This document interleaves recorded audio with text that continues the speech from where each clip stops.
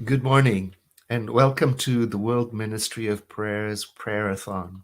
The World Ministry of Prayer is part of Centers for Spiritual Living, where I serve as the spiritual leader for the organization. I am Edward Fillion, and I'm so happy to welcome you to our day of prayer. Let me say a few words about Centers for Spiritual Living in the case you're just starting to learn about us. Based in Colorado, Golden, Colorado, Centers for Spiritual Living is a global organization of more than 400 spiritual communities, teaching chapters, study groups, ministries, and in 30 countries.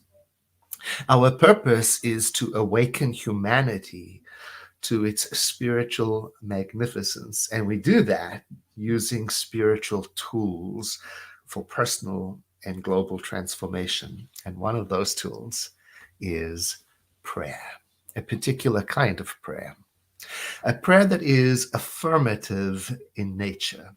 And we call it spiritual mind treatment. And so it is appropriate for us to have an entire department in our organization dedicated to affirmative prayer of this kind, spiritual mind treatment. That department is the World Ministry of Prayer and is bringing to you today this prayer-a-thon. The World Ministry of Prayer has been providing this kind of affirmative prayer for, well, over 86 years. And so we carry on a terrific tradition today with this prayer-a-thon, and I'm so glad you're joining us. To set the tone for our time together, I want to read to you some words from our founder, Dr. Ernest Holmes. And these words can be found on our World Ministry of Prayer website, should you want to refer to them again. And I offer them to you as a form of prayer to set the tone.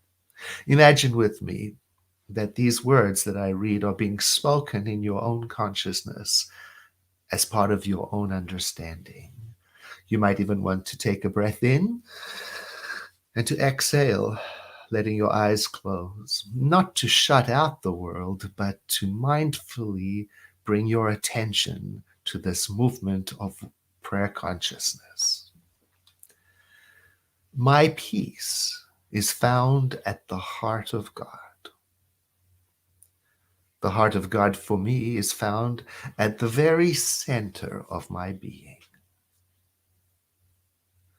I am not even disturbed by the confusion in my immediate environment.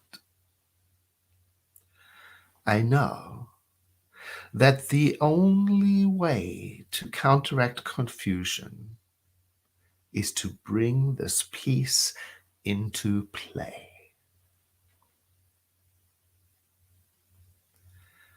Peace I leave with you, my peace I give unto you, not as the world giveth, I give unto you. Will these words of assurance stay with me, and I hear them re-echoing in the depths of my being.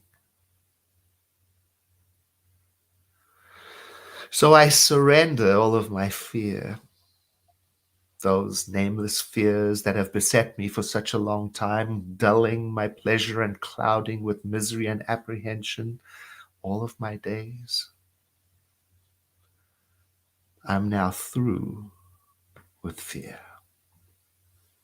What indeed is there for a divine, immortal being to fear? Certainly not people, for as I am a divine and immortal being, so is everyone. And every person is my sibling. I recognize the one principle of life in and through and inspiring the motives of every person I contact. So there is nothing for me to fear today. I am an inseparable part of the divine. I live in it, and it lives in me. And I draw upon its perfect peace.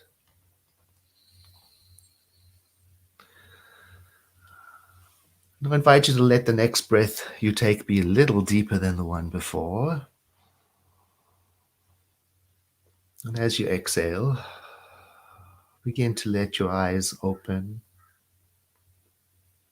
as you take in the meaning of the words we heard.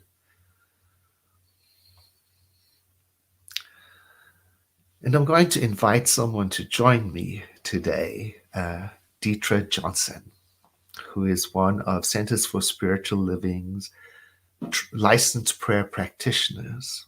So while Deetra is coming online, I'm going to tell you a little bit about her background. Deetra has a background in corporate management in the organizational development industry, but she also has a background in prayer, in spiritual mind treatment. You see, Deetra has served in all sorts of capacities for our organization, but the one that is most meaningful today is that she served as the chair for the steering committee for the World Ministry of Prayer. Welcome, Deetra. I'm so glad to have you here to tell us a little bit about your experience with and knowledge of the World Ministry of Prayer. Well, thank you, Dr. Edward. I am excited to be here and participate in the Prayer-a-thon. And I'd just like to give a little background on the World Ministry of Prayer because a lot of people probably are not aware that we have been around since 1927, as Dr. Edward said. And it started in the beginning, it was called the healing department because we all know that prayer heals. So initially, Ernest Holmes had two practitioners, one of which was his mother, and another was Reginald Armour.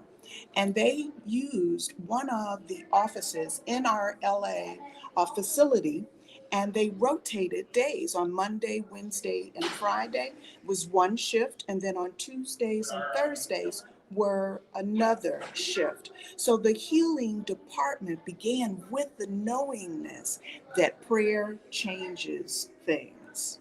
So we had an in-office facility for the healing arm of the religious science.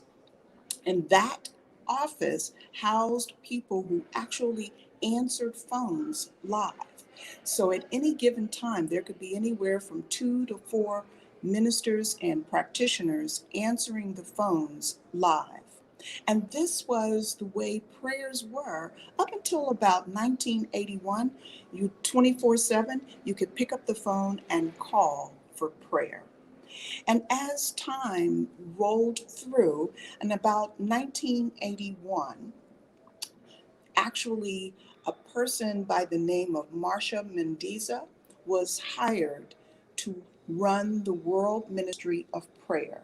And she is the one that changed the name from the Healing Department to the World Ministry of Prayer. So that's back in 1981.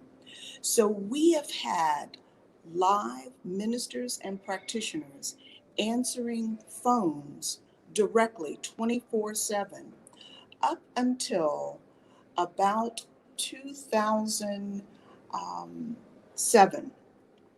And then the number of phone call requests began to slow down. And then we included email. You know, technology changes everything, right? So email prayer requests then began to be answered. And then we still maintained the phone requests, but it was a recording. And to this day, that's what we have is a recording. So you can call for prayer, and a team of practitioners and ministers will then return your call to pray with you. So the progression of the healing department to the World Ministry of Prayer and the technology has allowed the World Ministry of Prayer to evolve. So, as of 2012 is when we reactivated accepting calls so you would have a live person to talk to. And so from 2012 to about 2013, we still had live people that you could call for specific hours for prayer. So, what I want to share with you is now, in this year, the 2021, the World Ministry of Prayer has evolved wonderfully. So, we actually have three ways that you can request prayer.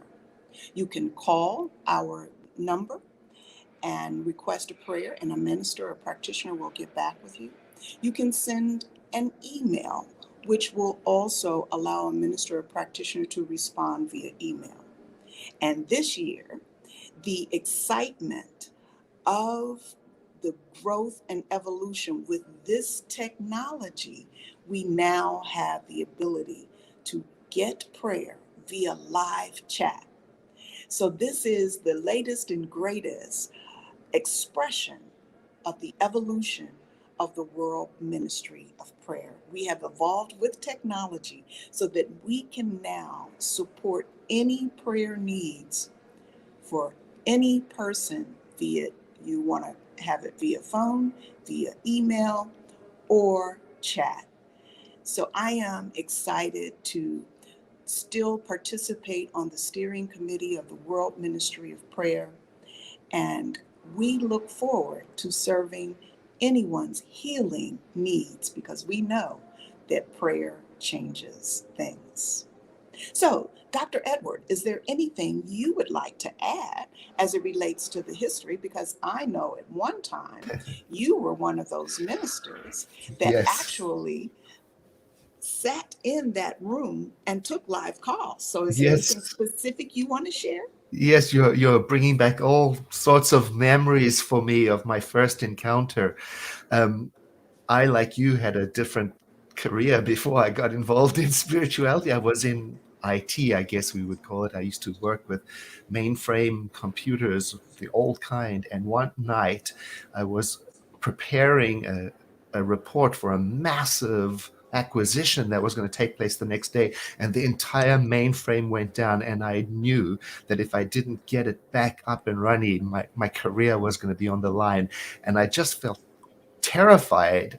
And I remembered an ad I had seen in the Science of Mind magazine for this thing called the World Ministry of Prayer. And I picked up the phone and I called. And I will never forget the voice on the other side said, World Ministry of Prayer, how may I pray with you? And all the tension started to dissipate in me. And do you know, I never forgot the words in that prayer. I'd never heard any prayer like that.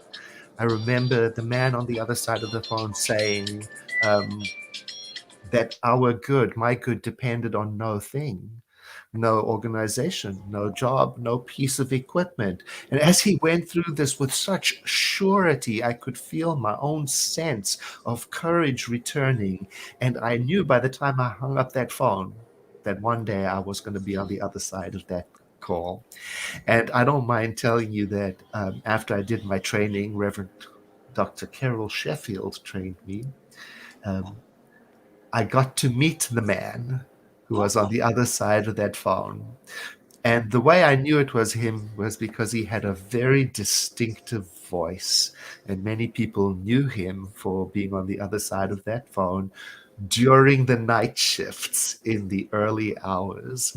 And so I did get to train. And as a tribute to that service, I decided to do some of the night shift hours too, which I was very grateful for, sitting downtown Los Angeles in little booths, very few people in the early hours. And I remember my first shift and I was so excited. And yet, when I sat down, I suddenly realized the immensity of what we were doing. And I became nervous. oh. Yes. And And then so you had to the pray again. right, I had to learn to pray all over again. And the phones used to go they would hunt for the next available operator. So you could hear the phone ringing and coming along. And as the call was coming close to my booth, I thought, I don't know if I'm ready to do this. And the phone was ringing right there in my booth. And I heard this voice say to me, Edward, that phone is not going to answer itself. And I looked up, and there was this kindly practitioner hanging over the booth. She obviously knew what I was going through, and she smiled at me with such compassion. And I picked up the phone. And my very first call was from Australia. Hmm. And it was from a mother who had, like me, found an ad in a magazine called The Science of Mind that somebody gave to her in Australia. And she was in the waiting room where her infant child was going in for surgery. And she had been told it was very, very serious. And I felt the immensity again of that moment. And I answered the same way my call had been answered. Hello, World Ministry of Prayer. How may I pray with you? And I listened to her. And I must say, I felt that nervousness I mentioned, but I did my very best to speak a spiritual mind treatment as I had been trained, wondering if it was effective at all. And at the end of it, she said to me, that was the most beautiful thing I have ever heard. And it has filled me with the confidence that my child is okay. And in that moment, I realized I was part of something so much larger than me and my nervousness and my knowledge. There was a connection there that transcends time and space. And I served in the World Ministry of Prayer for, well, for years and years and years. I really enjoyed it. I was remembering with some friends of mine that during the time of the LA riots, some people will remember there was a lot of trouble in that very area where the World Ministry of Prayer was. And businesses were closing, people were exodusing from the area, and the World Ministry of Prayer was closed out of concern. And we, the practitioners, said, that doesn't sound right. We should be open, not closed. And so a few of us, we packed up, drove together downtown, going against all advice to the contrary. And we opened up the World Ministry of Prayer and started taking calls. Here's the thing that we learned there, that we thought what would be on everybody's mind would be what was happening in Los Angeles. But we learned right there that the world goes on, and the calls that we got from all over about all kinds of things: health, happiness, wellness, feeling of disconnection. And it was such a beautiful moment of learning that life goes on during all of the struggles, and and to be available to it for people on other sides of the world for what is going on for them, and to speak to them in a language that their soul has ears to hear. Yes. So that was just beautiful. Thank you for sharing that experience, because I think when people recognize that we offer prayer and the reward that we receive from giving the prayer. And so thank you for sharing that experience, because that's really what the World Ministry of Prayer is all about, is about healing others and knowing that God works through us to compassionately support others. And so it's such a wonderful ministry that we offer. And you know what I love about it, Deetra, is that it really works for people in all different kinds of faith traditions. This is It's true. so accessible. And indeed, still, the prayer requests we get and that we used to get would be from, well, all kinds of faith traditions. And we would speak the word without inhibition, without reservation for anyone who came to us. And that has always been uh, very tender for me, a Yeah, true sense of inclusion. absolutely. And it still is that way today. We get prayer requests from Afghanistan, Mhm, from Pakistan, from mhm, India, all over the world. It truly is the world ministry of mhm. prayer. And it's such an awesome experience, and for us to know that we're making a difference, that we really are making a difference in the lives of those. Thank you for sharing your personal story. Yeah. And 87 years, 86 years, right? 86 years, yeah. 86 years. That's beautiful to think about. You know, it really is. And it's something that you said that triggered another thought for me. And that was, I know that when we talk about the history of the World Ministry of Prayer, initially, Ernest says there's only 4 steps. Then there, at one point, there were 7 steps because of the denial and the realization coming back.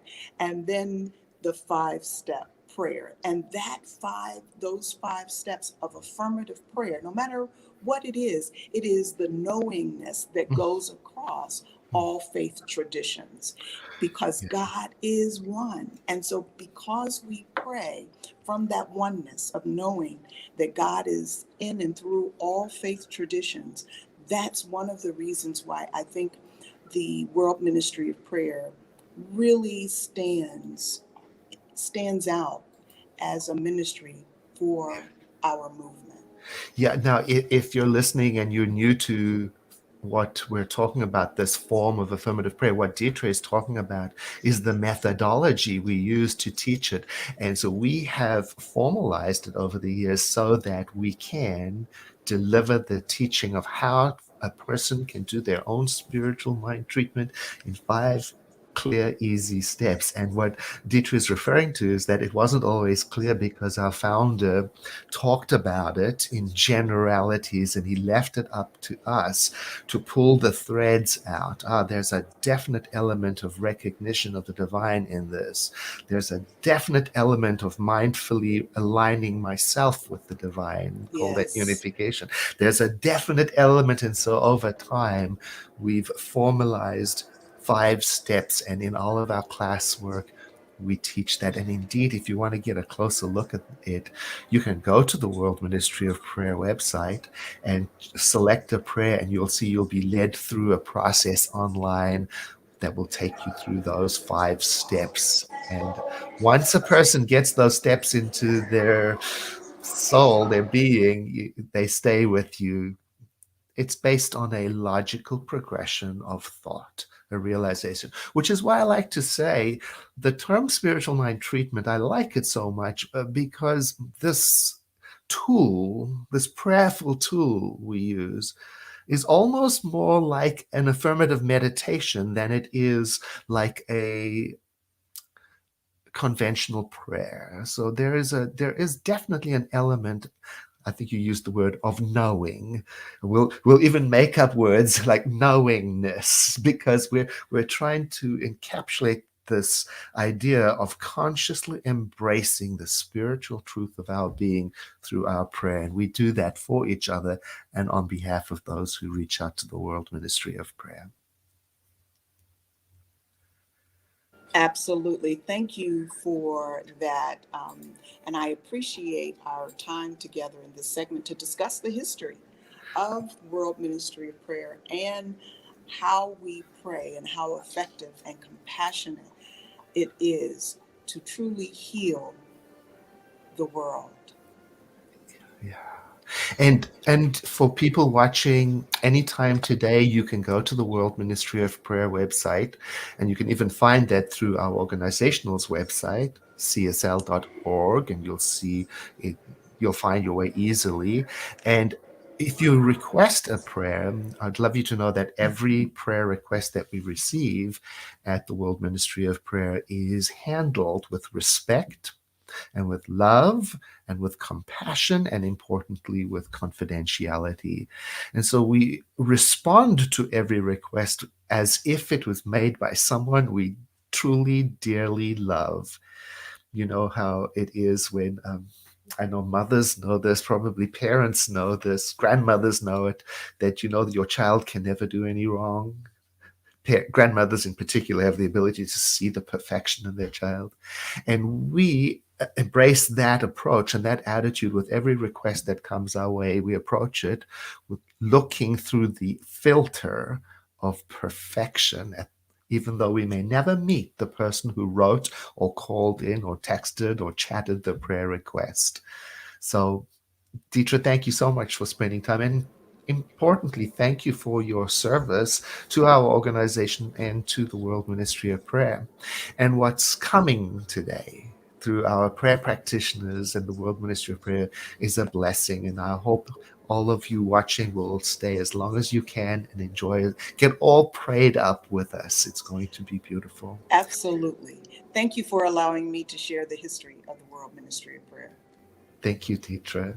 Peace and blessings. Peace and blessings to everyone.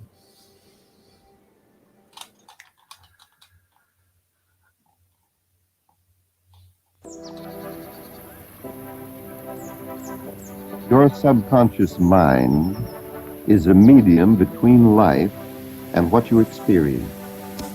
The operation of your subconscious is that of a silent force within you, which holds up its images of thought to the universal law of mind, which in its turn reflects into your experience the things you inwardly believe.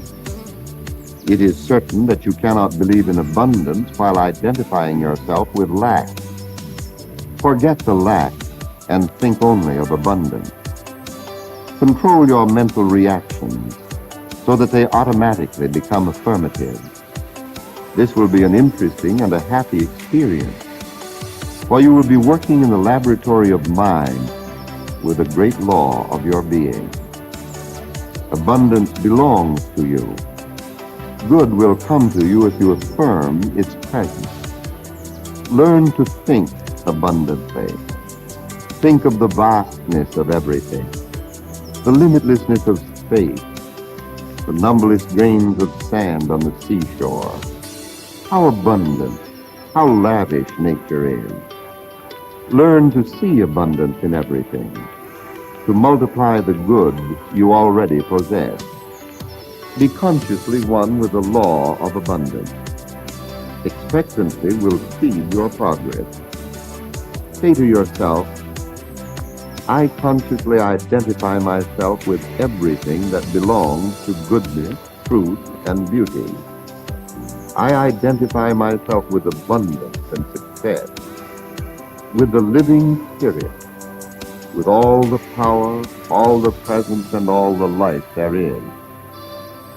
I lift my cup of acceptance, knowing that the divine outpouring will fill it to the brim.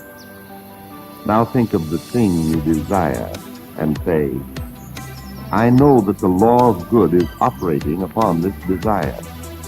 I know that I shall experience the good which I now affirm.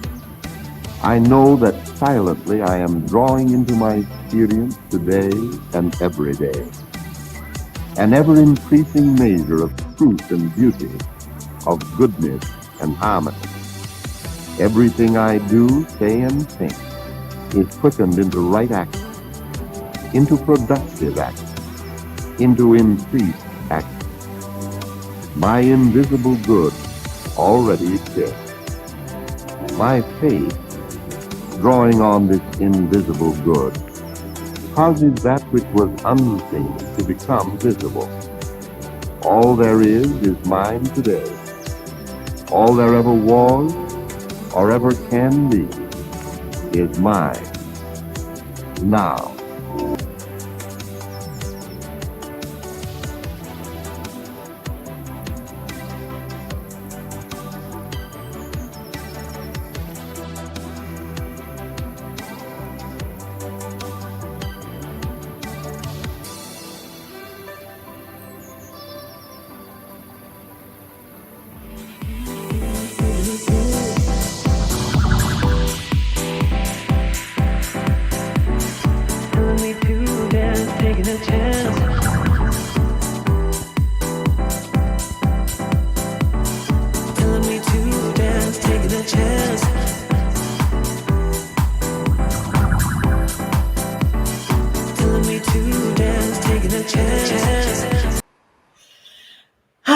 Good day, everyone. Thank you so much for being a part of this prayer-a-thon. And these are two of our amazing practitioners.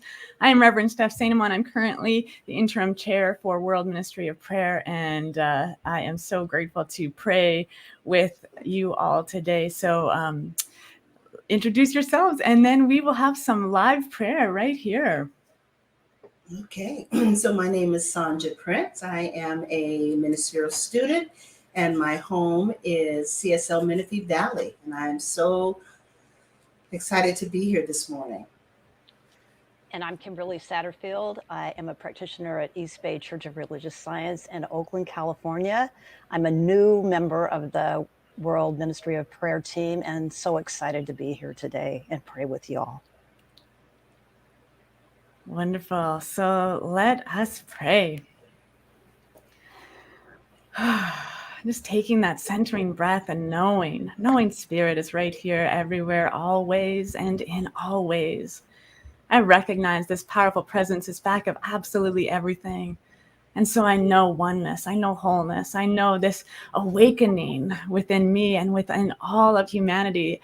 We awaken to our spiritual magnificence right here in this moment, allowing Spirit to unfold in its adventure, in its exploration, in its knowing of its own beingness. Yes. So I know there is only one power, one presence, one divine, infinite intelligence that moves and flows and has its being in the everything of life. There is nothing separate, no thing separate. That which Spirit is, I am, and that which I am, Spirit is. And so I speak this word, knowing this powerful presence of awakening within me right now. That this is a world that is unfolding for its highest and greatest good and is endeavoring, Spirit, to be and to become the moreness of life. Yeah. That we each have this opportunity today and in our lives to expand and to explore and to contemplate the infinite expression of that which wants to be revealed through our individualized, unique, and unrepeatable expression of the true nature of Spirit. That true nature is right here, expanding within me and expanding within all things. Yes. And so I just realize, I open myself up and I know, I declare the true nature of Spirit is the activity that this individual, this individuality, this personality is bringing forth into this world, this life, and that all life has purpose, all life has meaning. And I see that divine substance that is in all people. I see it in everyone. I am blessed to be the observer and the witness of Spirit unfolding and enfolding upon its own nature of being. And I'm just so grateful to expand this awareness. I'm grateful to love this awareness. I'm grateful to be this aware presence right here and right now. And knowing this is the beautiful expression of truth, I share this light.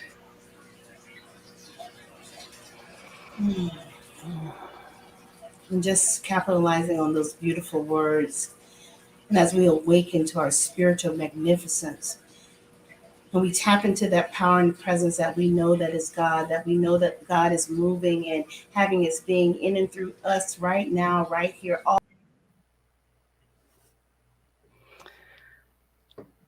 And I am just continuing in this beautiful moment of prayer, knowing that the light that is God exists in me and exists in everyone within the sound of my voice and beyond it, because we are all part of that light. I know that we, within us, is a lake of light that connects to a river of light that goes through all things. And so I know that the more that we expand, the more that we allow ourselves to shine, that it shines the world into a brighter place. I am knowing and absolutely aware that each one is powerful. Each one is power-filled to be the light of the world. Because I know that we are committed to a world that works for everyone. And in order to have this come into manifestation, we need to believe it and to expand our belief that it is possible. And the way that we can do this the best, in my mind, is to shine the light that we are, to know what is ours to do and to do it, knowing that we are guided, knowing that we are guided by the light that surrounds and what is within us all. And so I am just so very grateful to be able to speak my word, because I know that my word is being manifest as I speak. I know that God is a benevolent God. I know that God's law brings forth that is what is requested and is deeply believed, and I believe this with great confidence, that we are the light of the world, that the light is shining, that the world is becoming brighter exponentially the more that we shine our light. And so I know that this is the way that we awaken into our magnificence, and the way that we see the magnificence awakening in the world. And so in this grateful moment of connection, I release this word into the activity of the law with confidence and with great love, and say, and so it is. And so it is. We did have some technical difficulties, and Sandra did pop out. Oh, she's back. Here we go. I'm back, but you know what? I was praying and the prayer was heard. So the magnificence that we are awakening to is the divine. And as I was saying, and as I see that in me, and we sing this song, I see the face of God. And as we tap into it and lean into it and embrace it and allow it to be who we are, we see it in everyone. Yes. Everyone and everything. So I just allow it to be. The presence of God in me sees the beauty and the presence and the magnificence of God in you and everyone on the planet. Yes. Yes, Thank absolutely. you. We have lots more time if you want to like do another let's do another round. We're all three here. We're ready to go. We are ahead of schedule, so let's just keep praying. How's that sound? Sounds good. Sandra, you start us off, honey. Okay, so the center of my being is awakening to the magnificence of spirit. And as I look out my door and I look out the window and I see the beauty of the trees and I see the grass and I see the flowers, I am witnessing the magnificence of God. Yes. I'm witnessing it. And I know that this life is abundant. I know that this life is just everything that I can imagine it to be. And some things I cannot imagine it to be. I just know this to be the allness of God, living and breathing and moving and having his being in and through me. And so I know that I am free. I know that I have perfect health and wholeness. And I know that I have abundance and prosperity and all those wonderful things. I have love. I know divine right action is happening right now in all my affairs and my relationships. And as I pray that prayer for me, I know that it extends to everyone. I know that my mantle in life is to be in prayer and to pray for people, for all of us, because I am affecting change on the planet. Mm-hmm. We are affecting change on the planet when we do so. And I pass the prayer. Yes. We are change makers. And I am just so aware that every step of the way we are supported to do that is what is ours to do. And I know that I have deep faith in that one which is everywhere present, that one that is vast, that is infinite, and at the same time it is intimate. It lives within me as me. And when I remember that, there is nothing that I can't do, because I know that every step of the way I am guided. And I know that this is available to all of us. Every day we have an invitation to step fully into our magnificence. That is not a selfish act. We are to live in that state of boldness, of magnificence, of it being the full expression of who we are. And that is different for everyone, but it is available to everyone. Whether we are artists, whether we are poets, whether we are lawyers, whether we are doctors, whether we are ministers, all of it, when deeply felt and connected to our spirituality, is supported every step of the way. And this is what I know today. This is what I try to know every day. And the beautiful thing is, if I forget, I can remember again. And with each remembering, I can remember more fully, and the segments of my forgetting are less and less. And so I just invite everyone to accept the invitation to be your perfect, complete, and whole self this day and every day. Spend time in prayer, spend time in meditation, and you will be so satisfied. And so I am grateful to know this for myself. I am grateful to know this for all of you. And I pass my word. I love that. Lessening the forgetting.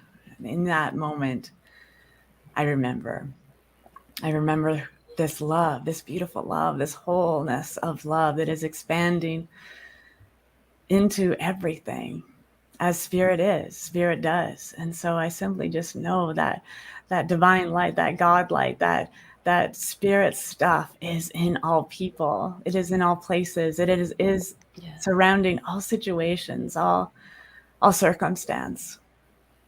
And I just feel that wholeness, allow that wholeness to be in me and as me, to know that everything that I am, everyone is, and everyone is that which I am. There is nothing separate here. And so that which I do for myself, that which I clear out of my mind, that which I clear out of my heart, that which I clear out of my beingness, I am clearing out all of it for everyone. The work that I do for my own mind and my own heart and my own soul is the work that I do for humanity. And that beautiful gift is the gift of unique, unrepeatable expression that spirit is. That divine personality that is in everyone has this beautiful value, this beautiful gift to be the treasure of life and love and light in this world. Each heart, each mind, each body, temple is the divine outpoured and outpictured. And so we are worthy, we are valuable, we are wholeness. And in that beautiful gift of wholeness, in that beautiful capacity to understand each other's differences, and to know that it is that difference and that unique expression that is spirit's gift of divine interconnectedness, interwoveness, that we are one, that we are wholeness, that we are this beautiful gift. And so as that invitation goes, I invite the awakening within every heart and mind to know who they are, to know the powerful presence that is surging through each and every one, and to know that they are that gift, they are light, they are love, they are worthy. And that divine inheritance is made out to everyone. There is no one and nothing separate from that holy and sacred gift that is the inheritance of all. And so I am grateful. I am so grateful for this experience and expression. I'm so grateful for this powerful energy that surges through life itself and brings to life everything. And I am grateful for this powerful prayer to know that hearts and minds are here together. The collection, the collective, the co-op, and the one. I am so grateful. It is with ease and with grace and with absolute unconditional gratitude I release this word into the infinite law of mind and activity, where I know it is already perfect, whole, and complete, just as it is. I simply let it be so. And so it is. And so it is. So it is. And so it is. So since I have you both here, and you're newer to supporting World Ministry of Prayer, I'm just going to put you on the hot spot here and ask, what calls you to be of service in prayer? Well, I am one of the co-leads of our pastoral care team at East Bay, and I just know the value of prayer.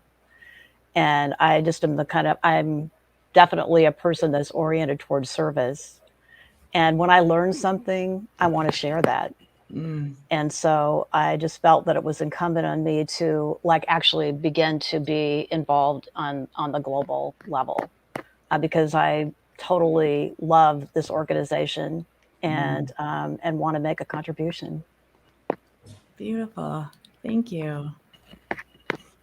And for me, I am, I actually said I'm born for service as well. And I saw it, it pulled at my heart. And it's what I do.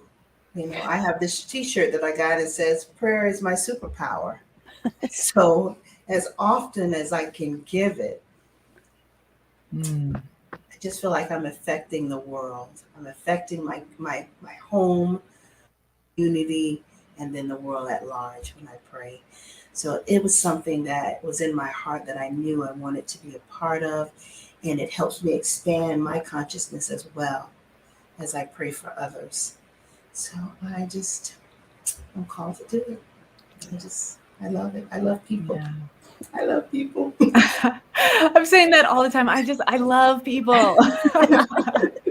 I love people. That's wonderful. Thank you so much. Could I just say one more thing? Absolutely. Absolutely. So during the pandemic, as most of us did, we pivoted and we really tried to think about what would serve our community of East Bay and then the greater community. And so we began to offer on Facebook Live morning prayer every weekday at 8:00. And I'm part of that team. And it's been going now for, over a year. And it's a dedicated group of people that pray. It's, 8:00 California time. It's usually about 10 minutes. There's usually a reflection and a prayer. And what a beautiful way to start the day. And, I know that it has been a tremendous gift to me and the feedback that we have gotten that it is serving a lot of people. So, so join us, at the East Bay Church of Religious Science Facebook page every weekday morning. And I just, I believe in prayer. So any way that we can serve. Yeah, prayer is why I'm still present on the planet. It saves lives. Prayer saves lives. And Can I say something? Yeah, absolutely. Well, I know somebody who prays in the mornings at 8:00 and they're out in the wilderness and they're in the cold and they are praying. And I know it's Reverend Steph because I tune in. I tune in sometime and it does help me start my day. Yes. So thank you for that. Thank you for that. Go ahead. You're welcome. Thank you. It's amazing that, now that I have prayer, now that I've been taught the 5 steps of spiritual mind treatment, being able to use that in my life every single day is this powerful tool. And I don't know how I got through all of that without prayer. Now that prayer is so fully in my life and integrated into my life, it's this beautiful daily experience and expression. And that being of service, I think we all are cut from that same cloth, right? That we're all people who want to be of service. And now we have this information. We need to share it. We need to get it out. And one of my teachers always talked about being the medicine. And you are that medicine. And every prayer request is also for the one who's praying, doing the prayer request, right? So it's a beautiful gift, and prayer is something worth sharing, worth sharing. Yeah. Wonderful. Any other last comments before we move into our next? Everybody's good? Blessings, I just everyone. I really enjoyed this, and I really enjoyed being in community with you two ladies. Yes. Thank you so much. Yes. I'm blessed. Yes. And I'm blessed by being a part of this World Ministry of Prayer. Yes. Yes, and we are blessed by your presence for sure. And you're going to be back for some more prayer later too. I am this afternoon. Yes, wonderful, wonderful. Thank you to you both, and we will be having more live prayer soon. Thank you.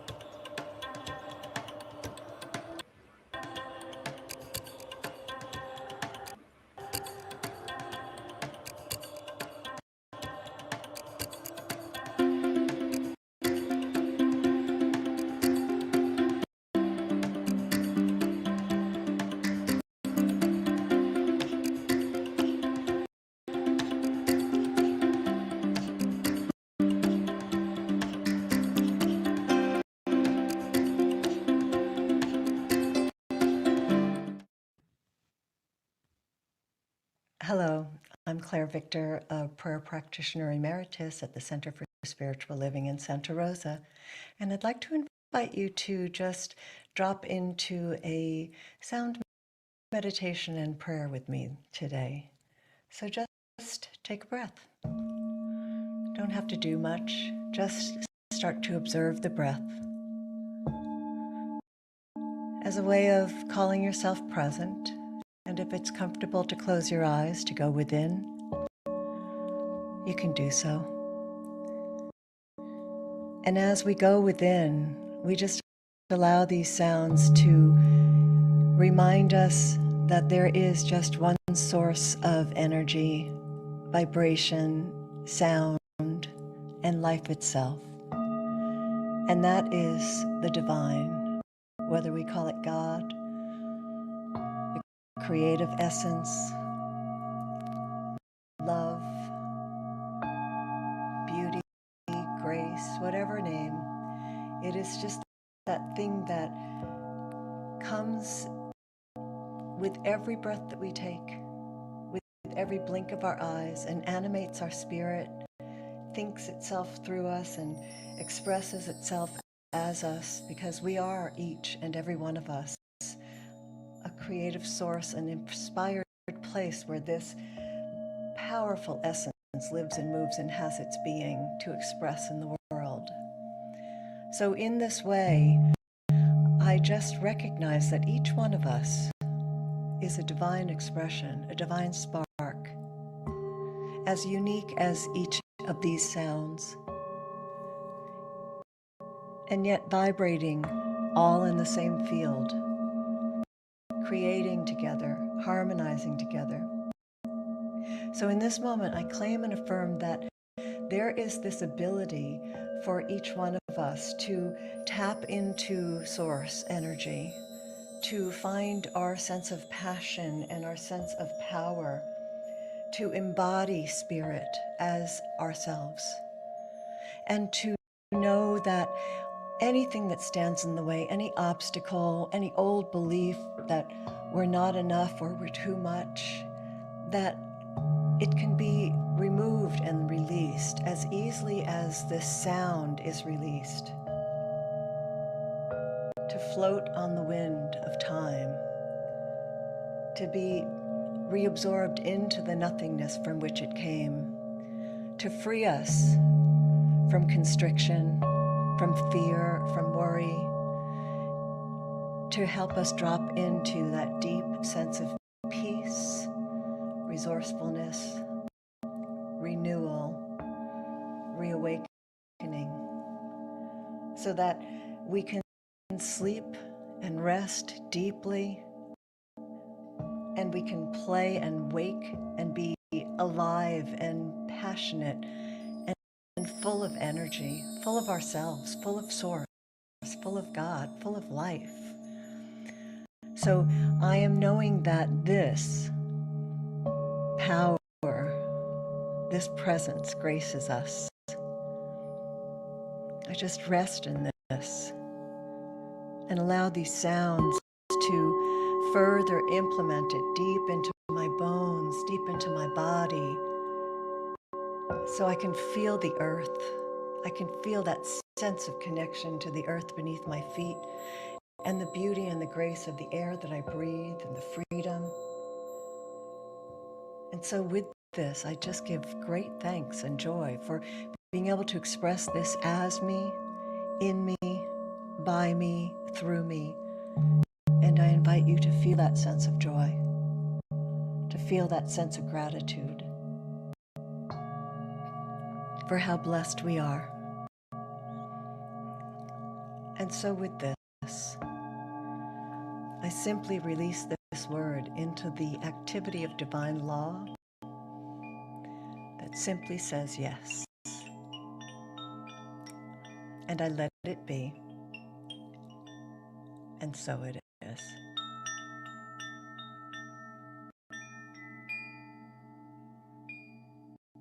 Blessed be.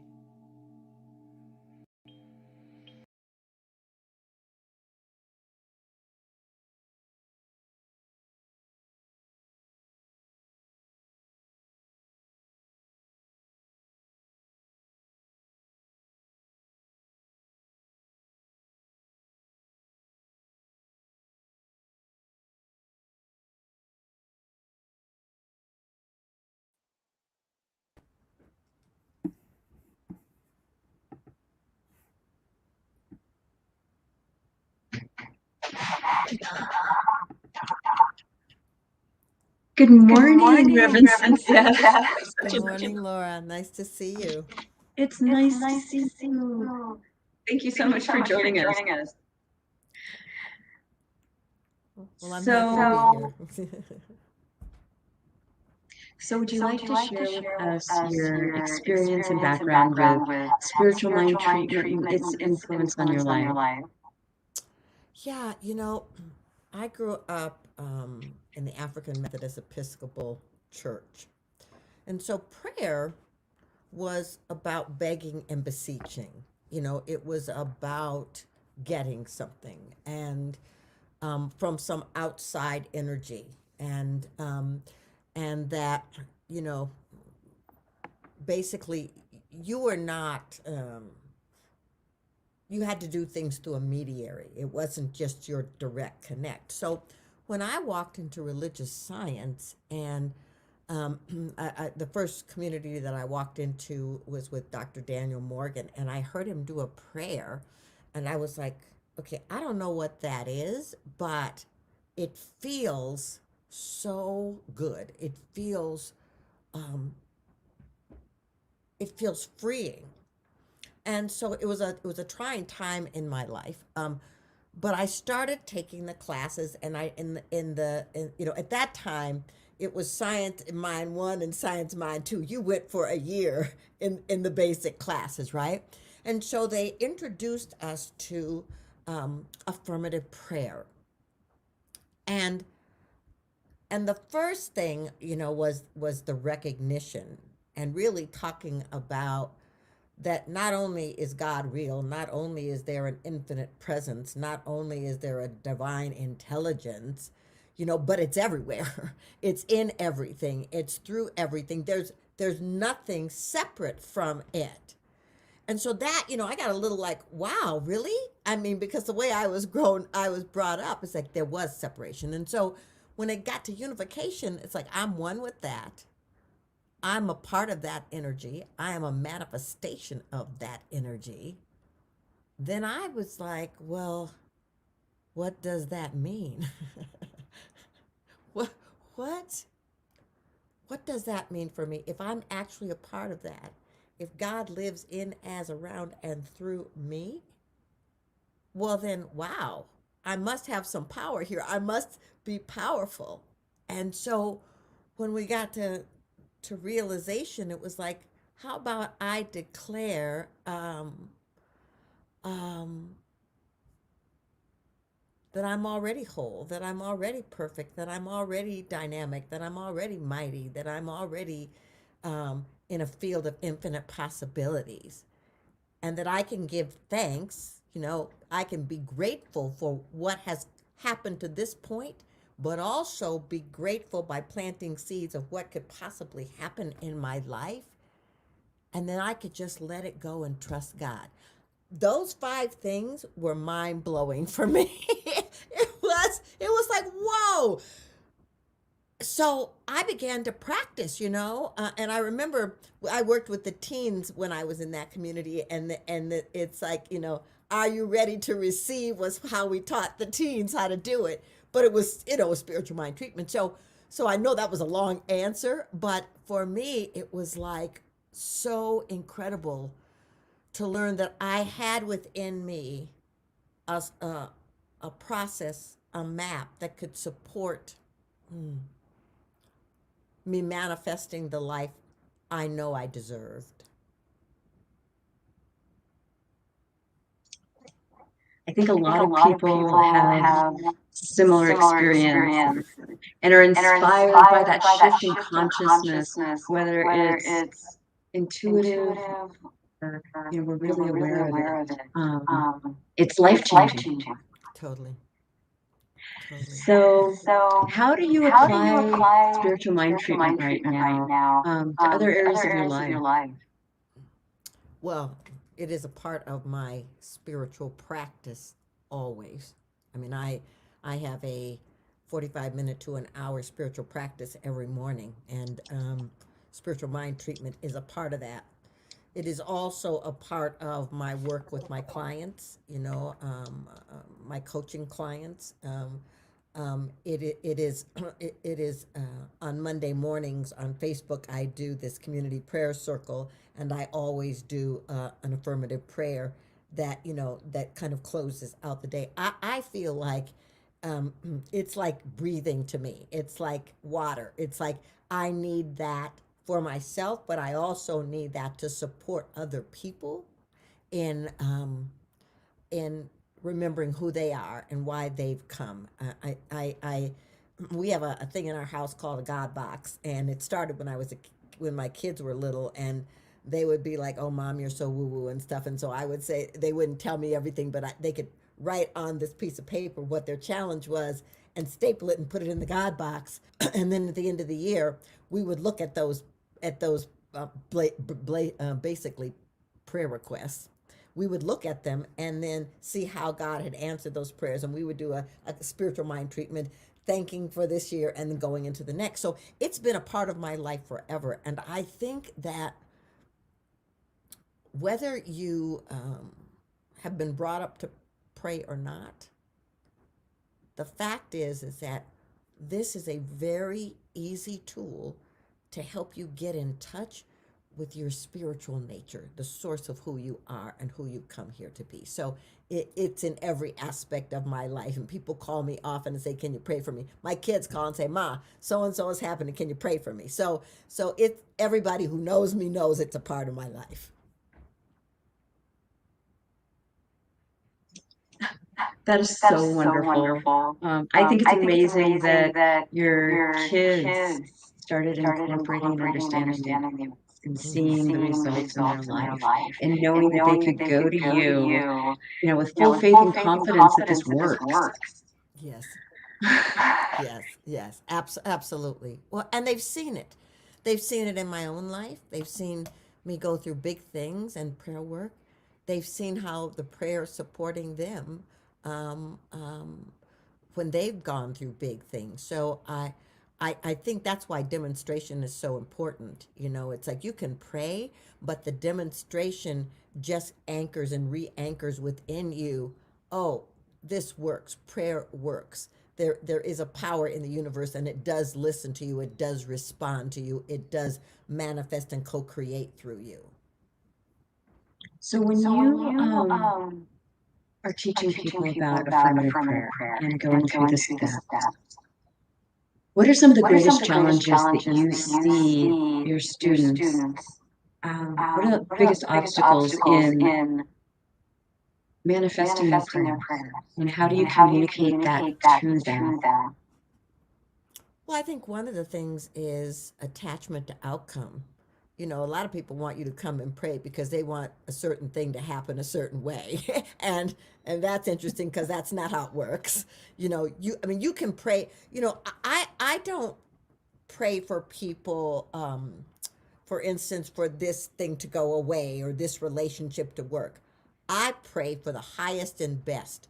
I pray for the remembrance of total health and well-being. I pray for the remembrance of the dynamic abundance and flow of the universe revealing itself as that person.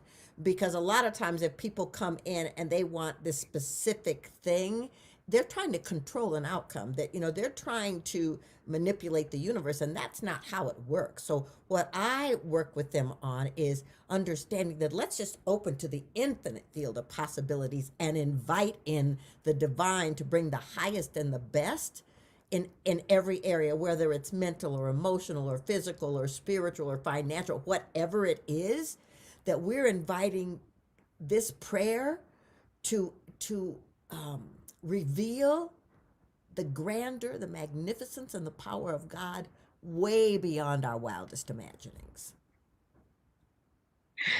I experienced the same thing, and remembering to recognizing what the spiritual truth is of the situation that I'm treating for, and really feeling it, and then letting go and trusting that God has always got my back, is always conspiring for my highest and greatest good. And just getting in tune with that. What does it feel like? And then suddenly I find that spirit just takes over, and the surrender is so easy, and the need to control the outcomes to disappear. Yes, yes. So would you like to move into prayer right now? Well, I would love to do that. What I'd like to say is like we're living in an extraordinary time on this planet, and we're all experiencing it differently from our different backgrounds and cultures and ways of being. So the prayer that I would like to do in this moment is for our awakening and our standing in the truth of who we've come here to be. So I would just invite you in this moment to just become still, to sit in your chair and recognize that that chair is supporting you without effort, and that is how the universe works. And so as we just breathe in together, we breathe in the knowledge, the information, the truth that there's one God, one life, one power, all pervasive, all knowing, ever revealing, ever expanding, deep, powerful, rich. It is infused in the air we breathe. It is the breath that is breathing us. It is the life of every aspect of this planet and every aspect of this universe and every aspect of humanity. And what I know is that I am a revelation, an expression of that divine energy, that divine intelligence, as is every single person listening to this prayer, every single person on this planet, every aspect of this planet. We are connected and interconnected. We are in a collaboration of the divine that is powerful and power-filled beyond measure.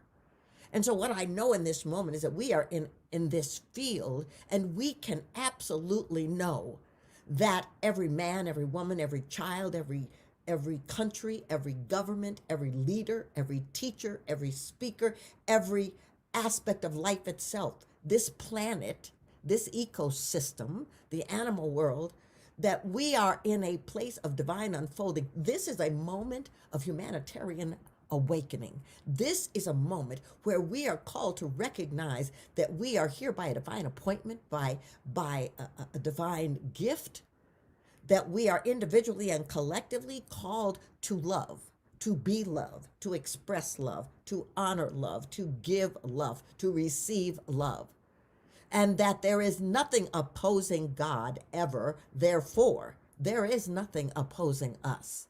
There is nothing against our truth of our health and our well-being and our joy and our freedom and our harmony and our grace.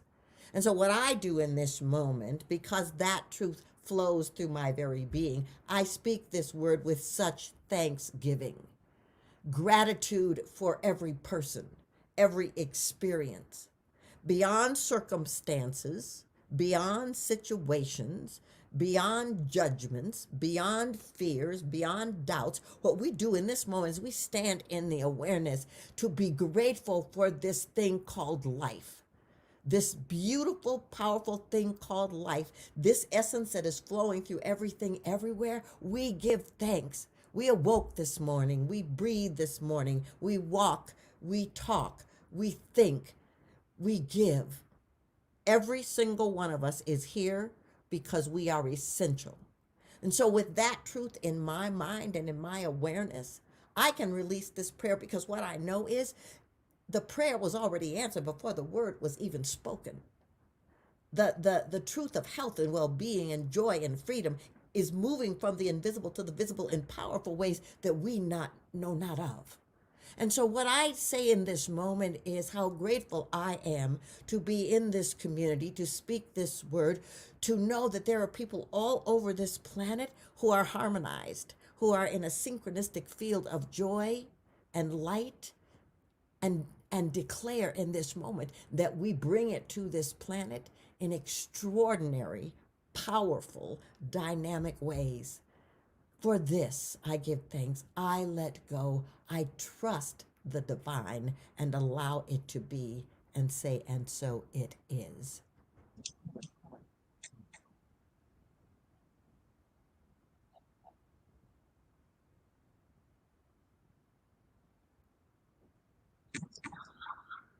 Thank you so much. Thank you, Laura. I appreciate you being with us today. My pleasure. Much love to everyone. You too. Bye.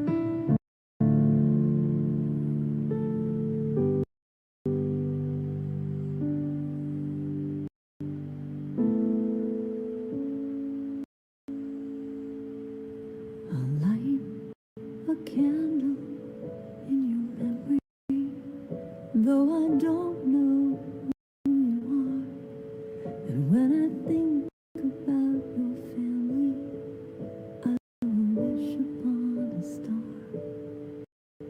and I pray that they'll find peace someday. I pray they'll make it through. I'll light a candle in your memory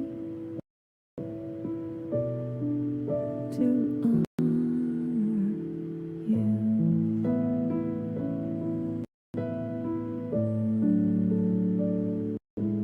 I'll light a candle for America. May we feel peace.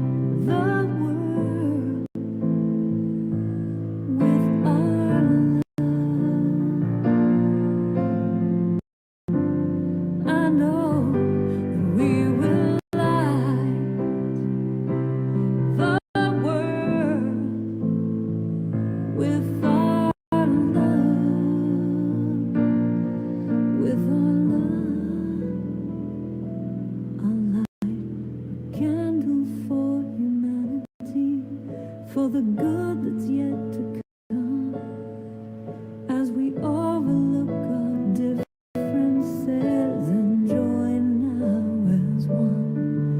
And I pray we'll come out stronger in this world I'm dreaming of, a light, a candle for humanity, to be a world living in love.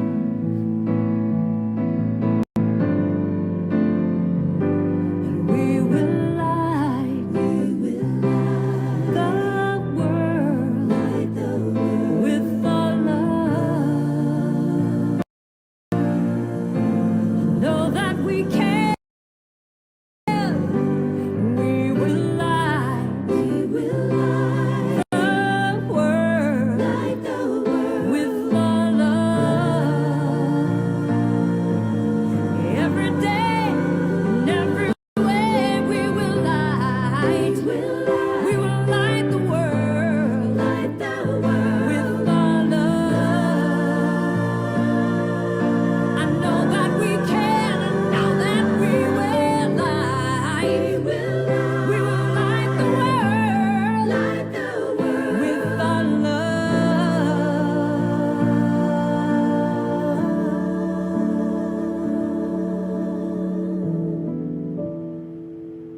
A light, a candle for humanity, for all the good that's yet to come, as we overlook our differences and join now as one. And I pray we'll come out stronger in this world I'm dreaming of, a light, a candle for humanity, to be a world that's living in love.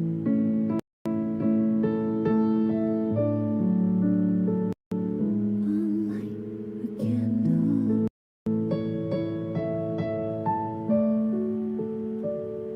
A light, a candle.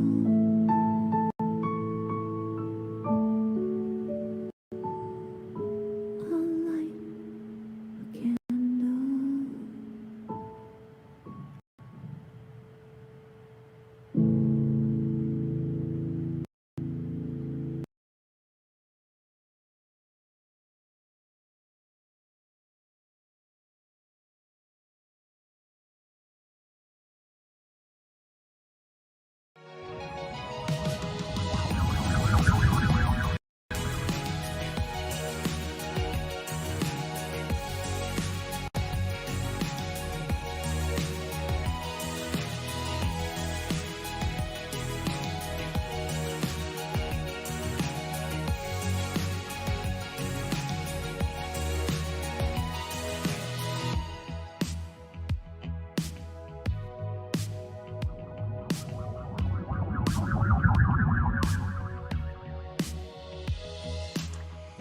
This treatment was created by Reverend Raymond Anderson for a group of CSL ministers to whom he was teaching American Sign Language. It includes one phrase that is not normally part of conversational English, but is very important in American Sign Language and in this treatment. That phrase is true biz.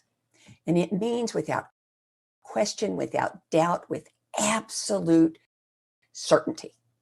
And that's all you need to know to be able to follow this science of mind treatment rendered in American Sign Language. I breathe, anchored in the knowing that God is all there is. The presence of love, life, happiness, wisdom, all of these things are here now. This list is true about God. That means this list is true about me. God and me separate? Impossible. Only God is all this. Truth is, I accept and allow my mind, my heart, my life to express the wondrous nature of this list, which is in, through, and as me. Wow. It is good to be alive, to demonstrate love, peace, health, happiness, and so much more. I gratefully surrender this treatment, and the law receives and acts upon it. This means what? Prayer answered later? No. Answer complete now.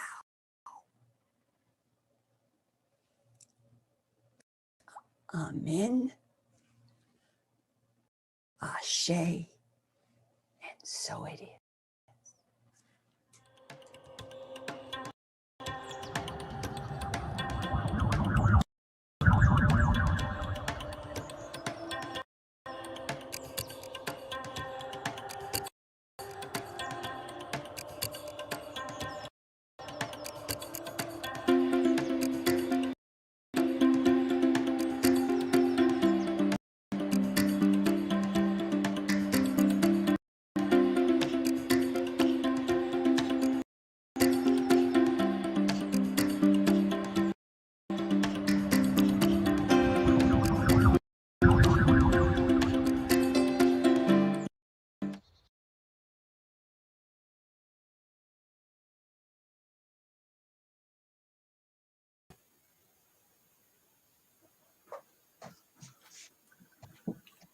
Oh, I've been muted that whole time and talking. Okay. Welcome.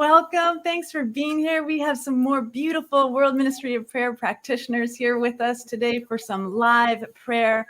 And I am so grateful that you are here. So why don't you introduce yourself to everyone? I'm Catherine Metch, and I'm a practitioner with the CSL Virtual Practitioner Program. And I've been volunteering with the World Ministry for Prayer just about 5 months now. Wonderful. Thank you. And I'm Reverend Sherry Johnson. I am the Senior Minister of One Heart Retreat Center in the middle of Arkansas. And I have been volunteering with the World Ministry of Prayer since 2014. Wow. Thank you so much for your service. So we are wondering, let's have a discussion about what is the greatest benefit that you receive by serving others with prayer? What are the benefits that you receive as a practitioner serving with World Ministry of Prayer? Well, the coolest part is that I don't pray. God prays me. So the blessings come right through me. And you know how water going through a pipe gets the pipe wet? Same thing happens with blessings. Yeah, I would have to agree with that, Reverend Sherry, because one of the things that I learned as a practitioner is that we are always praying for ourselves, and then claiming for others. But the prayer is always for ourselves. So with every prayer, I'm praying for myself. And it's such a good habit to form, to be praying throughout the day for everything. And that's one of the things that I learned with World Ministry of Prayer is we get prayers for everything, for the world happenings, for things going on in personal lives. And it's such a good reminder. Prayer is always available for everything. I I have a person who phones in frequently and always has the same request. This person always says, I'm open for prayer in every category, in every direction. Fire away. And that's a pretty big order. So I do. I pray for everything I can think of, and I'm getting God bumps now, thinking about how it feels to know that my consciousness is having an effect on other people's lives and on my own life and on the consciousness of the entire planet. Mm-hmm. Blessings can't be undone. They just Right. lift us up and lift us up and lift us up. Right.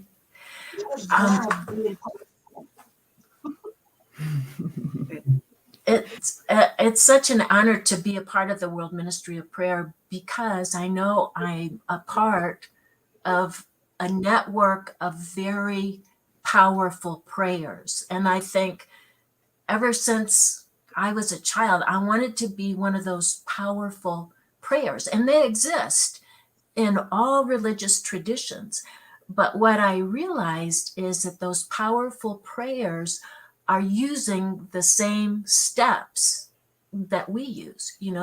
They're always in recognition. They're always in unification. And then they always surrender. So for me, I had to understand with my mind before I could get to the feeling, which is the essential part. It's not just saying the words of each step, it's feeling and knowing that the words, the understanding, that recognition that, God is all there is, always present, and that I'm a part of that, as is everyone a part of that. And then, once we make our claim, just release it, knowing that it's done. So it's the powerful prayers pattern, I guess. Yes, wonderful. Yeah, I love the feeling too. Ernest Holmes said, in other words, I'm paraphrasing him, of course, but he said, feeling is what puts feet on our treatments. Mm-hmm. Feeling is what gives them power. Feeling is what brings them to life. Feeling is what, I love this word that Ernest invented, real-izes them. Yeah. Causes to be real, causes the manifestation to occur. And I agree that we are, each one of us, standing on the shoulders of everyone who came before us. Mm-hmm. Mm-hmm. And they're still here. That energy builds on itself. Yeah. When we first launched the live chat that's now available on our website, and more opportunities every week get added as we train more people. But signing on for the first couple times, and even still, I feel like I'm hitting that switch of getting on the high watch and being ready to pray for anyone on this planet. And it has that sensation of a glorious responsibility to hold people's hearts and to hold people's prayers for them in such a beautiful way. Do you feel that when it's your day that you're on for the whole day in prayer and consciousness? Oh, absolutely, I do. Saturday afternoon is my slot, and I'm here. I'm signed up. I'm ready. I'm right here, anxious to go, waiting for that little button to ding to tell me that someone is there. And it's like Christmas morning, because I don't know what they're going to ask for. I don't have any idea who's going to show up or what I'm going to be invited to share and pray for. So it's a surprise. It's a bonus, and I wouldn't miss it. I look forward to it all week long.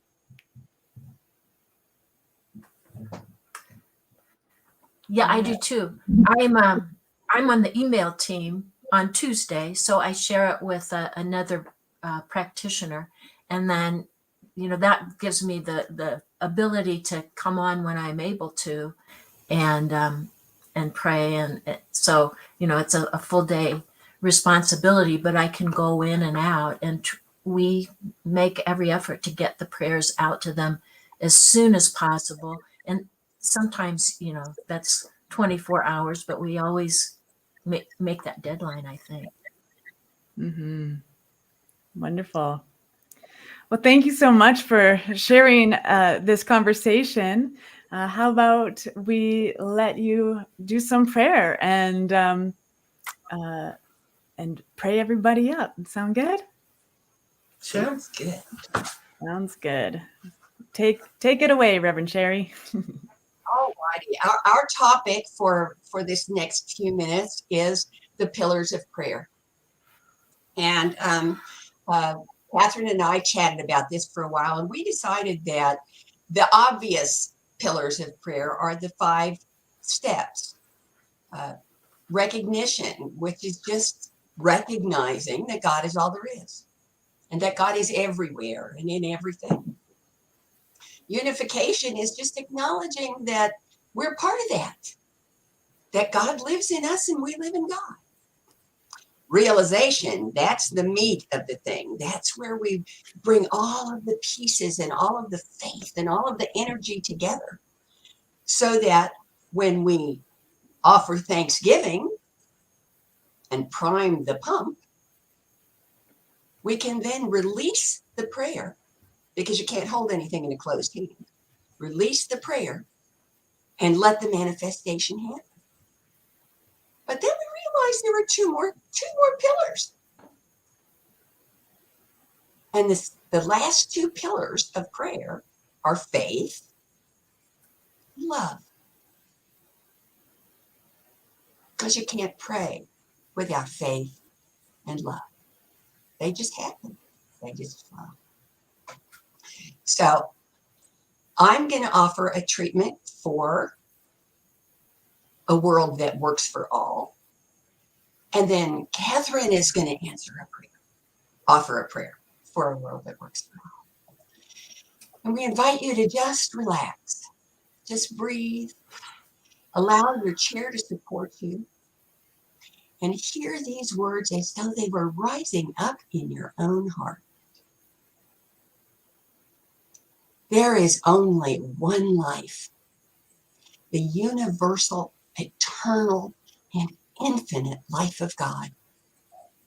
God is the only force in the universe, and it is a force of infinite and eternal good, forever expressing as love, joy, peace, and creativity.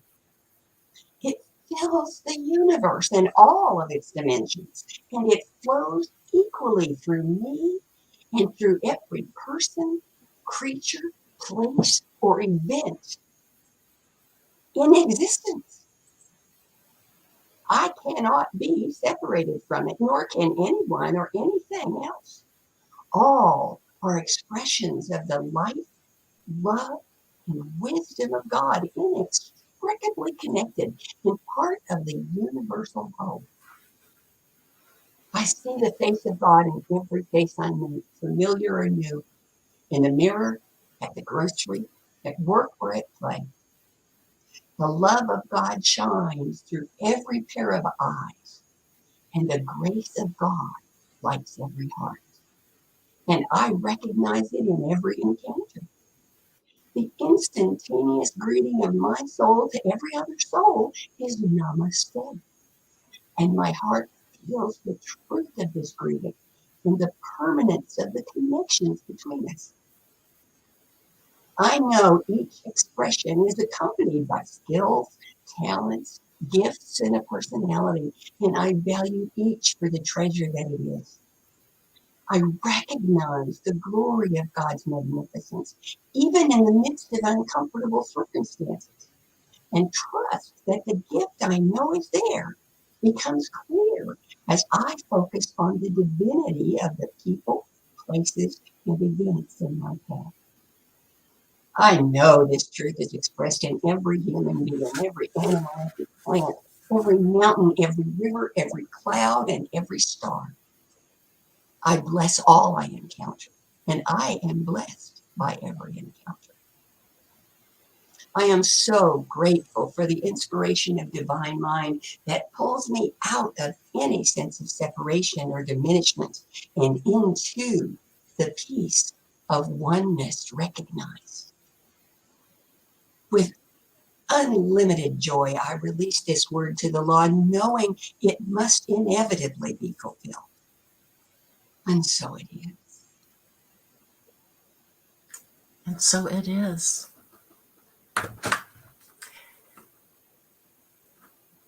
I know that there is only one presence, that divine creative source, maker of all that is, all that's known, all that's unknown. This divine sacred presence is all powerful, all knowing, and present everywhere. It is the energy of the very highest love, the peace that passes all understanding, harmony, goodness, joy, and beauty. This divine presence is everywhere, all the time. It is in, through, and expressing as me. I know this is true. I feel this is true. That power is always present and always available. And because I know that it is true for me, I know that it is true for all of the divine sources creation. Every person, every animal, every creation, known and unknown. We are all family of this divine creator. We are all connected forever and always. I know and I claim that we recognize the divinity in every other person, that we know there is that divine beauty, that divine goodness, that divine kindness, always present, no matter what the outer appearances may be. And I claim now that we are connected, know our connection, and are always lifting ourselves and each other up, because we do, we create a world that works for every one of us. I give thanks for the blessing of the divine creator. I give thanks for every one of my divine family, of my divine and sacred family. And I give thanks that we have a world that is working for everyone. I release my word now into that divine mind, which always says yes, knowing that this is done. And so it is. Amen. So it is. And so it is. Thank you so much. Thank you for praying with us today. Thank you for serving World Ministry of Prayer. We appreciate you. Thank you. Appreciate you, Reverend Steph. Thank you. Thank you.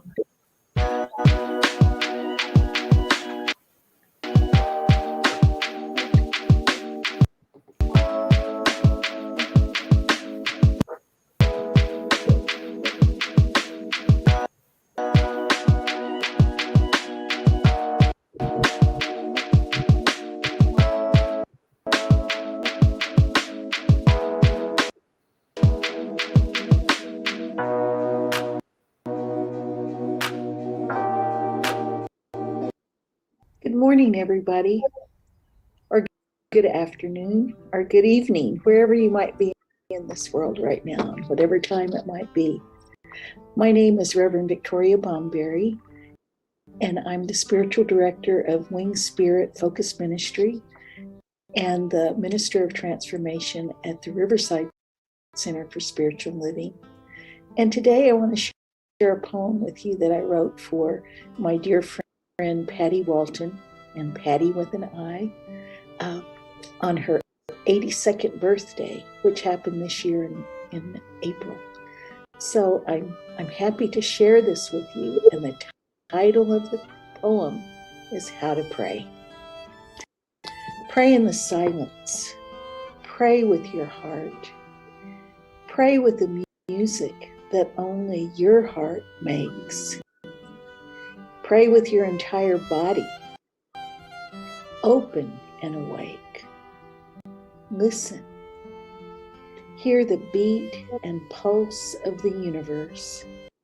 Sway, move your feet, raise your arms, swirl and twirl. Dance with spirit, your partner on the dance floor of life. Dance on a spiral galaxy. Dance on a forest floor. Dance on a cloud. Dance in sandy places. Dance through rocky landscapes, through laughter, through sorrow. Pray with your whole body. Pray.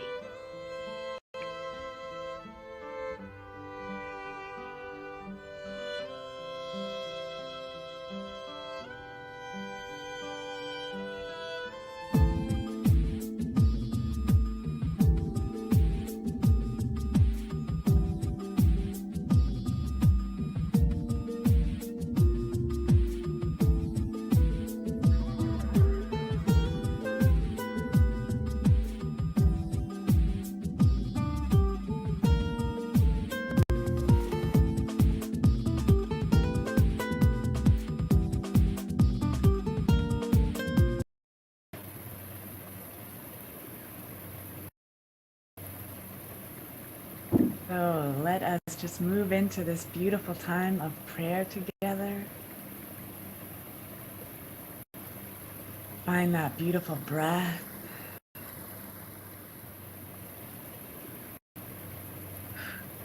The breath of oneness, the breath of unity, the breath of wholeness, right here, right now. As I acknowledge and recognize that there is only one power, one presence, one divine infinite intelligence that moves and flows and has its being in the everything of life. There is nothing separate. There is not two things. There is only one. And so I know that there is nothing separate. No space, no place, no moment, no breath where the divine is not emanating its fullness, and that beautiful consciousness is delivering itself, its wisdom, its creativity, its love, its wholeness into every aspect and every part and every particle and every place. This is beauty, this is grace, this is love. And so I recognize that wholeness, that love right here within me. As I speak my word, knowing that oneness and wholeness is the outpouring and outpicturing of spirit in every way, in every capacity, in every bandwidth. This is the joyful expression of spirit knowing itself through the awareness of this prayer. And I know this life is unfolding right and perfect and whole. And so I speak this word of love, knowing that love is the energy that moves and flows and has its being in and through and as absolutely everything. I know right now and right here that this beautiful expression of spirit is living itself through the activity of the unique, unrepeatable, individualized sparks of its own stuff. This is the divine knowing itself. This is spirit unfolding and enfolding upon its own nature of being. And so I awaken my heart, my mind, and my very awareness to this moment, to the fullness of this moment, to spirit unfolding right here, right now. And I know that as I speak this word, the activity of the law of mind fulfills every aspect of it. Every breath is used and folded and molded in to the guidance that spirit is. And I speak this word of love, knowing that this is a world that works for everyone. This is spirit unfolding in ways that show up, in ways that spirit is expanding and expressing and being and living and having its joyful expression into this world right now. This is a world that works for everyone. This is a place that is safe, that is envisioned, that is powerful presence moving and flowing and having its activity known in ways that each and every heart on this planet know the goodness and the grace, the beauty, the love, the joy, the generosity, the kindness that is spirit unfolding in all of its ways, uniquely. The presence of presence, just knowing itself as a reflection, emanation of the Most High.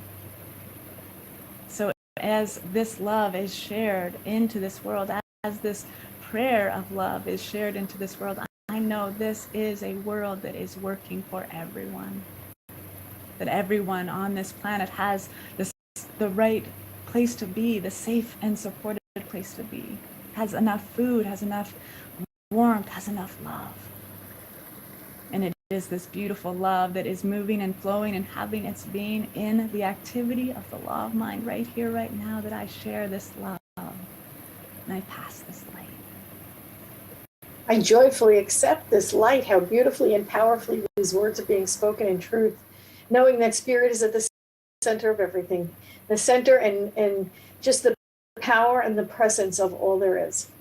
And I know and accept right now, I speak my word on behalf of Centers for Spiritual Living, knowing that each and every center, every ministry, every iteration of centers worldwide are loved and supported and expressing this idea of the one world, of one life, of one spirit, one love, one joy, knowing that there is only one, there is only God, making itself known as all life everywhere, that we are one at the root, that there is unity of life, and it is all God, and it is all good.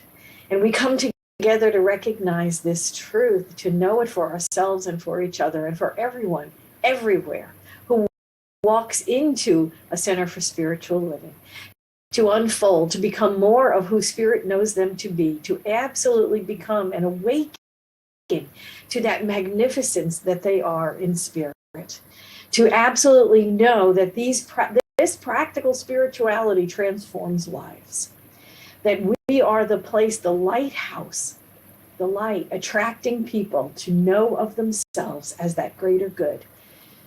We are the place where spirit shows up. We are the ones doing the work of God right here on earth, transforming the world, becoming that place that works for everyone. It is a process of becoming, and we know we are that.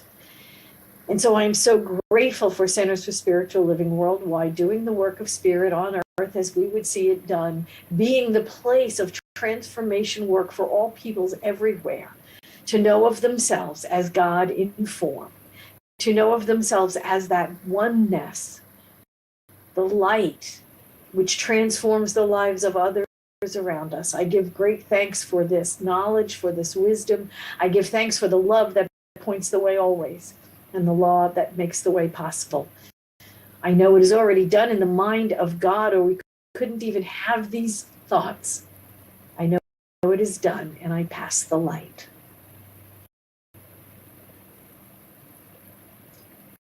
And I give grateful thanks for every word spoken, a word of life, a word of truth. For therein we are one with it. And as we recognize our unity and the harmony of this life, we accept it for all. Our word that is being spoken is not only for Centers for Spiritual Living, but for this thought of spirit everywhere throughout our livingness, throughout our world, throughout our universe.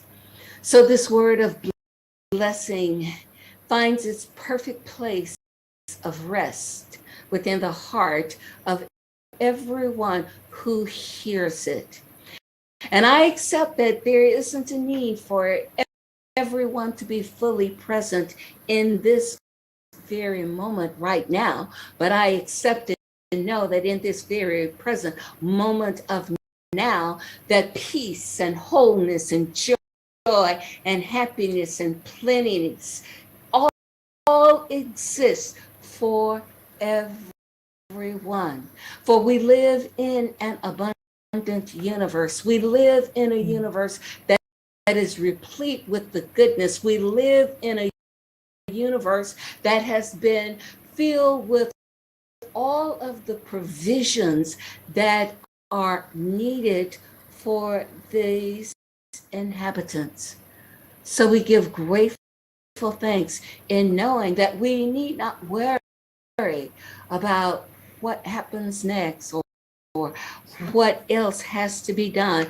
We lean into the awareness of the divine presence. We lean into the awareness of the infinite intelligence. We lean into the awareness of thinking from the infinite, that all is well, that wholeness exists in our lives in this day.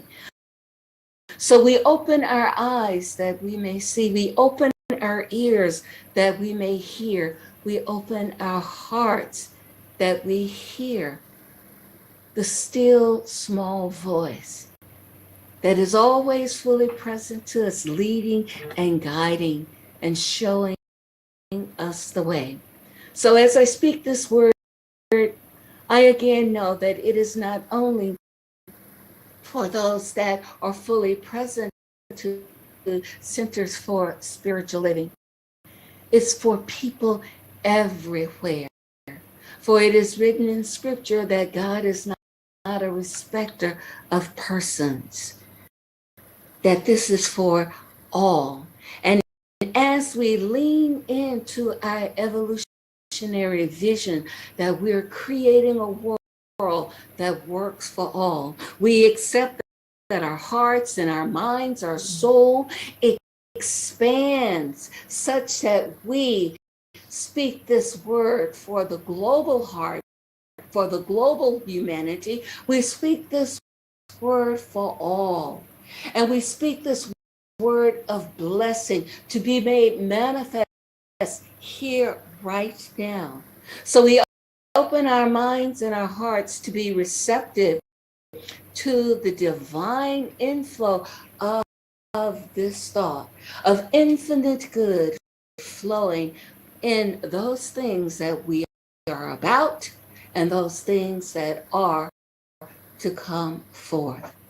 It is a blessing. So I know the very presence, the very love of Spirit is right where we are. And that every need that may be expressed by anyone has a spiritual solution that flows easily and effortlessly from the all-knowing mind of Spirit. So I give grateful thanks for this light. I give grateful thanks for this awareness. And I give grateful thanks for this divine love that presents itself to us, that says, I will never leave you. I will never forsake you. I am with you always. So we accept this goodness. We allow it to be. And I pass the light. And I accept that light. And I allow that light to shine within and without. And in this moment, I just sit in the light of love, knowing that peace, that joy, that compassion, and that equanimity are the four truths which we all accept as our own in every day. and knowing that this light is love, is joy, and is all these things which we desire for all people. I know that we bring to the world through the science of mind, through Centers for Spiritual Living, and through our individual ministries, whatever they may be, that love. And we project that love, and we give of that love to all mankind, humankind. And I know that from this love, the projection of humankind can only be good. And the projection of love within the world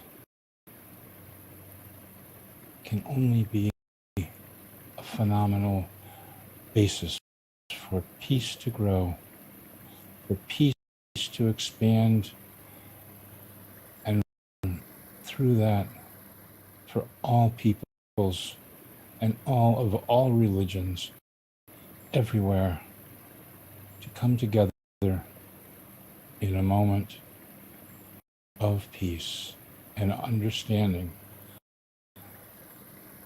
accepting their commonalities and recognizing their differences as being less substantial than what is common to all of us. And so, knowing this, I know love is the presiding spirit in all that we do, in all that we say, in all that we are. And with that, I just give it up to God, and I pass the light.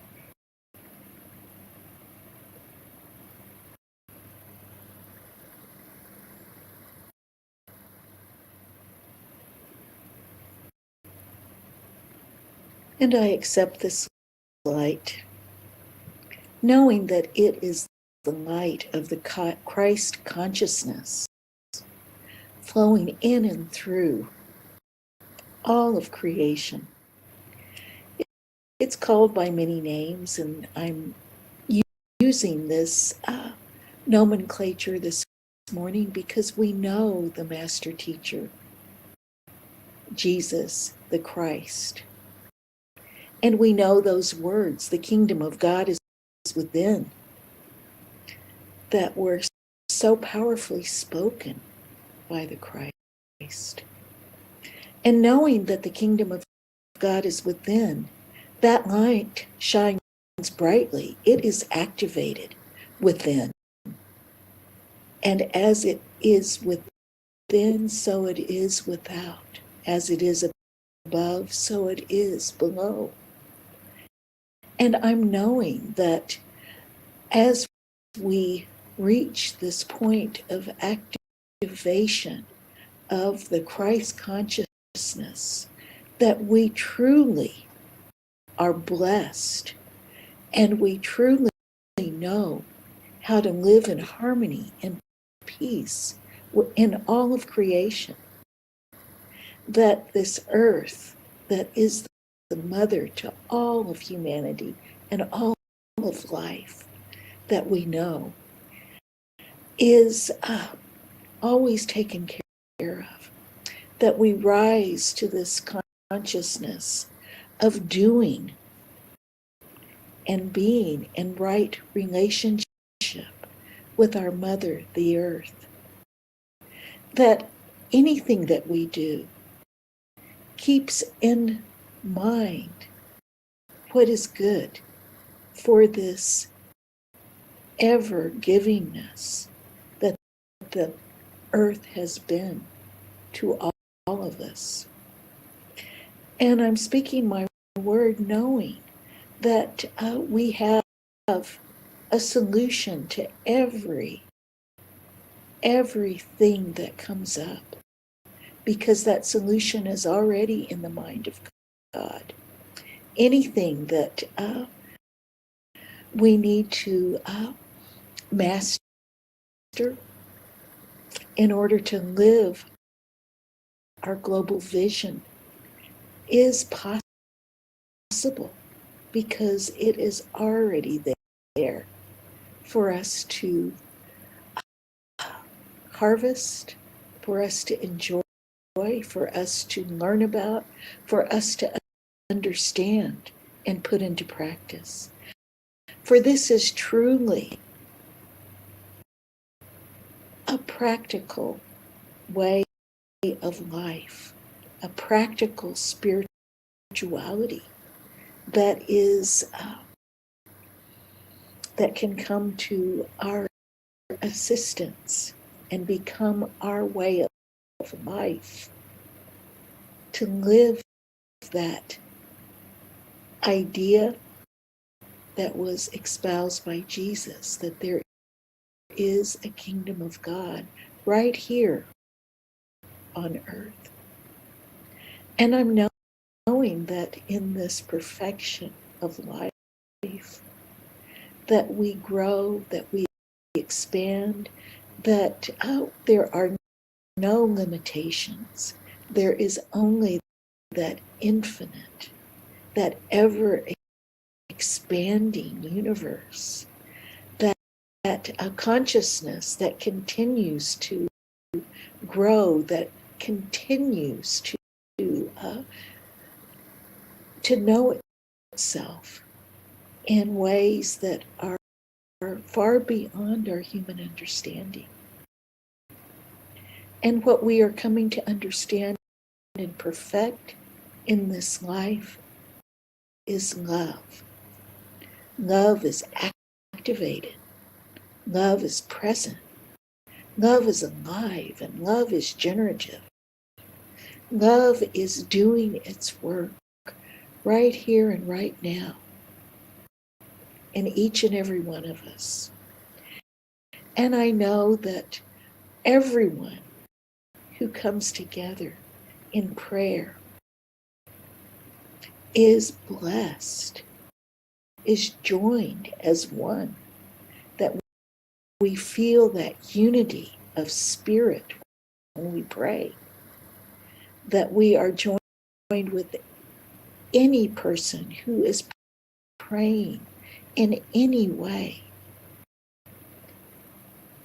One word is a prayer. A movement is a prayer. That concentrated thought is a prayer. And I'm knowing that we are one in this day of prayer, that we are articulating all goodness. All goodness comes forth, and I allow this goodness to be, and I pass the light. And I accept that light. As I sat this morning in the forest, looking at the green leaves with the hint of autumn colors coming through, I felt the presence of God, just as I feel the presence of the one God in me now. I recognize that there is only one and can be no other.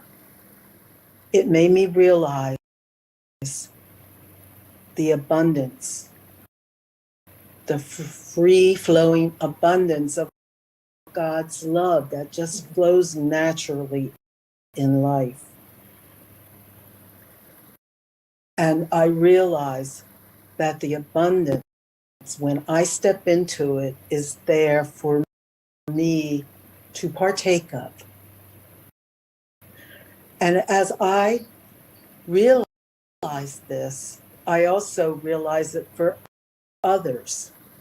I realize it for the centers of spiritual living and all the communities that exist within this larger community. I know that it is filled with abundance. And all the centers, the ministers, the lay people, the practitioners, the leaders, they are all filled with this knowing of love that expresses through the whole.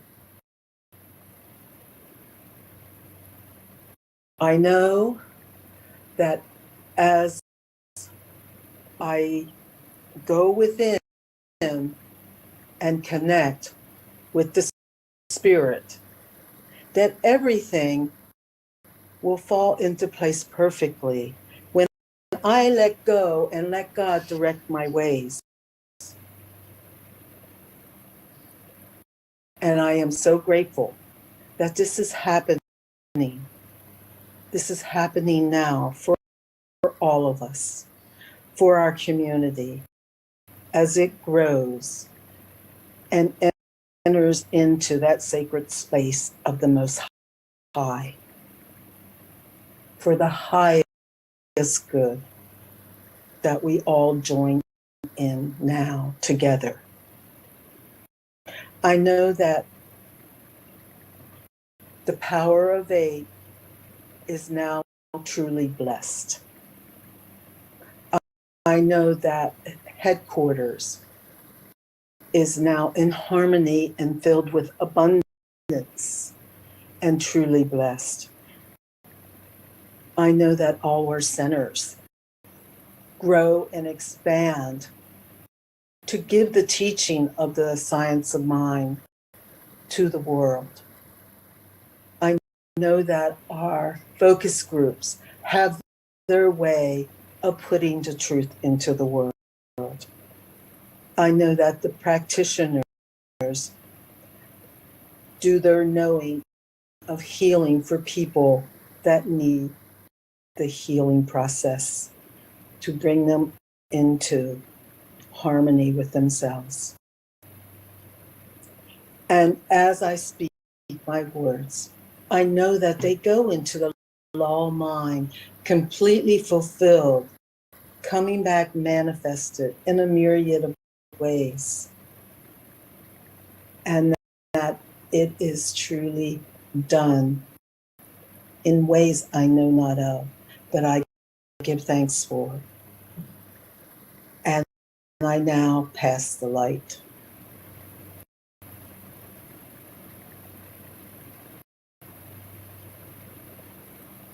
And I step into the light, acknowledging this divine presence, this power that is everywhere. And I'm acknowledging the wisdom of love, and knowing that the wisdom of love is the power and the presence, that energy that it's already gone before and prepared the way. And what I know about that wisdom of love is that it is moved into every area that we in our human experience are unable to go. And I know that this loving presence soars and it fills itself beyond that which we cannot even imagine. So I speak my word today, knowing that our centers for spiritual living everywhere, worldwide, are lifted up to the place of the Most High. That the presence is alive, thriving, revealing itself and expressing itself.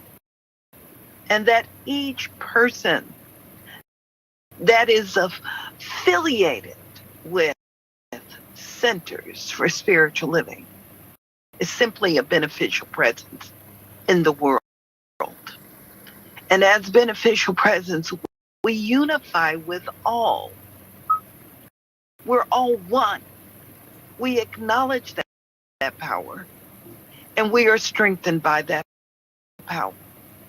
And it is this power and this presence that I know fulfills itself beyond that which we cannot even imagine. And that wherever there seems to be a need, what I know is it's already fulfilled in the mind, in the heart, in the essence of this thing we call life. And I know that only good can fulfill itself, that there is a sacred and a divine blessing unfolding right now, bringing about balance and harmony everywhere. I'm acknowledging the spirit of wholeness within our body temples, within our mental growth as the stimulus and the presence within our emotions. I'm acknowledging it as that power and presence that represents itself in all ways. Through our leaders, I'm acknowledging it in the sacred services that unfold within the world. I'm acknowledging it as the spirit and the light of creation. And as I acknowledge this power and this presence, this wisdom, this source of infinite good, I know that something divine has already initiated itself right now. And that anyone that is hearing this prayer, anyone that is touched by this prayer, that there is a personal healing, a personal revelation, a personal experience where the divine expands itself and its footprint for the highest and the greatest good. And that which I know that is personalized itself for each individual is a part of the greater good unfolding right here and right now for all of humanity. So I know that there is a mighty blessing, and I know that that blessing continues to reveal itself. It continues to unfold itself.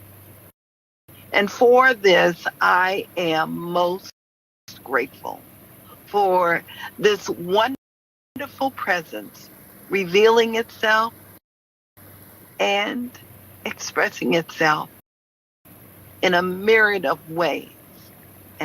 And I pass the light.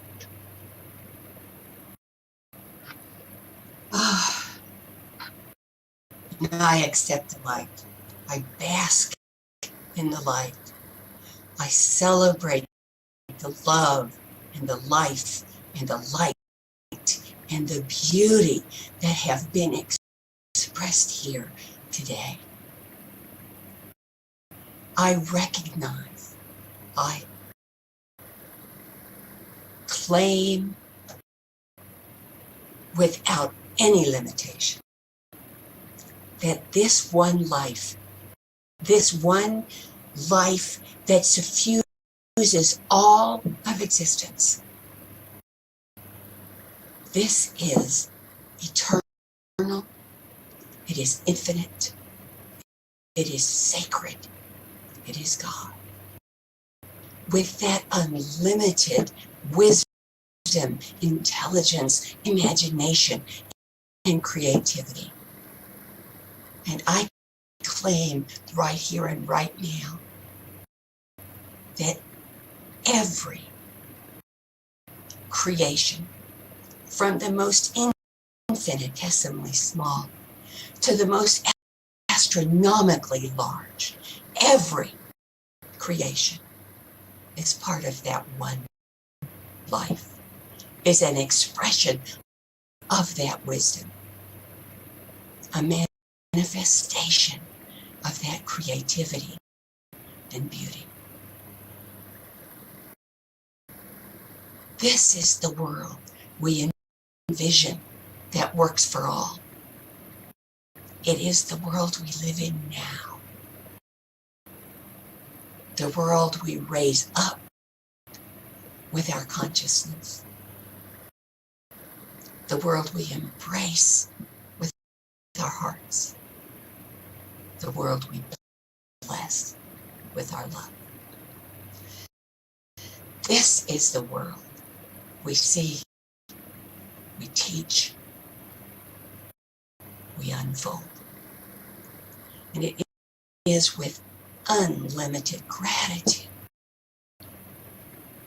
that I recognize the power of this knowing, the limitless beauty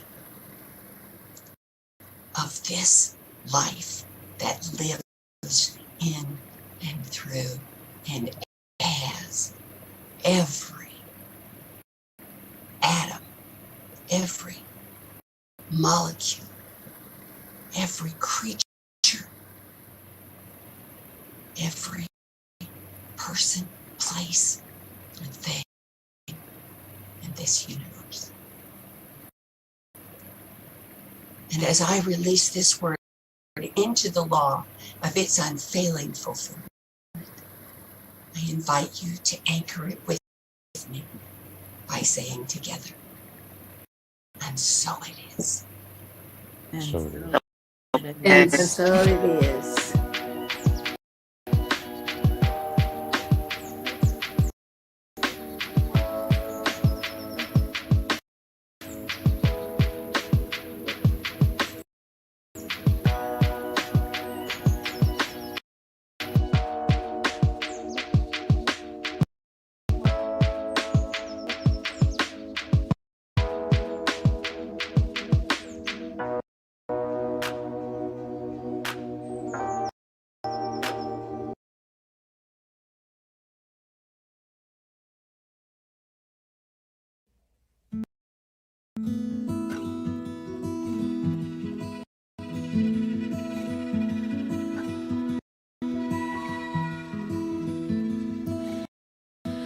I don't want to give words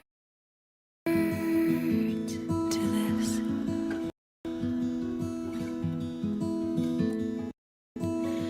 Anything you have to interpret will only eclipse the heart of it.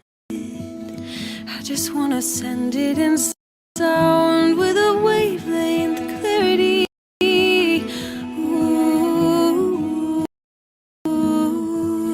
Nothing I could ever say will resonate the same way that this love does in me. Inhale, exhale, breathe.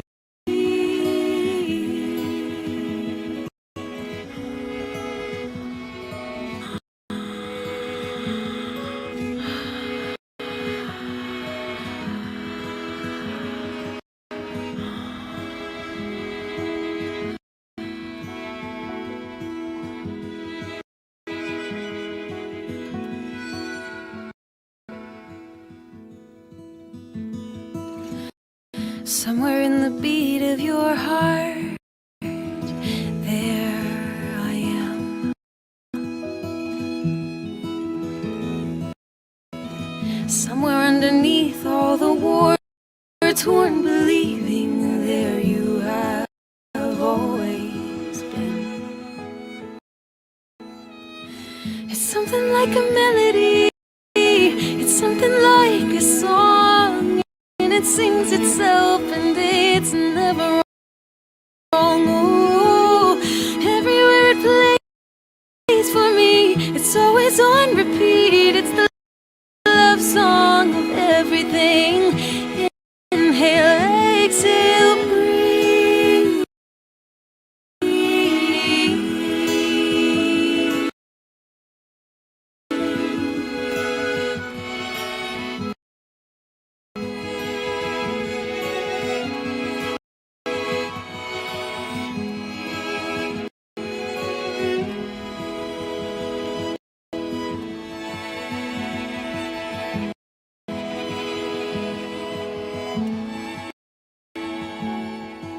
It's not just there in my body. It's not just there in the thoughts that I think.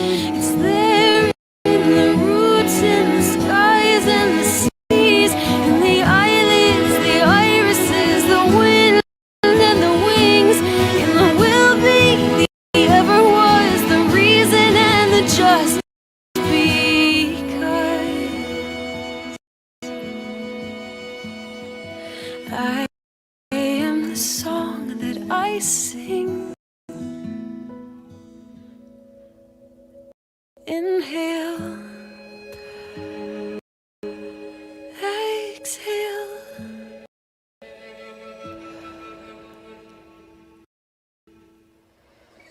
Breathe.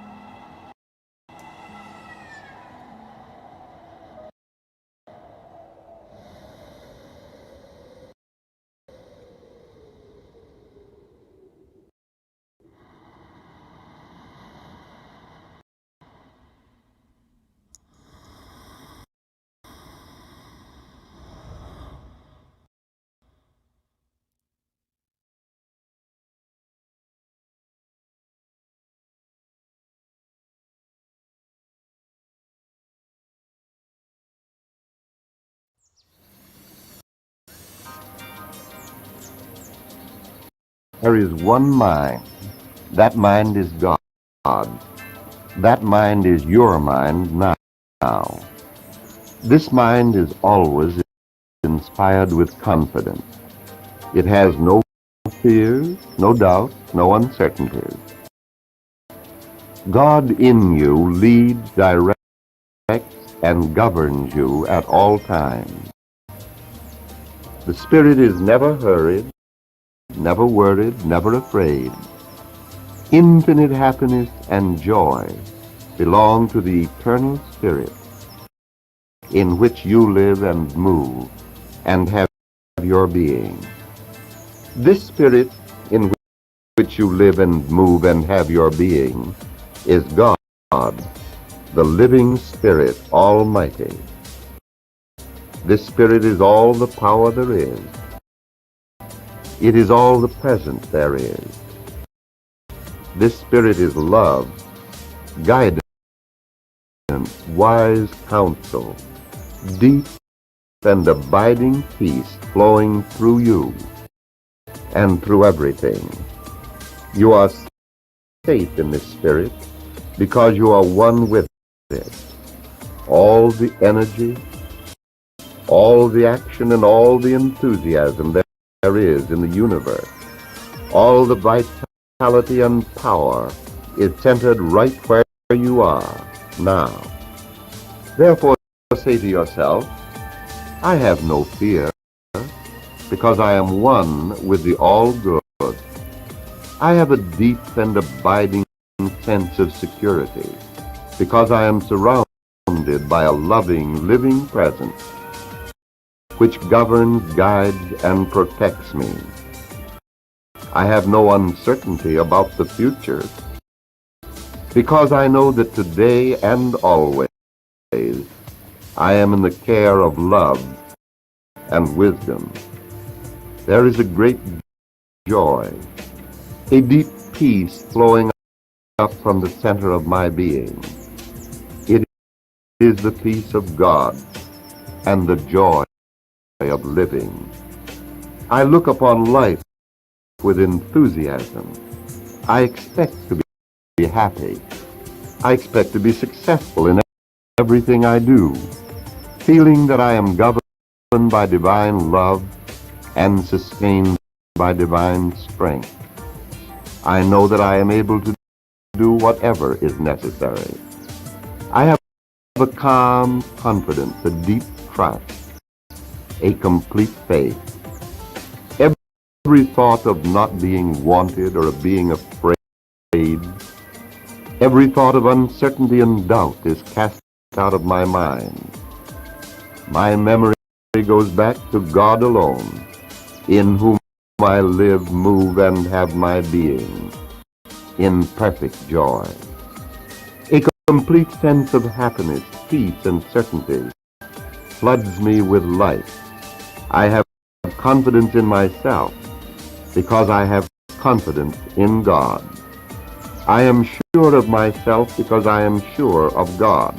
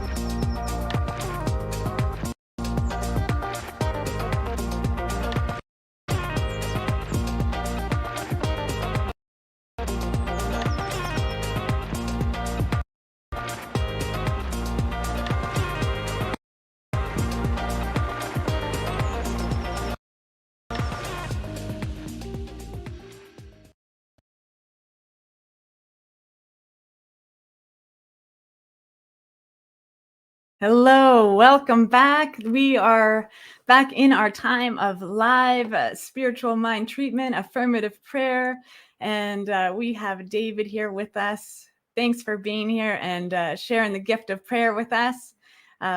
If you would like to introduce yourself and let us all know where you serve, that would be wonderful.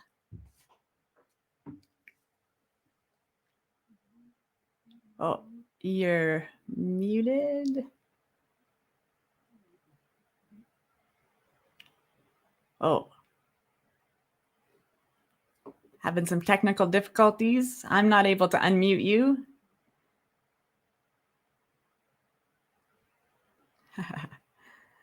Laura, I'm going to get you to come up into this stream too.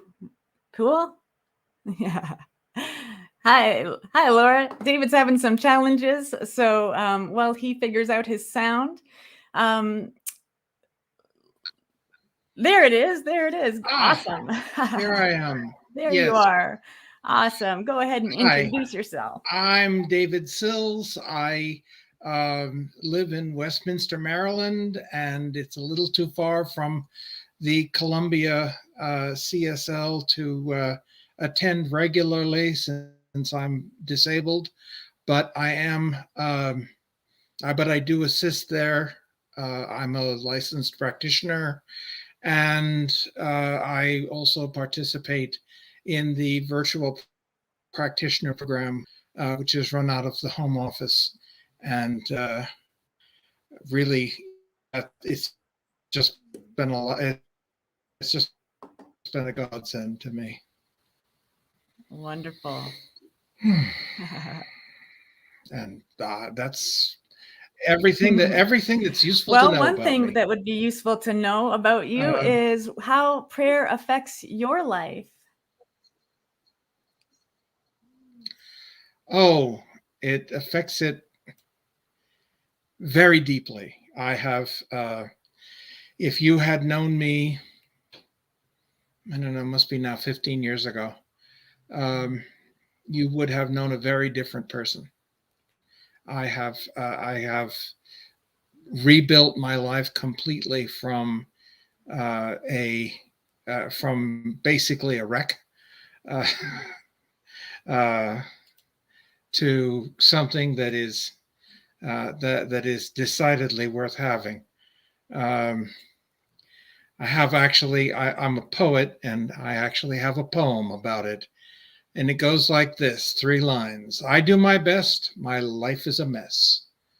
God does God's best, the universe is filled with marvels and wonders.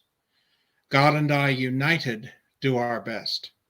My life is filled with marvels and wonders. Wonderful. Thank you so much for sharing.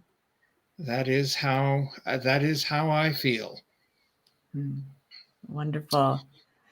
So in that feeling tone, let us pray together. By all means. This is what I know. I know that there is only one infinite life that creates without ceasing and in endless variety. This life populates itself with itself in such a range of forms as staggers the mind and awes the soul. Because this life is, everything else can be. All love, all life, all light, all beauty, all peace, all joy, all health, all vitality, all of the good things it continuously rains down upon us. This life lives in each of its creations, within them, through them, and as them. I know that this includes me. This life is my life right now, and it lives as me right here.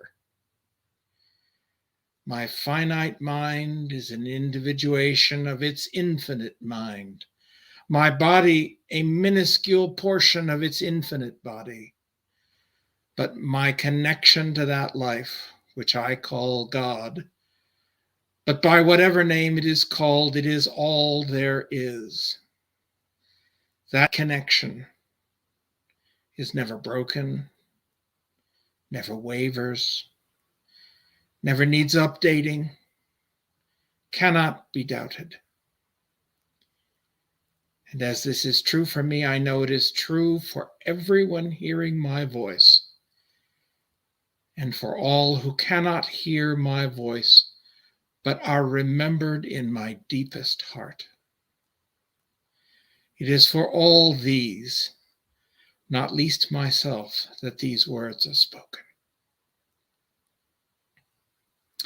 In that connection, every person, everything is one. There is only oneness reaching as far as the eye of the mind can see. All that we know and all that we do not know is one and obeys the law of the one. Our lives are made from the stuff of belief and truth. We see a world that works for everyone, in which all understand their unity and all know that the apparent dichotomies that seem to divide us are errors and distortions that disappear like smoke as love blows through. In reality, there is no true force but love, which unifies and connects us all. This love is God, and my part of that life is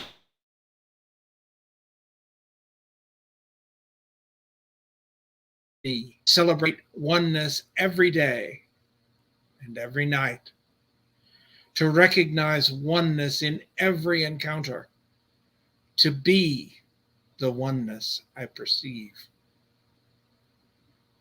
I am grateful for this perception and for the infinite love that makes it possible.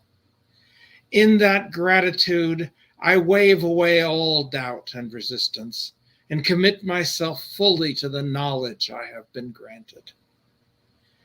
In this feeling of gratitude for all I know, I release this word, knowing beyond doubt that it is already done by a law that can only say, yes, yes, my beloved, as you have said it, so is it done. I get out of the way, I let God be God, and affirm the truth of these words by saying, and so it is.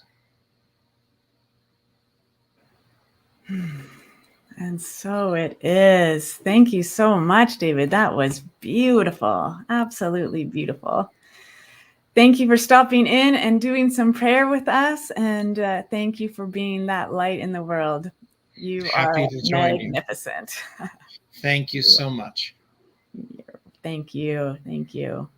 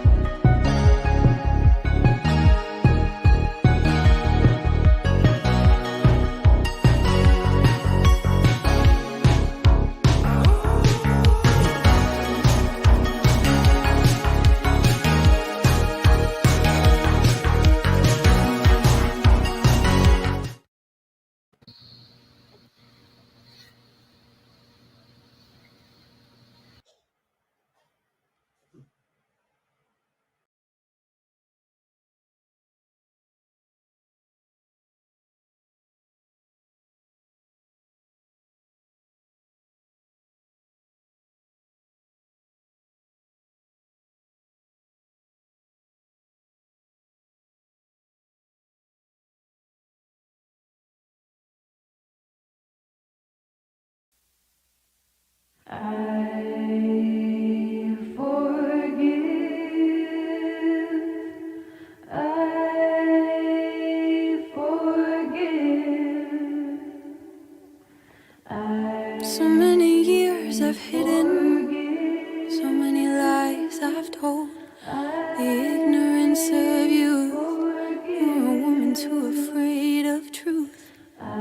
So many things mistaken, so much guilt I hold, buried alive, a weight on my chest, stole my breath and I went cold. And how I long for the warmth of love, for the softer side of me. The time is now, I shall be free. I forgive myself. I forgive myself. I forgive myself.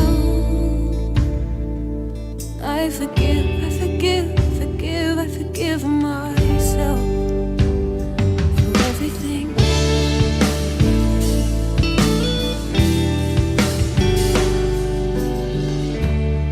Expectations shattered, promises unkept. So many times I swore I'd change. Years go by and I'm still the same. And how I long for tenderness and grace at my own hand. I am the one, I understand. I forgive myself. I forgive myself. I forgive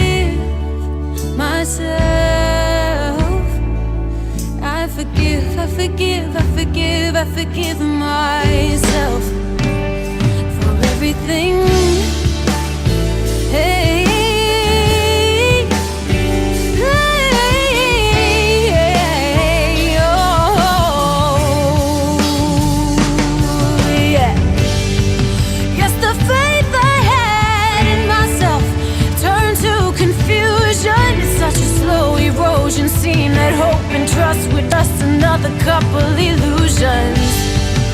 But somewhere deep inside I realize I am worthy. I am somebody who can be relied on. So I'm gonna put my faith in me. I'll put my faith in me once again. Oh, I have found redemption. I put my faith in me. I put my faith in me once again. Oh, I have found redemption. I forgive myself. I forgive myself. Oh, I forgive. I forgive.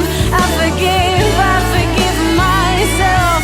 I forgive. I forgive. I forgive. I forgive myself for everything. Everything. Oh, yeah. I forgive myself. I forgive myself. I forgive myself.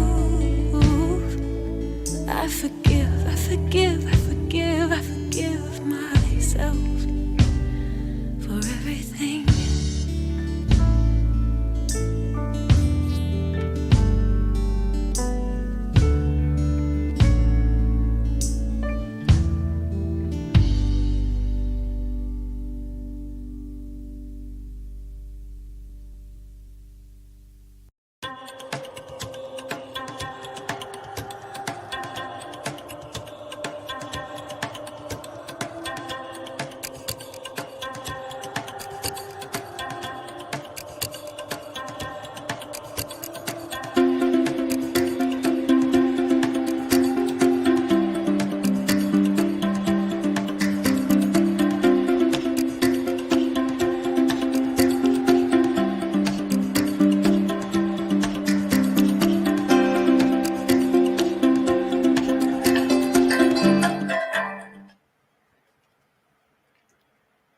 Hello, everyone.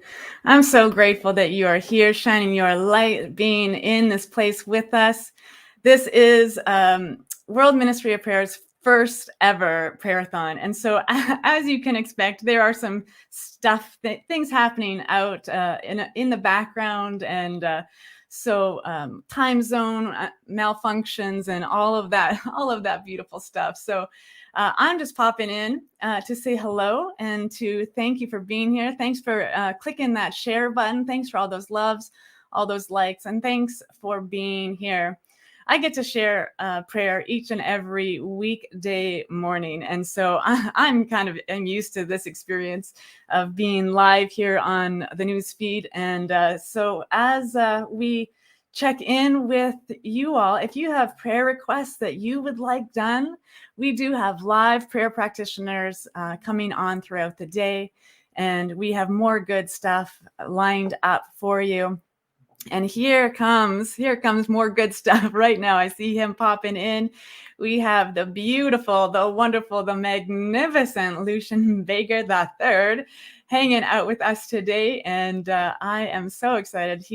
I see him, he is popping in, and we are going to be right as rain and back at things as normal. So let us just settle in while he settles in. and know the greatest truth, because what I know about spiritual practice is that when it is done consistently and with that heartfelt feeling and being present with that one power and presence, that life changes. Prayer changes everything. So let's just move into that time and space here and now as we wait for this next moment. Right here in this moment is an infinite intelligence, an intelligence that has woven itself in and through and as absolutely everything. This power, this oneness, this wholeness is exquisitely articulating its own nature of being through the individualized, unique expression of light, of love, of every spark, every human heart, every human mind, every life that is here present right now, and in this glorious adventure that we call the human condition. I know it is conditioned by spirit. It is known by the soul of the beloved.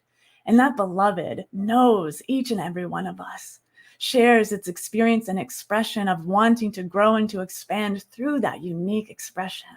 To know how prayer changes lives, we get to be that breath of spirit. We get to be the articulation of spirit. We get to be the adventure and the activity of the divine. And so in that activity right here and right now, I know that everything is back on track, moving forward and effortlessly unfolding and enfolding the nature of spirit right here and right now. I know this is good, and I know spirit is good, and I know love is good, and I know goodness is good. And so I am grateful for this opportunity to check in, tune in, and align with my highest power, with this very breath that is a gift to be here right now. So I release, I let it go, and I let God be God. And so it is. And so it is.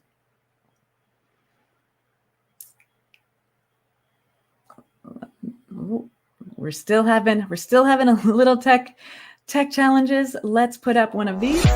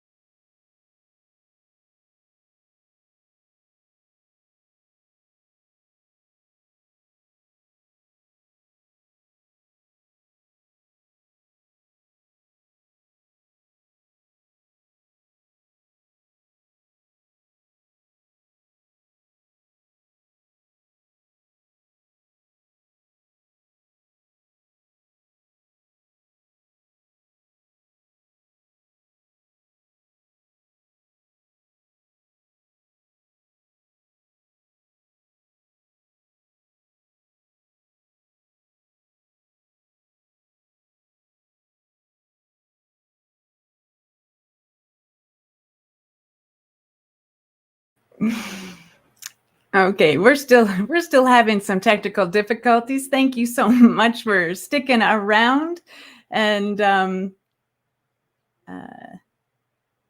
we're getting Lucian hooked up here, but he seems to be having some trouble with his camera and mic. So we will. I don't know if he can see.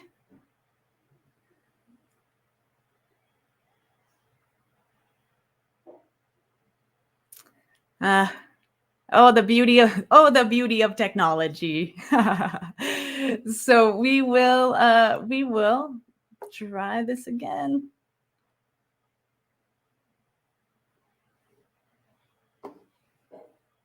Just give us a couple more minutes here. We will figure this out.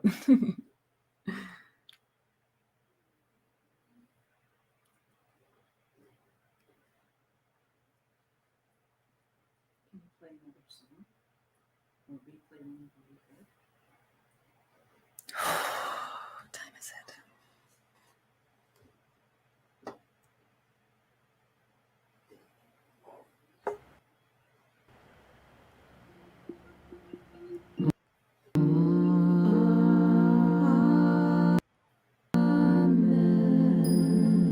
And so it is.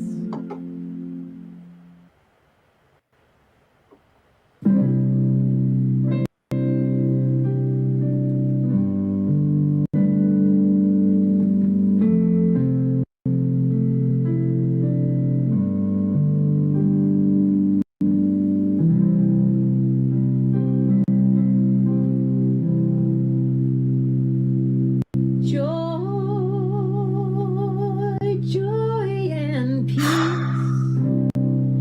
in my heart.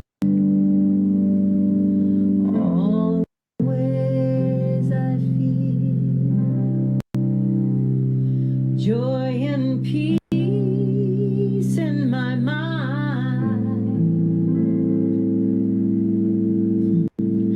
God within revealed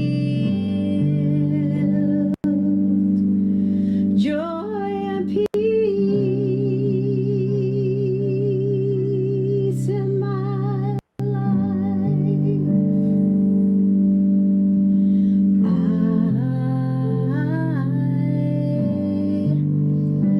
I am healed.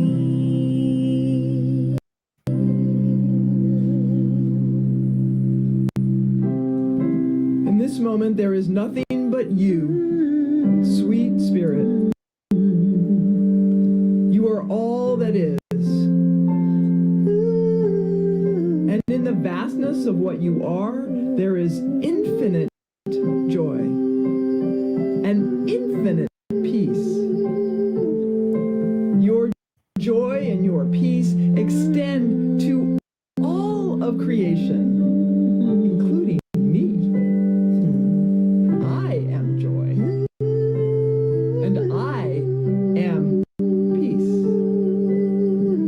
And so I claim this joy and this peace for myself and everyone hearing this prayer. I accept for all of us a complete release from anything unlike your joy and your peace. And I relax into the truth, into the expanded awareness that comes with claiming our birthright. The birthright of knowing who and what we really are. Joy. Peace. And I am grateful.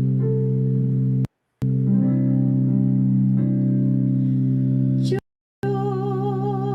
and peace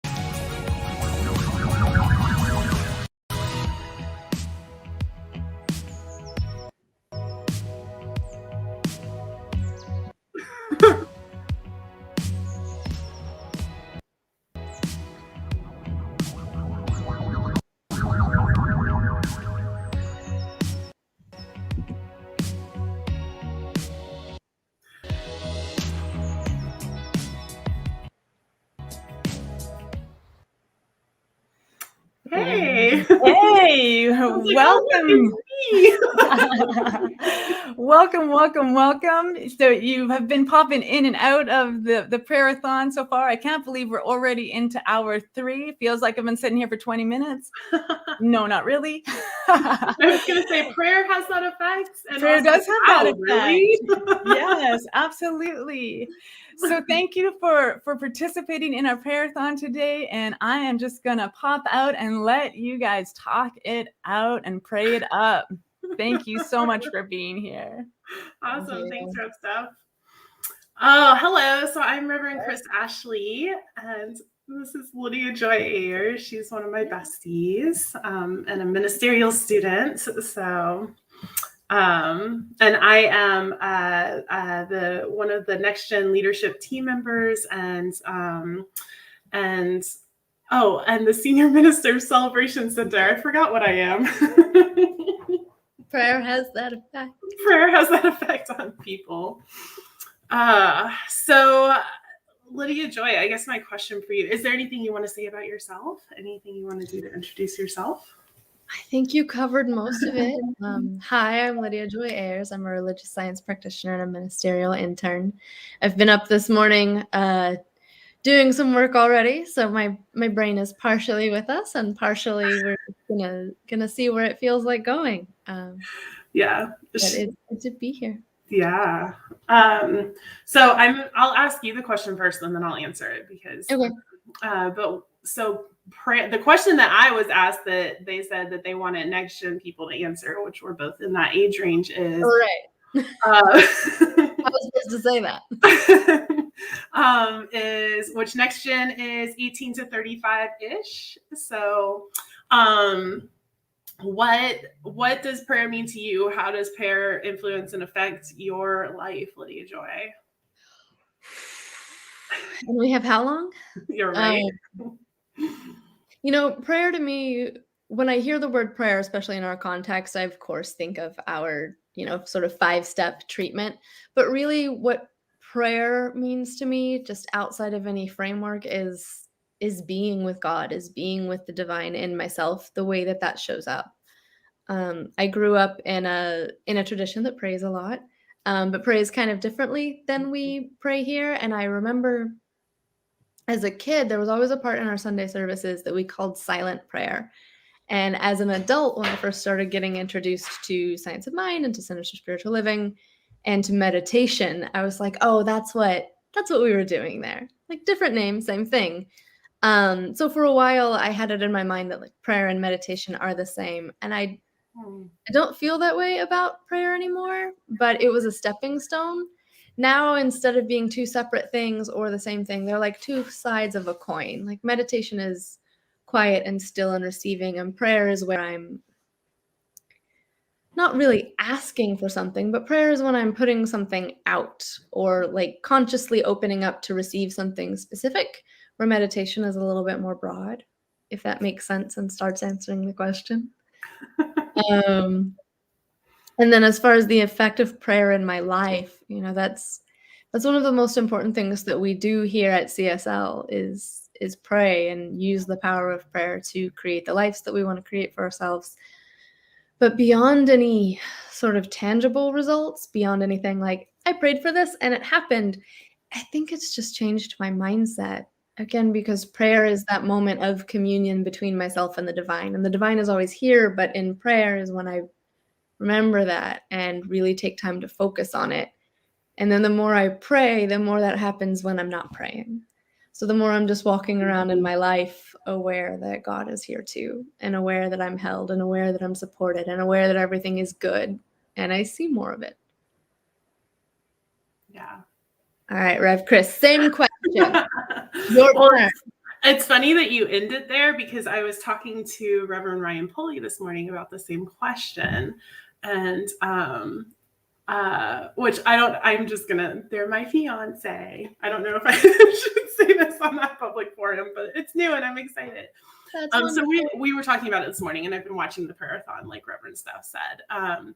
And we were talking about this idea of like, it's not about sitting down and doing this 5-step spiritual mind treatment or this prayer, but instead it's about like training our consciousness in such a way that we do open up to like always being in that space of prayer, that like prayerful space. And then even, you know, in the Bible, me too, Chris, I'm a big fan of Reverend Ryan Pulley as well. But in the Bible, it says pray without ceasing. And I've always looked at that as like not something you should do, but something that you are doing, like irregardless. And so becoming more intentional of the consciousness in which we show up with the world.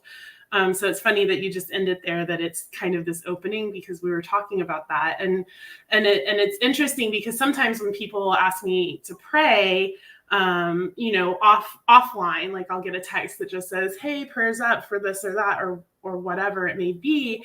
It's like, I don't have to sit and do a whole 5-step spiritual mind treatment, because I already know the truth. And especially like if it's somebody that I love or that I'm near and dear to, like if Lydia Joy texts me and she's like, I really could use some peace right now. Okay, well, that's done easy, because that's who I know Lydia Joy to be, right? So it's like treating my own mind to know the truth. And a lot of times that's just kind of there. So that was one thing. It's interesting though, that my relationship to prayer, that's how I got into Science of Mind, was through 5-step spiritual mind treatment, because I was at the Unity of Houston when Reverend Michael Gott came. And he was my first spiritual mentor, and his prayers were so beautiful. And they don't teach 5 steps spiritual mind treatment in Unity. And I would always say, teach me to pray like you do. That's what I would tell him every time he prayed. Teach me to pray like you do. And and so when I moved to North Carolina, he said, if you go to the Center for Spiritual Living with Doctors John and Barbara Waterhouse, they will teach you to pray like I do. And I was like, sold, done. Here I am. Like, tell me, what do I need to know? And so I love this format, you know, even though, like I just said, I don't always use it necessarily in every single moment of every single prayer, because sometimes I just know peace for you. Like or like this morning, I just know that you're going to pass all your ministerial exams, because of course, like I don't need to like remember that to be true. That's just a knowing, right? And there is something like so profound about entering that space. And for me, like I do have moments that I forget, usually about myself, right? But I do have moments, and it's like, because I've been using this tool, because that's what it is it's a tool. I've used this tool for so long now that it's like, all I have to do is sit down into that space and like take a breath and just say, I know, because that's how I start the majority of my treatments. And like, I'm just there. And it's like such a profound tool of remembrance that like, there really is only the one thing going on. You took the words right out of my mouth, because as you were speaking, I was like, oh, what I want to talk about is how, yes, it's easy to just be in that, and sometimes I'm not. So it's like there's one mind or something. Oh my God. Almost like there's one mind. Can we just like say that? That's absolutely my experience too. And, you know, I kind of think of prayer as, it's almost like having a prayer muscle, right? The more you practice it, the stronger it gets, and the more you remember. So yes, when you text me just asking for peace or asking for wholeness or whatever it is, it's so easy for me to drop in and know it right away, partly because I've done it several times, and because prayer and meditation are part of every day for me. You know, I start my morning with both of them. It creates a prayerful space for most of the day. So if something comes up that needs attention, it's really easy just to drop right back into that. It's not hard to remind myself of something I just reminded myself of a few hours ago. You know, it's right there and available. But what I was going to say is, you know, sometimes that's easier for other people, but when it's me and when I have something up, you knew I was going to pass my exams this morning. I wasn't so sure. But as always, am I allowed to say that on here? But as always, it's fine. The rest of us know, and there's one mind. So my teachers are watching.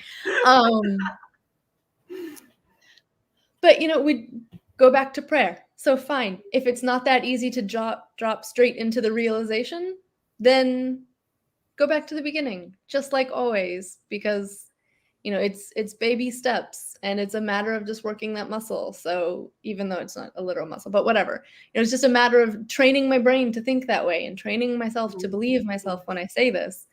So if it's more challenging or more scary, cool, I'll go back to the beginning. And one of the things that I really loved in the Science of Mind text, when Ernest Holmes himself was talking about prayer, he presents it often like an argument. And we're not trying to convince the universe that this is so. I'm trying to convince my mind that this is so. And the prayer will last until I have convinced myself. And if I know anything about myself, it's that I'm all right at arguing. So even if I don't want to believe that this is going to be okay, I can sit there and have an argument with myself until I get there. And I love this may not have been how he meant it, but I love the sort of playfulness that comes in with that. And the way of interacting with prayer of, you know, it's not something prescriptive. It's not something I have to go through all the motions correctly for. It's something I just have to talk myself into and just keep going and just keep going until I know it. Yeah. And then it's amazing every single time. Every time that I have something like really kind of frightening or worrisome that I'm praying for, there's a moment when I'm praying when the switch flips and I'm like, okay, and the prayer's done now. I got it. Like, Yeah. I don't need to keep talking about this. We're done. Yes. Yeah. Yeah. Well, and you know, I like the silliness aspect that you're bringing into it, because I think that sometimes we just take ourselves so seriously. Like we just do, especially when it comes to like in this movement and organization, I think we take ourselves really seriously. And then like as ministers or practitioners, we're like, oh, we have to, you know, you have to be ministerial. And I'm like, what the heck does that even mean? You know?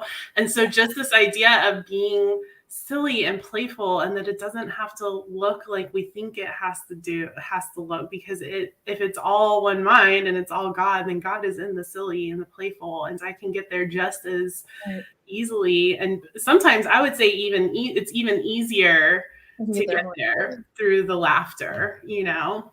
Yeah. And why not? If the option is for it to be fun, like why choose to not let it be fun? If I could let it be fun. Just let it be fun. Yes. Let it be fun. Let it be easy. Yeah.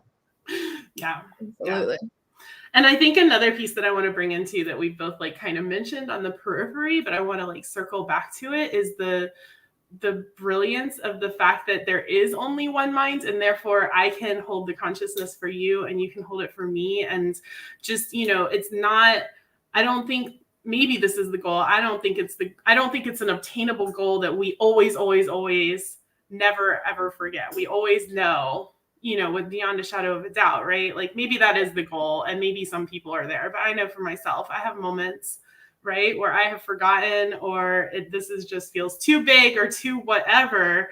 And so then that's the power of having these other people in our lives where they are just a text or a phone call or a live chat. I know that World Ministry of Prayer has a live chat now. Like nice. That's it. Like it's closer than, and we can know that it's already done. Like I don't think I've ever been to a place where I didn't know so hardcore that I didn't know that you knew, right? I'm like, I don't know that I have peace, but I know that Lydia Joy knows that I have peace or whatever it may be.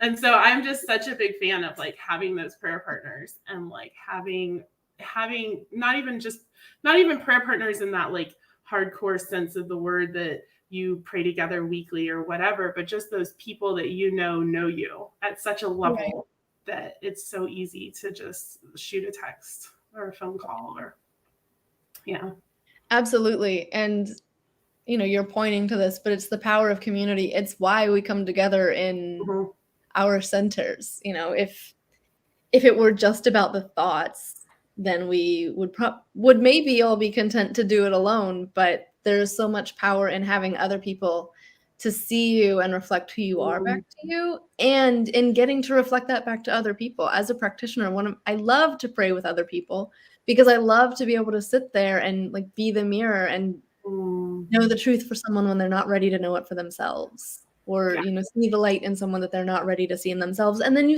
I am aware when it shifts, and I get to see them grow, and I get to see them have that experience. I think as humans, you know, we know that we are all connected.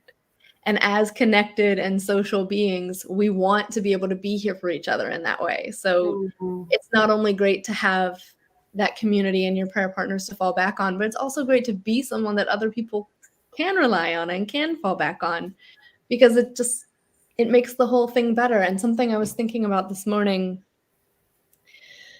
I might not quote it exactly perfectly, so forgive me. But, one of Ernest Holmes' What We Believe statements was, we believe in the complete emancipation from any discord, and that this goal is sure to be attained by all.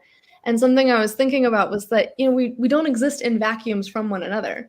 So if this goal is to be attained by all, that means all of us have to do it, and we all have to help each other get there. So the more that I see and reflect the truth in you, the more the truth is just around and available for everyone else.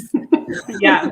Just floating seeing in the ethers. Yeah. and being. Yeah. And like, if the goal is emancipation, and the goal is maybe for us to all get to a point where we don't have to argue with ourselves to know our own peace, or the goal is maybe for it to be quicker, or whatever it is, by participating in that, you and me praying together helps everyone else, because we're all connected. We can't, one of us can't. It's like that. Forgive me. Is it a Martin Luther King Jr. quote? None of us are free until all of us are free. Oh my gosh, it's been stated by so many people over I the should know years. that. Noel Yeah. Andres and Martin Luther King Jr. and Fannie Lou Hamer. I did a whole talk on that quote, actually. It's so many people have said it. Things to say, but it fell out. My brain is tired, y'all. It fell out of my brain, and I was like, oh no, I don't remember who said this. But if all of us, the more of us who are working toward kind of our collective knowing, our collective emancipation from discord, the more of us are able to access it. It's not like one person's going to pop out and be done. And the rest of us are going to be here stressed out. So the more we uplift it together, the higher it gets. Yes, I love that. And I love that reminder that we don't get to do it alone, and so we don't get to be isolated or separate from the rest of the world, or the challenges or issues that people are facing, because turning away from the condition only works if we all turn together. Otherwise, we're just turning away from our own humanity. That's a really good way to put it. Yeah. If we all turn together. I love that. So then the more we pray, the more we have prayer-a-thons, the more we're trying to get together and getting in that. Yes. And then maybe our whole lives just become one big prayer-a-thon. I love that. Yay. So I think we're actually supposed to pray. Oh, okay. We have 4 minutes. It's so funny. I'm like, ooh, that's not a lot of time. We'll pray quickly. Oh, you guys can pray it up as long as God is talking through you and as you and with you. You just own it. So we don't need to like one eye open pray. Like, what time is it? Do you want me to do 1, 2, 3? You do 3, 4, 5. Yes. Sorry. It took me a second to understand what you were saying, but yes, the one mind got us there. Yeah, you do 1, 2, 3. I'll do 3, 4, 5. Okay, perfect. Is Reverend Steph, since I know you're listening, since you just popped in, is there a purpose of this treatment specifically, or could it be anything that we want? Is she gonna pop back in? She's not listening. She walked away from her computer. Well, I guess that means it can be anything. It can be how spirit wants to be made known through you. Absolutely. And I'm sorry, they, I said she, but you use they, them pronouns. Your pronouns are they, them? She is fine. They is awesome. They walked away and weren't listening, but they were listening because here they are. Thank you, Rev Steph. All right, thank you. Oh, so I just invite everyone who can, if you're not driving, if you are, then keep your eyes open. But if you're not and you're somewhere that you feel comfortable, I just invite you to close your eyes and take a deep breath. And just allow yourself to fall into this space, this moment between moments. And feel the floor beneath your feet, or perhaps the chair underneath you, or the ground, or wherever you are. Just feel your support, your grounding. The fact that we are always supported by something, we are always being held and loved by something. And as we fall into that support, fall into that love, what I know in this now moment is that there is only one thing going on, one infinite, absolute, eternal presence, this one thing that we call by so many names. We call it Abba, we call it Allah, we call it God, we call it Spirit, we call it divinity, we call it a million infinite names. And yet all we are doing is touching at this thing that is so much grander, so much more than anything our finite minds could possibly fathom. And so we just show up and catch glimpses of this eternality that is who we are. It is that presence, that infinite intelligence that knows how to swirl planets around suns and create galaxies and black holes and birth universes and multiverses into existence. It is that one thing that is so big and so infinite. And yet when I contract my consciousness within myself and look at the very building blocks of which our bodies and our universe is made, all of the molecules and the cells and the atoms and the systems, all I find is more and more of this one thing. And so I just breathe into that. I know that to be the truth for myself. I know that to be the truth for each and every individual on this planet, all of life, every experience, every interaction, every conversation, every smile, every human. All of us are the building blocks of eternality, showing up as the highest individualized expression of spirit as us, spirit as humanity on the planet. And so I just breathe in all of that good stuff. I know that to be true. And so what I know and affirm right here is that everybody, every single individual on this planet has exactly what they need to create this world that works for all of us, that every single person is showing up and stepping into their lives in a way that feels good, that is fulfilling of their purpose here on this planet, that all of us are doing that, myself included, and that there is just this unfolding and this revealing of the truth that is underlying all in everything that is being done, that our world leaders are guided, that they move with clarity and intentionality, and that every single person has exactly what they need to fulfill their highest divine purpose, their highest, grandest idea of individualized expression as spirit, as each of us. And so I just breathe all of that in and I pass my word to Lydia Joy. And in gratitude and in love and with deep joy, I receive this word, knowing that everything that has already been said is true. That nothing could be more true than this, that there is truly ever only one thing happening, one power and one presence, one everythingness that shows up as the universe, that shows up as me, that shows up as Reverend Chris, that shows up as each ear and each eye watching and listening to this prayer today, that shows up as all of us. It shows up in the deep, deep being of everyone who creates Centers for Spiritual Living, everyone who creates the internet, everyone who creates the world, that it is created of the same thing, and God is showing up through all of it. And so how good it is to sit right here and right now in this moment and be aware of God always happening. And so what I know is that the divine is orchestrating everything, everyone, everywhere. That all that is ever happening is God is being revealed and revealed and revealed at higher and higher and higher levels of itself. And I know that this event is blessed. I know that all of its participants are blessed. I know that all beings everywhere are blessed for its happening, are blessed for its creation, because there is no way that they can't be. If one of us is blessed, all of us is blessed. We're in this together, and here we are, and how good that is to know and how good that is to feel. And I know that we each feel it deeply and wholly and revel in it. And so with deep gratitude for this knowing, for this opportunity to know, for this opportunity to share experience and love and joy and faith, I simply turn this time back over into the law from which it comes, knowing that it is done. And so it is. And so it is. Phew. Yay! Yay, prayer. And so it is. Thank you to you both for sharing the prayer with us. And thanks for participating in the first ever Prayer-a-thon. Yes, we should have prayer-a-thons every single day. And life would be better with way more prayer, for sure. Yeah. Yes. Thank you so much, Rev Steph, for having us. Thank you, Rev Steph, and thank you, Rev Chris. Yeah, thank Thank you. Bye, y'all. Bye.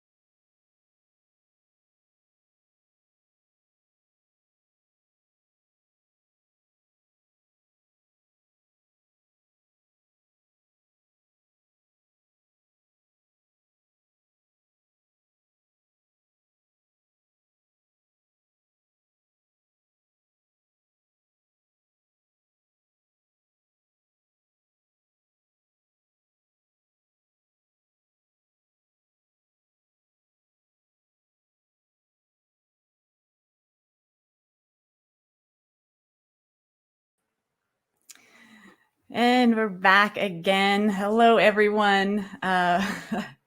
We are still experiencing some interesting things, and I'm understanding that some people are not receiving the feed on Facebook.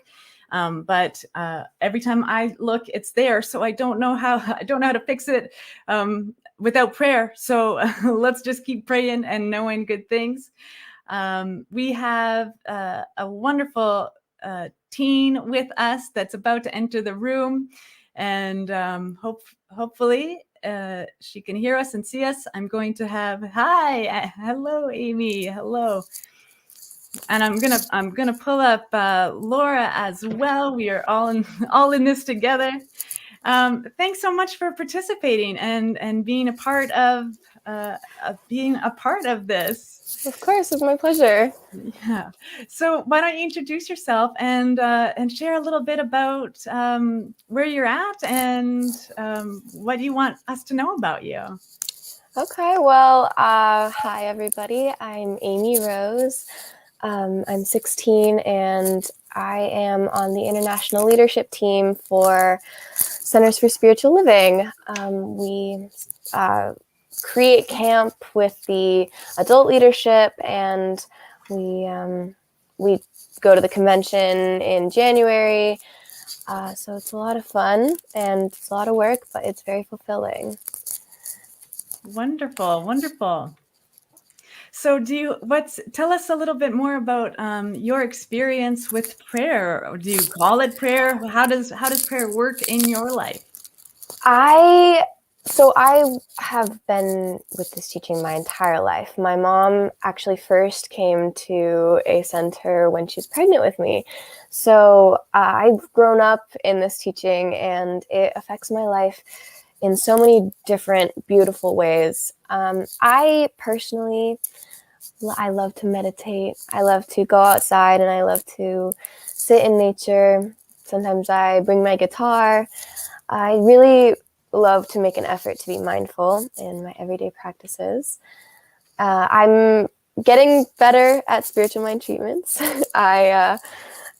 before I got on leadership team, that was definitely something that I struggled with, but I do them pretty regularly now, and I have definitely noticed that it makes me feel more connected.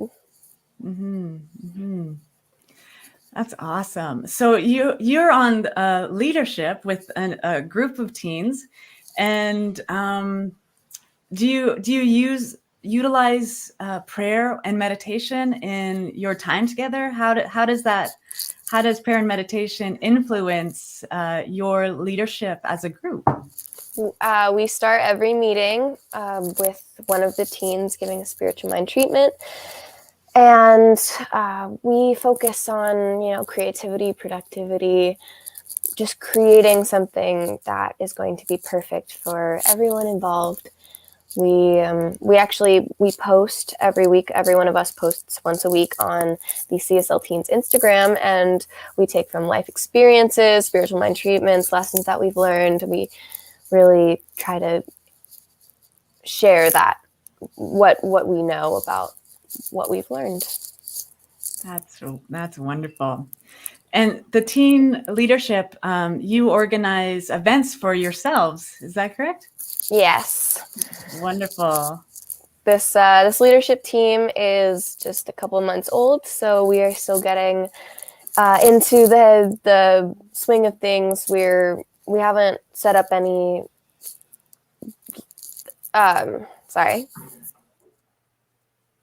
I know the last leadership team did a couple of days where they wrote workshops for the entirety of CSL teens, and we did them together. There was bring a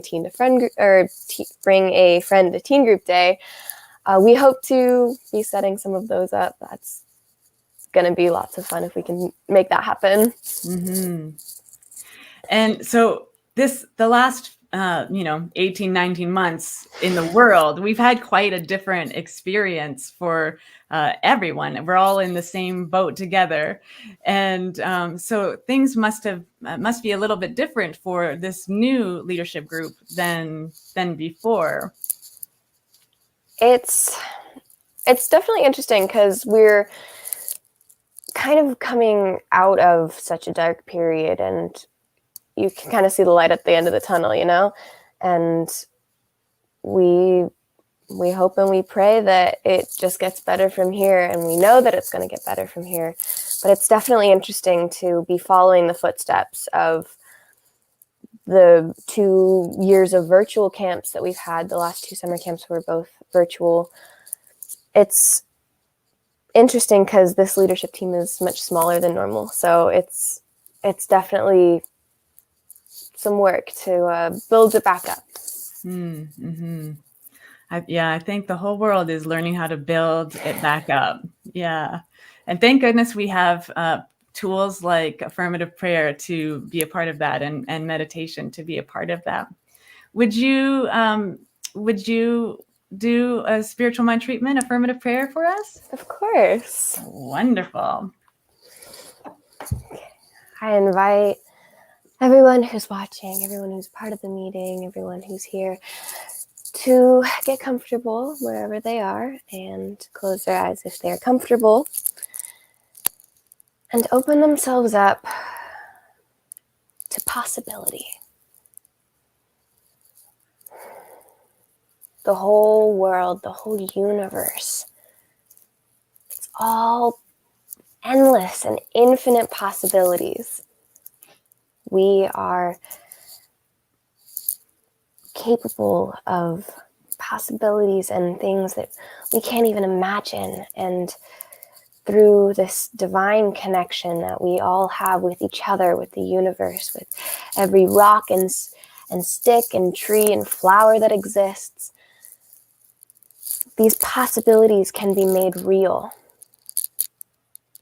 We are connected to this creativity, to this love and light and pure life. These possibilities will lead us exactly to where we need to be. exactly wherever we need to grow, and exactly however we are meant to change the world. And I know that every one of us is on this divine path, on this divine journey, and that we are taking the steps that we need to. This journey is a beautiful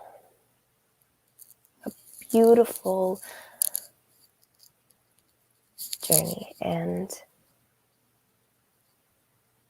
it takes us along a path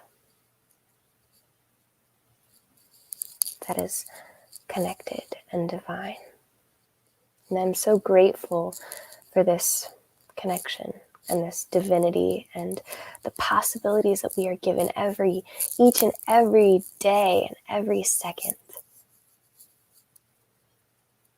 I'm grateful for the knowledge that we can tap in to these possibilities at any time. That we have these possibilities and we know how to follow our path with the power of affirmative prayer and meditation. And with that being said, I release it out into the universe, and together we say, and so it is. And so it is. So it is. Wonderful. That is just wonderful. Thank you so much, Amy Rose. And before you head out, I'm wondering if there's, something, if you had one wish for the world or one wish for humanity, what would that be? That's a good question. I think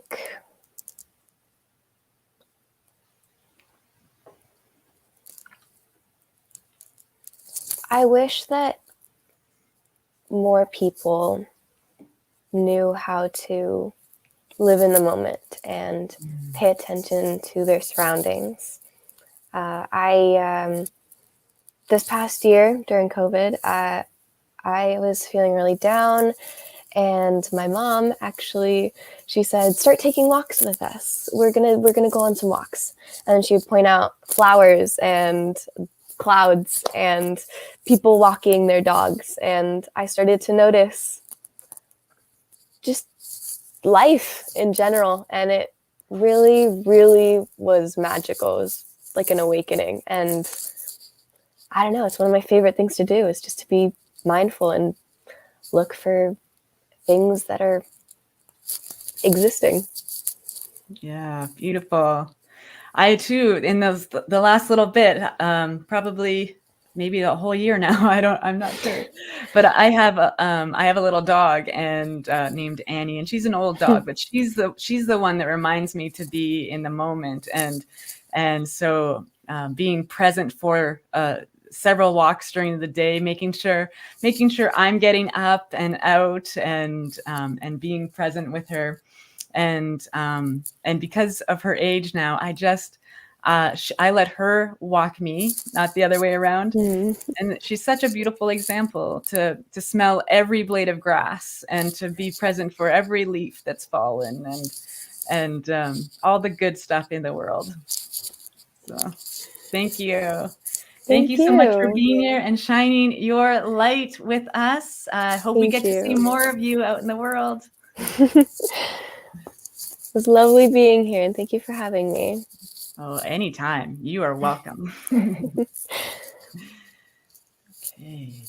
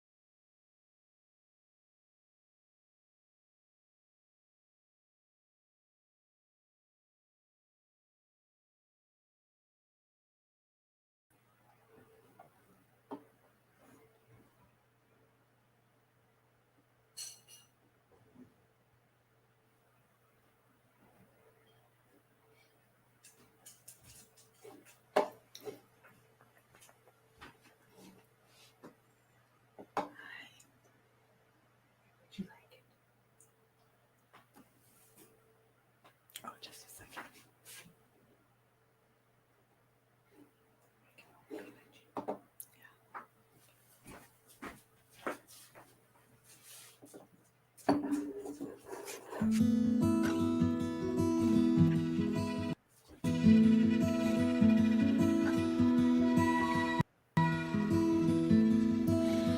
I don't want to give words to this. Anything you have to interpret will only eclipse the heart of it. I just want to send it in sound with a wavelength clarity.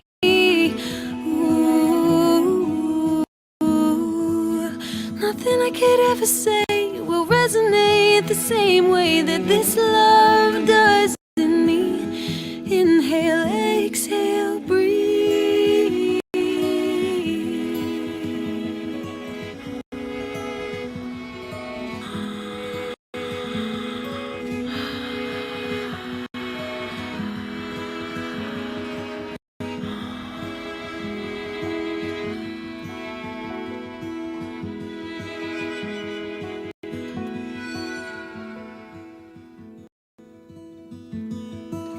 Somewhere in the beat of your heart, there I am. Somewhere underneath all the war-torn believing, there you have always been. It's something like a melody, it's something like a song, and it sings itself and it's never wrong. Oh, everywhere it plays for me, it's always on repeat. It's the love song of everything. Inhale, exhale, breathe.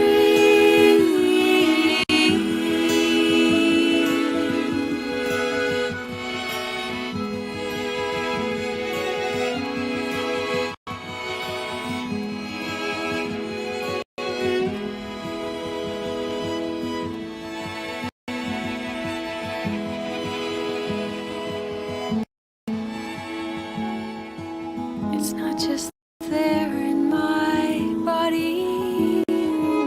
It's not just there in the thoughts that I think.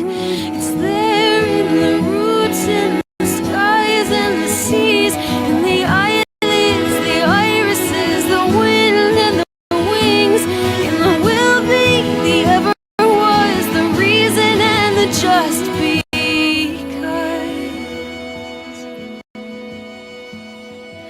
I am the song that I sing. Inhale, exhale,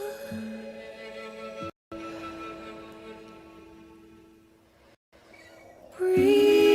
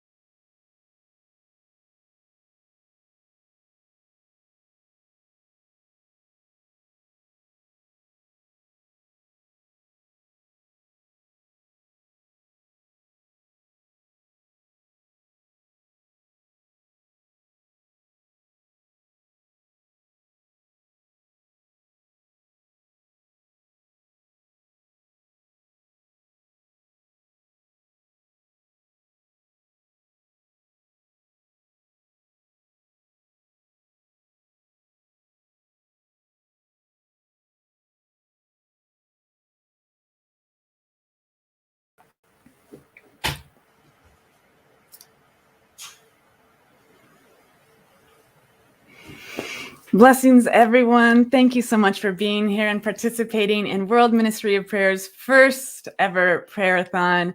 We have endeavored in creating an 8-hour program. And like a lot of good firsts, there's been some beautiful happenings happen. And so here I am again, popping in for some more prayer time, more live prayer. Laura, give me a nod if you're wanting to come and do some prayer with me. Nice. Nice. So here we are. We are 15 minutes from the hour, and more good stuff is on its way. And I trust that with the more prayer we do, the smoother this day is going to run. So in that, let us take a breath together. Just being in that place of knowingness. That first, there was something first, that first thought, that first cause, that first bang, that first love, that first discovery. Who am I? Why am I here? These beautiful thoughts that Spirit must have had first that created this adventure, this exploration life. So I simply just tap into that infinite explorer, that divine adventurer, that holy pioneer that moves and flows and has its being through all activity and all of life. And this beautiful knowingness that Spirit is, that I am the isness of that divine power, that infinite presence.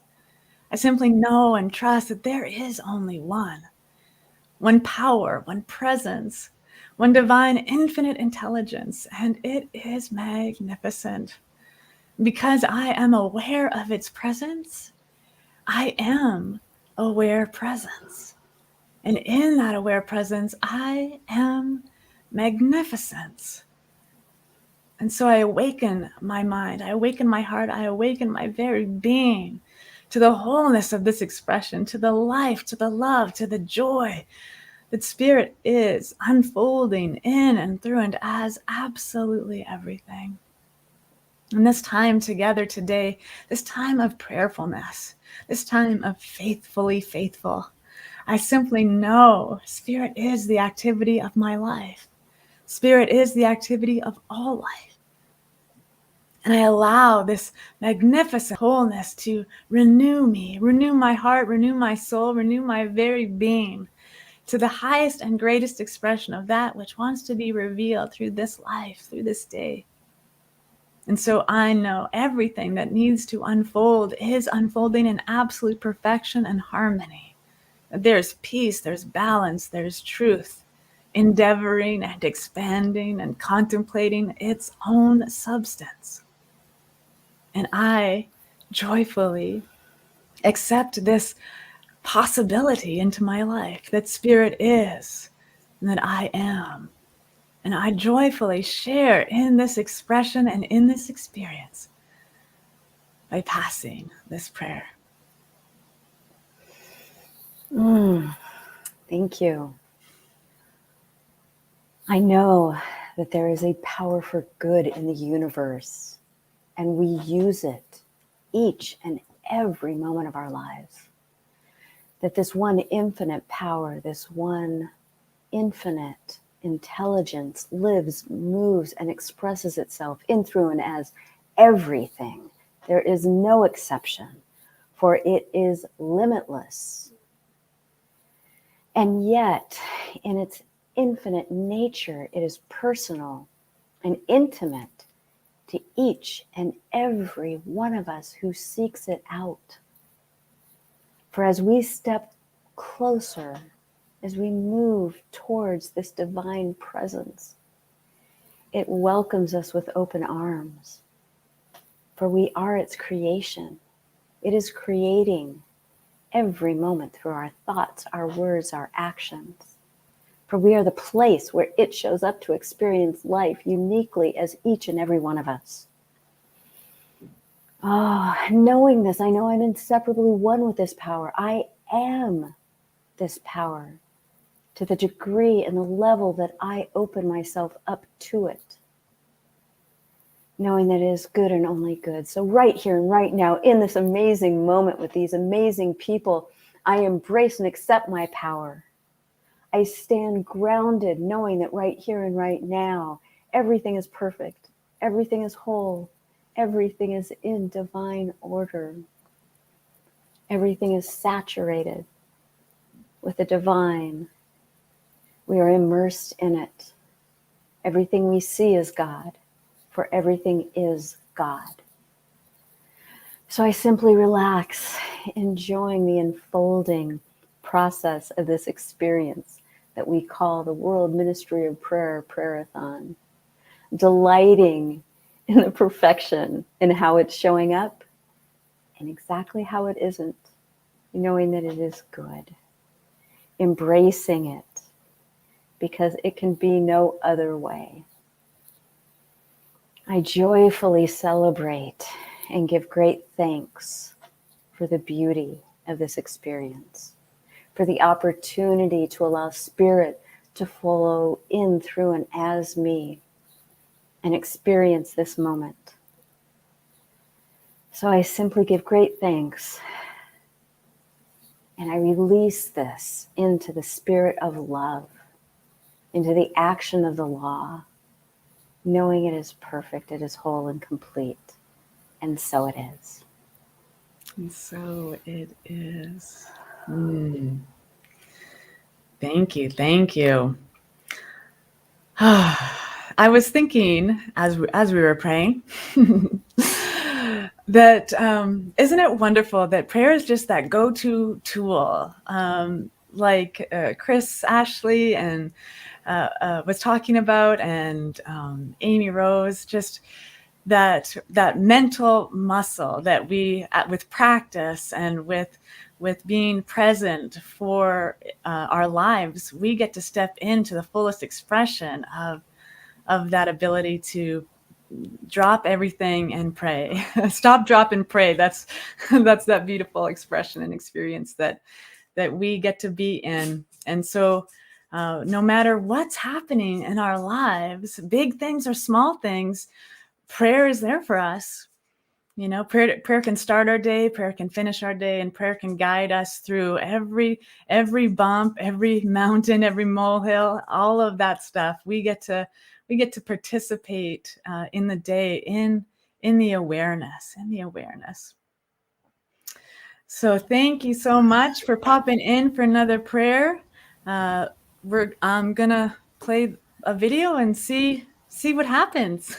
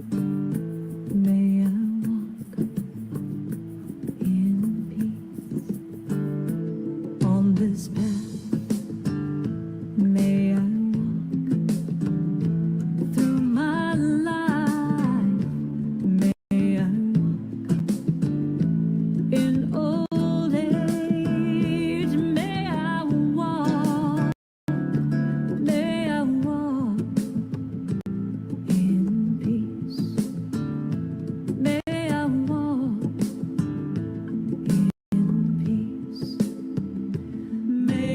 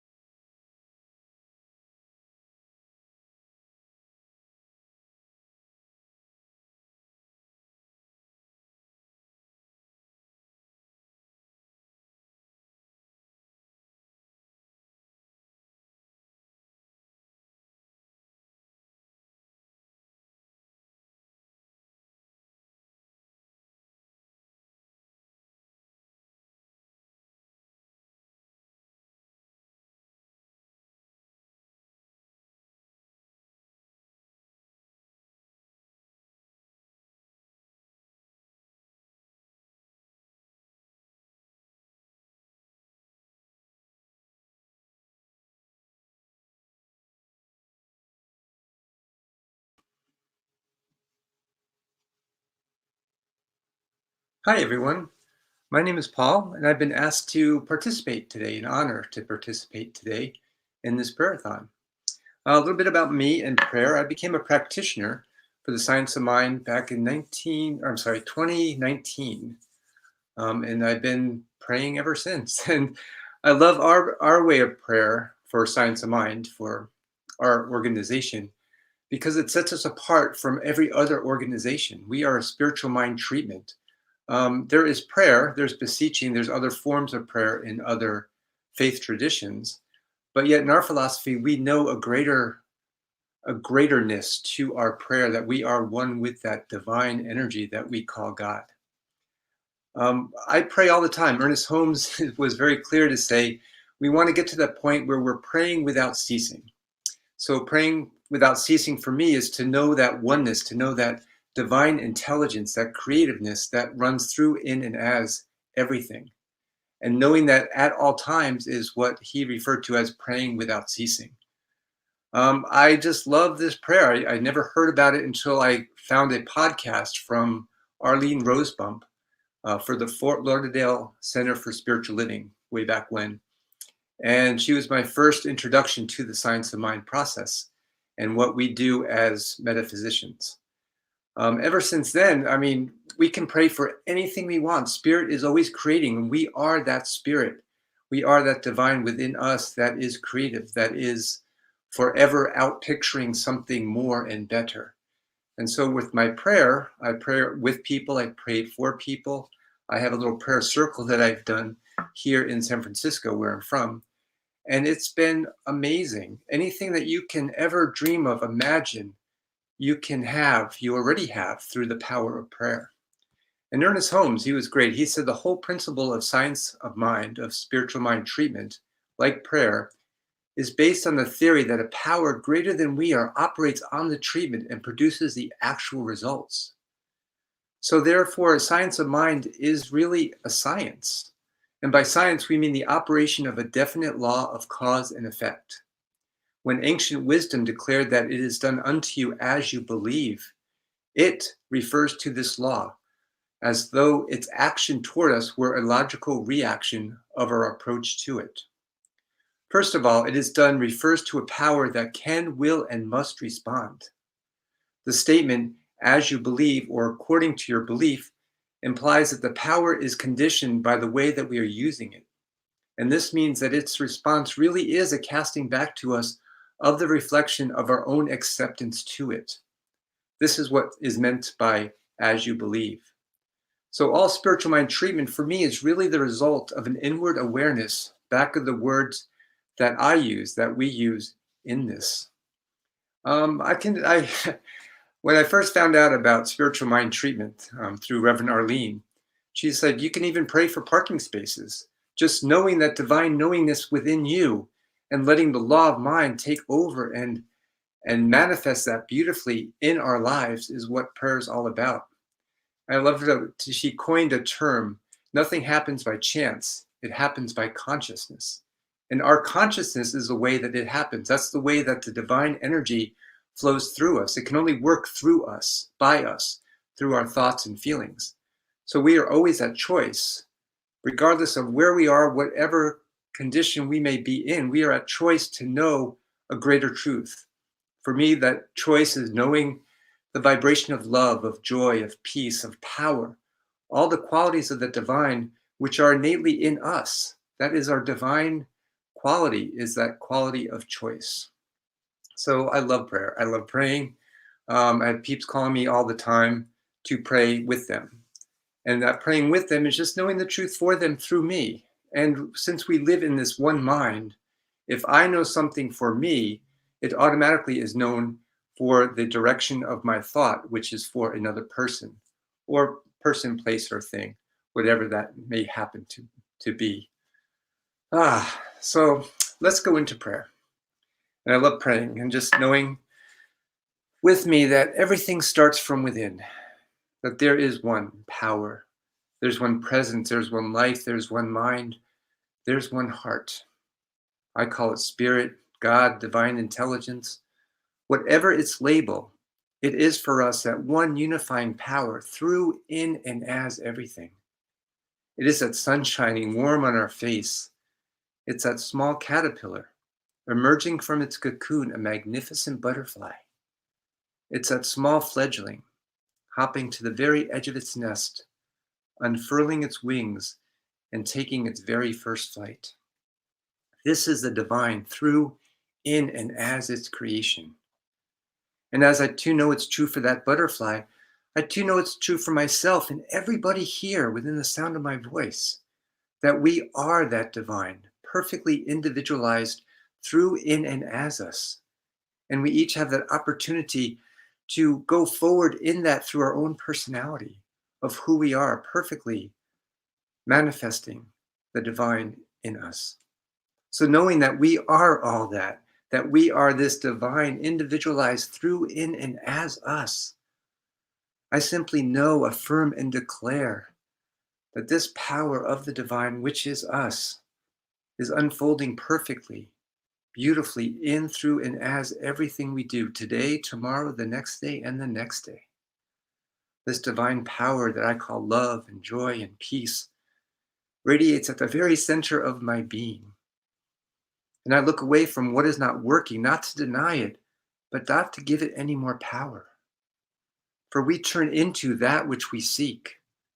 Seeking love and joy and peace, we become that love and joy and peace in every and all aspects of our life. So knowing, affirming, and declaring right here and right now that we are all conscious, awakening to that divine within us, which is that joy and love and peace. Perfectly, easily, effortlessly showing up in every form possible. And this is what I'm truly grateful for. This is what I'm truly thankful for in our teaching, of knowing this truth for myself and being able to know this truth for others as well. For there is only one, that one mind, that one heart. And so knowing this truth for myself and everyone here, knowing that we are that divine love, that we get to choose that every day, every second, every moment, that this love radiates at the very center of our being, at the very core of every cell in our body is resonating this wonderful divine love. And so knowing this, being very, very grateful for this, being very appreciative of knowing this, of having this unfold in, through, and as my life, I simply release this into that law of mind, this wonderful alchemy of love and law, as Reverend David so beautifully says, that wonderful alchemy that is that. And it can only return to us as we think and feel into it. So with all the feelings of joy, of love, of peace, of light, of power, of beauty, I simply release this into that law, knowing that it is already done. And so it is. Thank you so much. And thank you for this honor of being able to express this outwardly to this whole community, the spiritual community online. And so it is. Thank you. Thank you. Thanks for popping in with us today. So appreciate you. We're going to play another video and then we will be right back.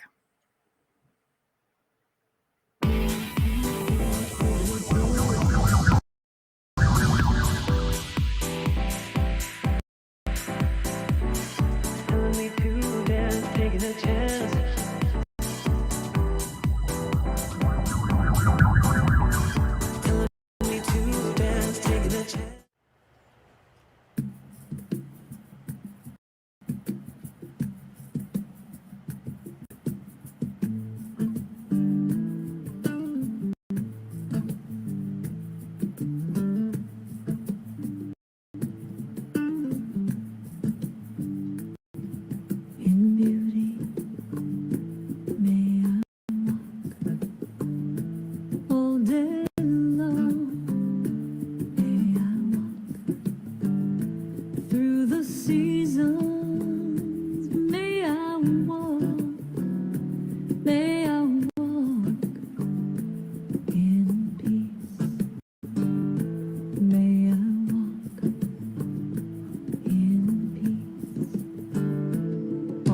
this path.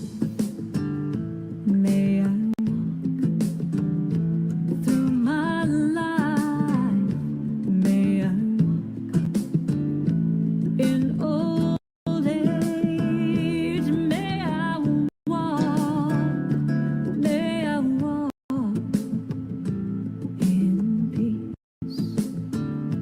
May I walk in peace. May I walk. May I walk. May I walk. May I walk. May I walk. May I walk. May I walk in peace. May I walk in peace, in joy. May I walk. May I walk in love. May I walk. May I walk in gratitude. May I walk. May I walk. May I walk in peace. In peace. May I walk. May I walk in peace. In peace. In stillness. May I walk in forgiveness. May I walk in loving kindness. May I walk. May I walk. May I walk in peace. In peace. May I walk. May I walk in peace. In peace. May I walk. May I walk. May I walk. May I walk. May I walk. May I walk. May I walk in peace. May I walk in peace. In peace. May I walk in peace. In peace. May I walk. May I walk in peace. In peace now. May you walk. May you walk. Always walk in peace. In peace. May we walk. May we walk in peace.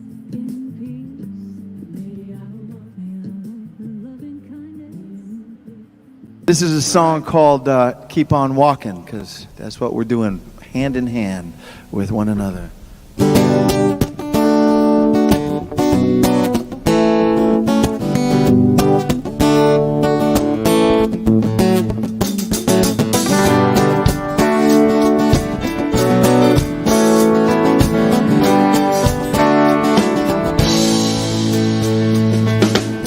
Walk a mile or a minute in another man's shoes.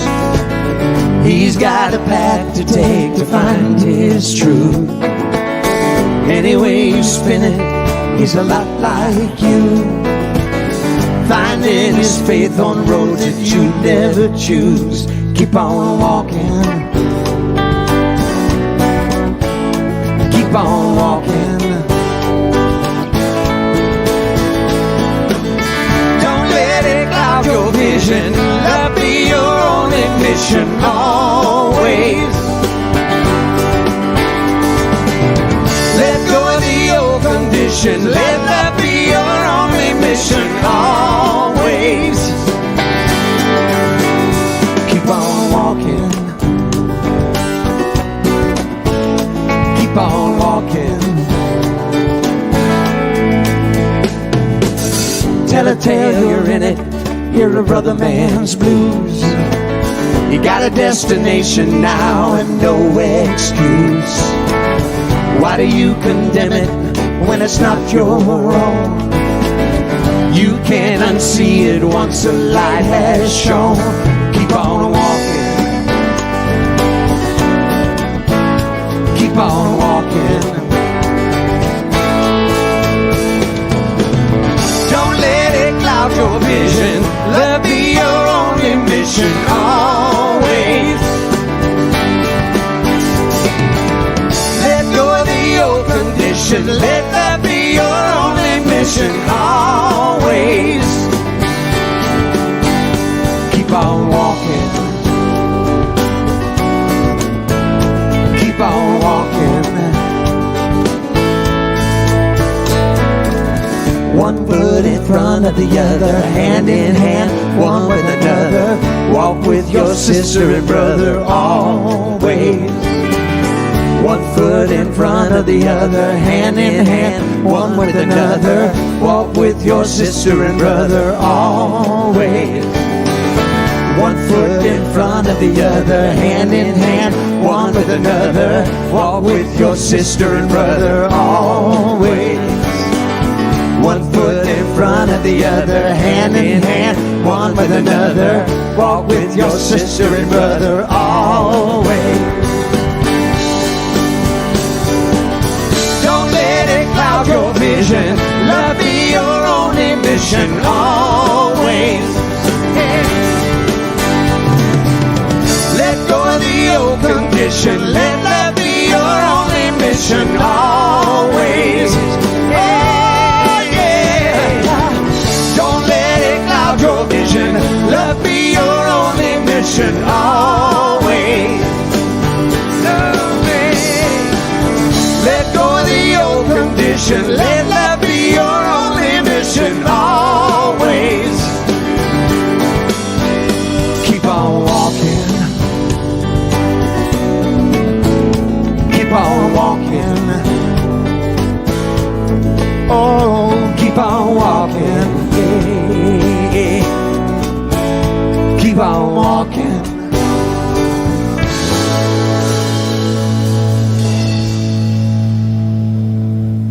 Keep on walking. All right.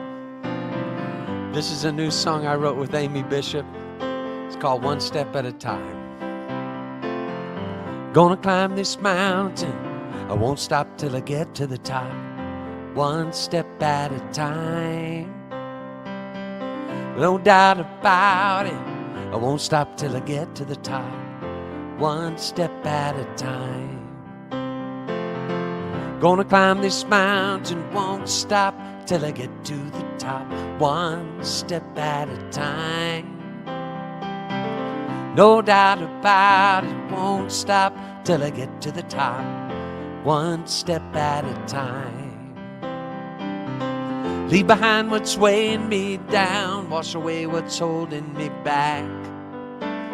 My heart is falling, face forward, feet on the ground, living in this courage I've found. The sky is calling, gonna climb this mountain. I won't stop till I get to the top. One step at a time. No doubt about it, won't stop till I get to the top. One step at a time. Leave behind what's weighing me down, wash away what's holding me back. The sky is calling, face forward, feet on the ground, living in this courage I've found. The sky is calling, gonna climb this mountain, won't stop till I get to the top. One step at a time. No doubt about it, I won't stop till I get to the top. One step at a time.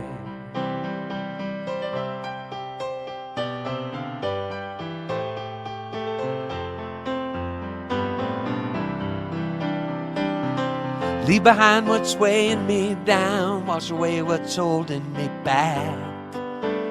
My heart is falling, face forward, feet on the ground, living in this courage I've found. The sky is calling, gonna climb this mountain. I won't stop till I get to the top. One step at a time.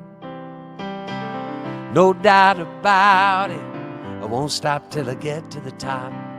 One step at a time. one step at a time, one step at a time, one step at a time, one step at a time.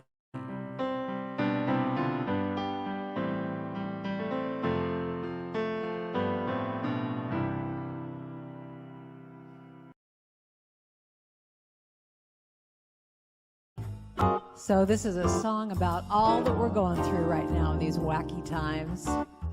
Let it be whatever it is. Let me cry if tears gotta fall. Let me stop if I need to rest. Let it be whatever it is. That's it. Let it be. Sing with me now. Whatever it is. Let me cry. Let me cry if tears gotta fall. Let me stop if I need to rest. Let it be whatever it is. I keep thinking every day that I need to do more. Write that novel, clear the clutter, mop and wax all the floors. Can I set aside all my shoulds, coulds, and woulds? Can I be okay when it's not all good? So let it be whatever it is. Let me cry if tears gotta fall. Let me stop if I need to rest. Let it be whatever it is. Holding on to what was with all my might. Honey, it's over, it's done, it's out of sight. All the struggle, the pain, gotta let it all go. When I trust my heart, then I know I've got to let it be whatever it is. Let me cry if tears gotta fall. Let me stop if I need to rest. Let it be whatever it is. Time to blow.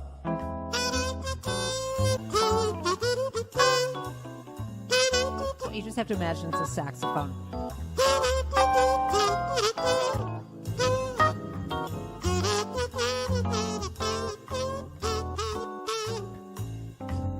Whatever it is, the good and the bad. Whatever it is, the happy, the sad. Whatever it is, let it all be okay. Whatever it is, it just is. So let it be whatever it is. Let me cry if those tears gotta fall. Let me stop if I need to rest. Let it be whatever it is. Oh, let it be whatever it is. Let me cry if tears got to fall. Let me stop if I need to rest. I'm gonna let it be whatever it is. Let it be whatever it is. Now let it be. Oh, Mother Mary comes to me and she says, honey, girl, child, just let it be. It's over, it's done, things are changing, surrender. Take a breath, let it be.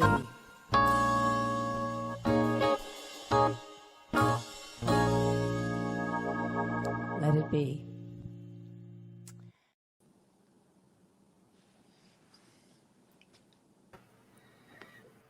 Hello, we are live with Reverend Dr. Linda Rapond. Thank you so much for being here and sharing the gift of you with us.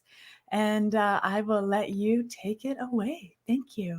Thank you, Reverend Steph. Oh my God, this is the coolest thing. I suspect, like me, many of you have been just sort of allowing the soundtrack of this prayer-a-thon to kind of carry you through your day. So I was like, doing odds and ends in my house, listening to it. And I just like feel the joy of being immersed in prayer. Wow, that is so good. And actually, that's what I want to spend a little time talking about. But first, let me just tell you a little bit about who I am. Unlike Amber Rose, I wasn't born into this teaching. Wasn't she great? Just a little shout out for Amber Rose. That was amazing, an amazing prayer. I was born into a, oh my, how do I describe my family? I was born into a traditional church pastor's family.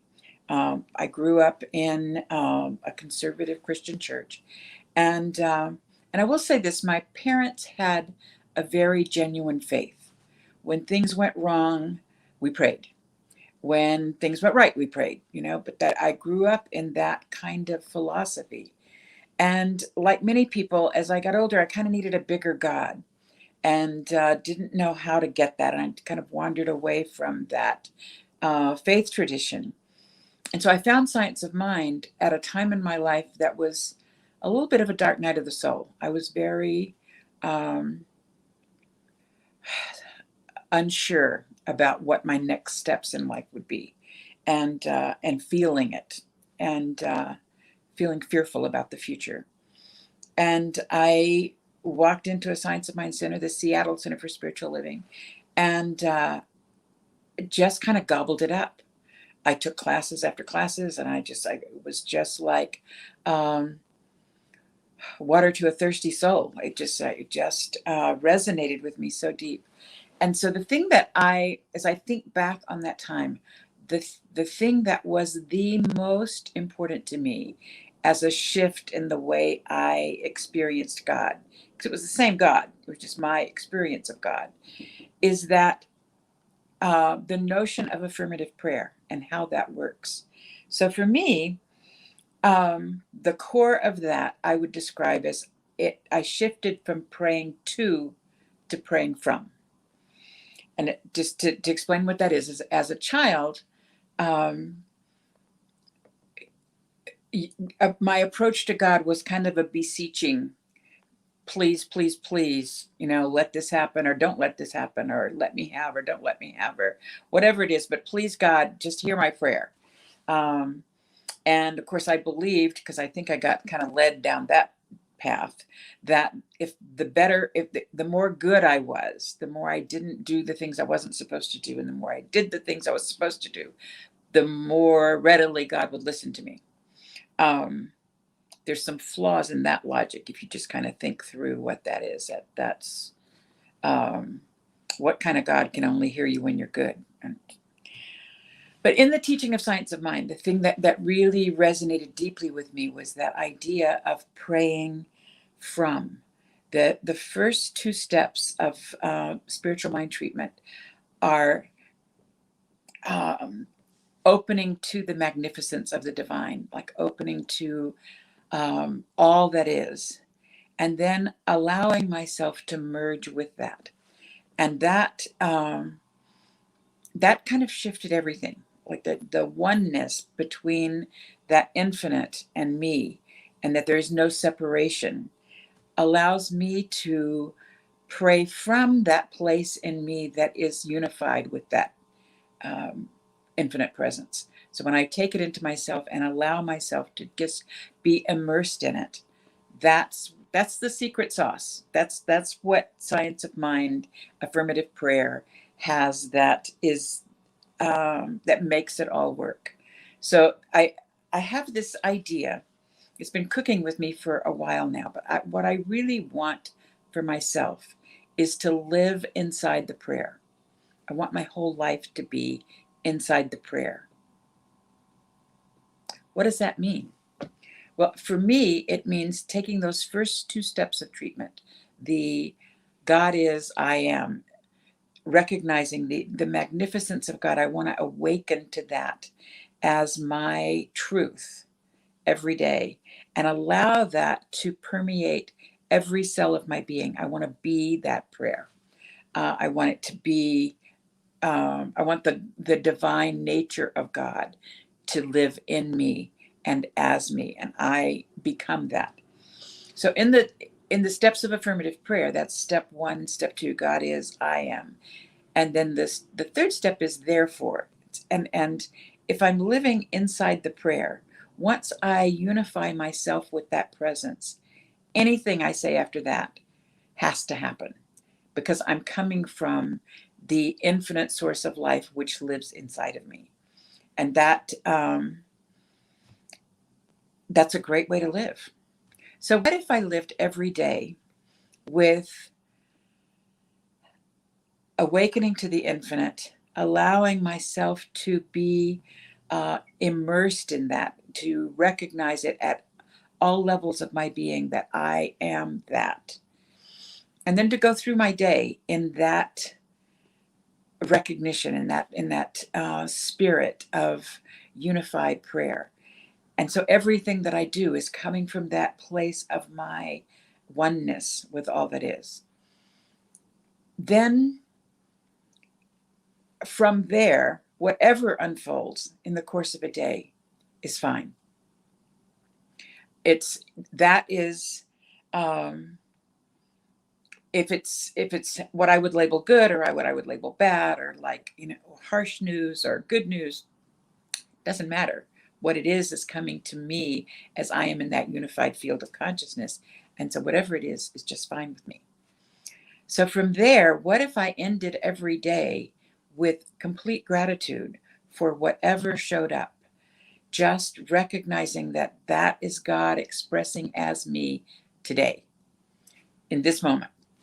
And if I ended every day with letting all of that go. So no waking up in the middle of the night, rehashing the conversation that didn't go well. No being anxious because something I was supposed to do didn't happen. Nope, because I lived inside the prayer and God was expressing as me. So no regrets. I let it go. I don't even have to think about that again. I think I might sleep better if that's my reality. So that's the thought that I have for this time in my life. Now I'm fairly retired as a minister. I don't know what that means because when you sign up for life, like what's retired, but I have more free time. So I have the opportunity to live inside that prayer as my daily experience. I want to do that. I think that the way to do that is to let the prayer do it through me, as opposed to me actively trying to make that happen. Does that make sense?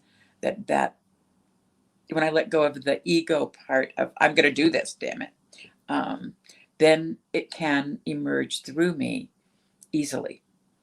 So that's the nature of the prayer that I want to have with you today.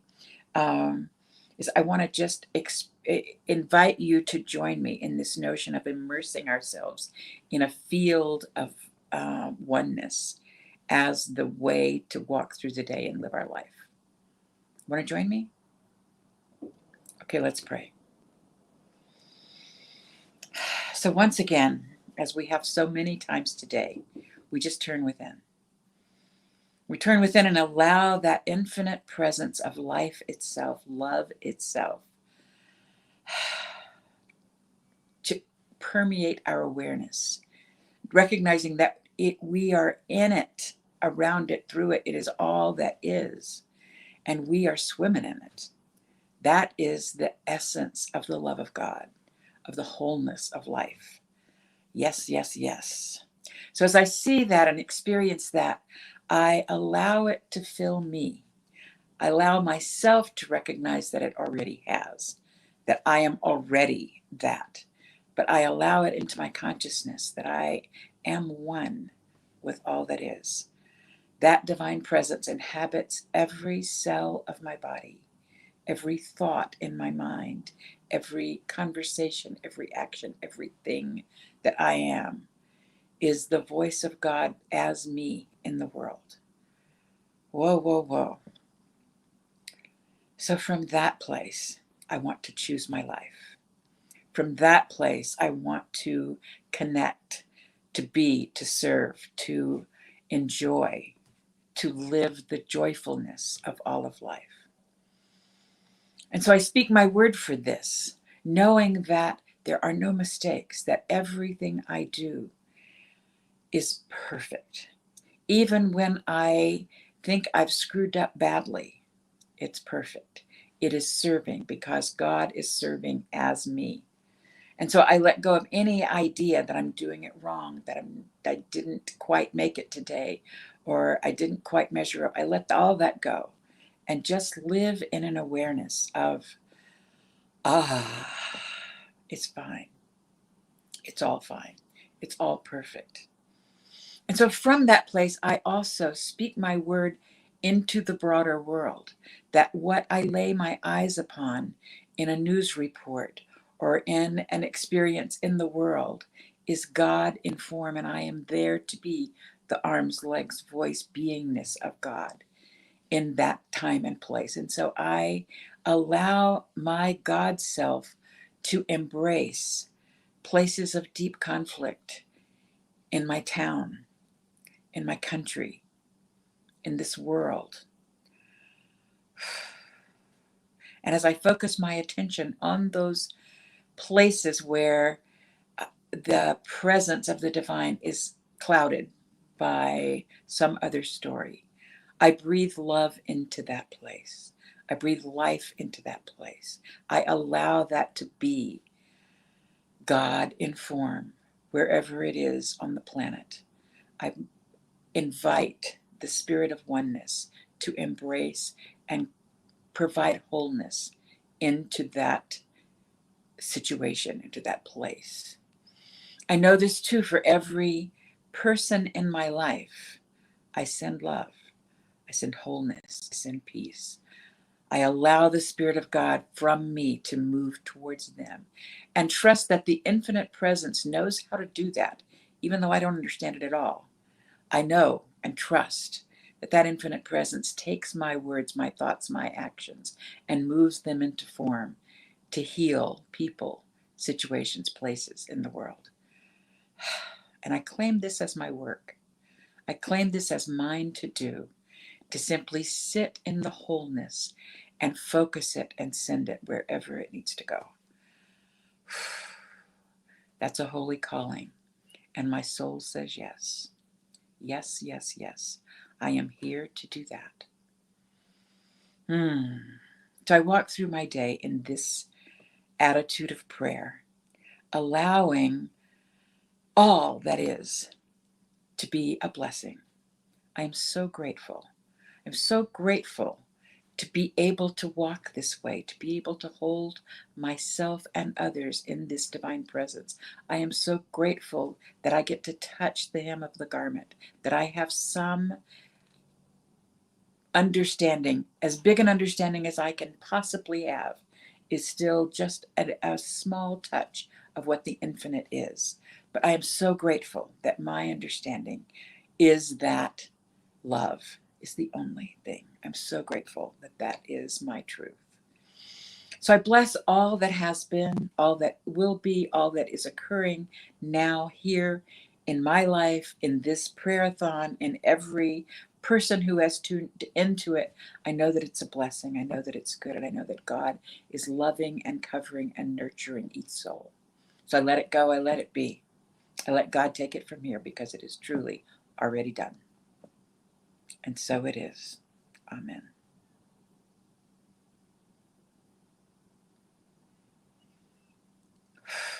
Thank you.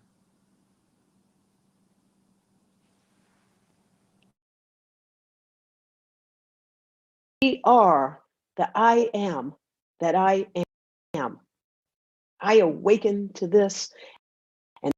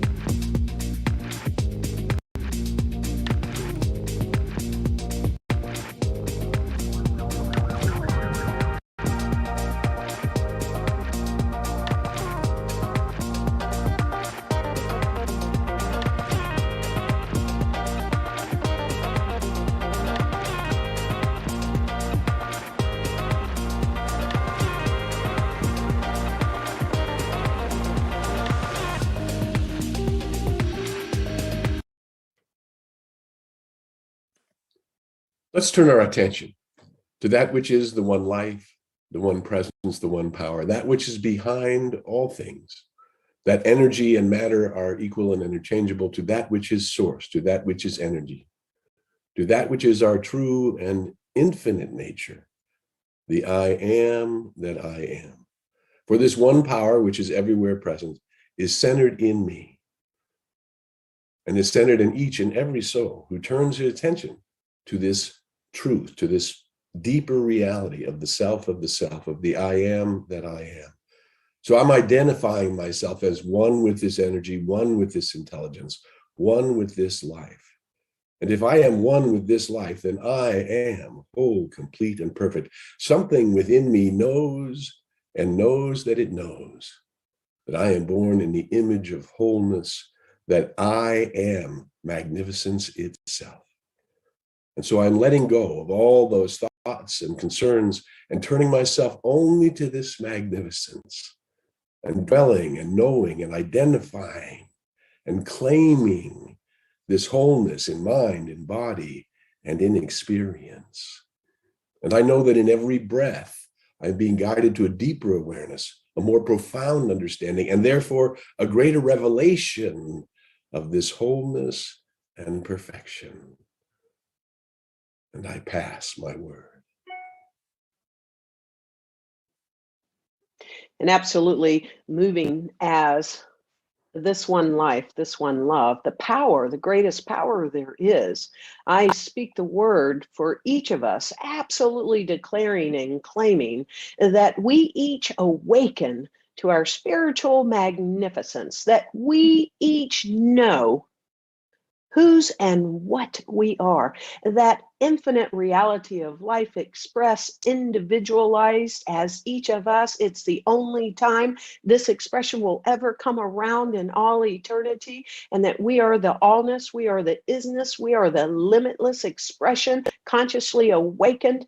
And as we wake up to this awareness, we move through our lives in a new, fresh, and truthful way, that we are the I am that I am.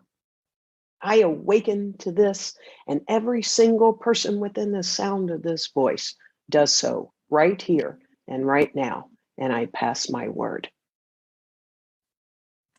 And I accept, knowing and believing that I am that I am.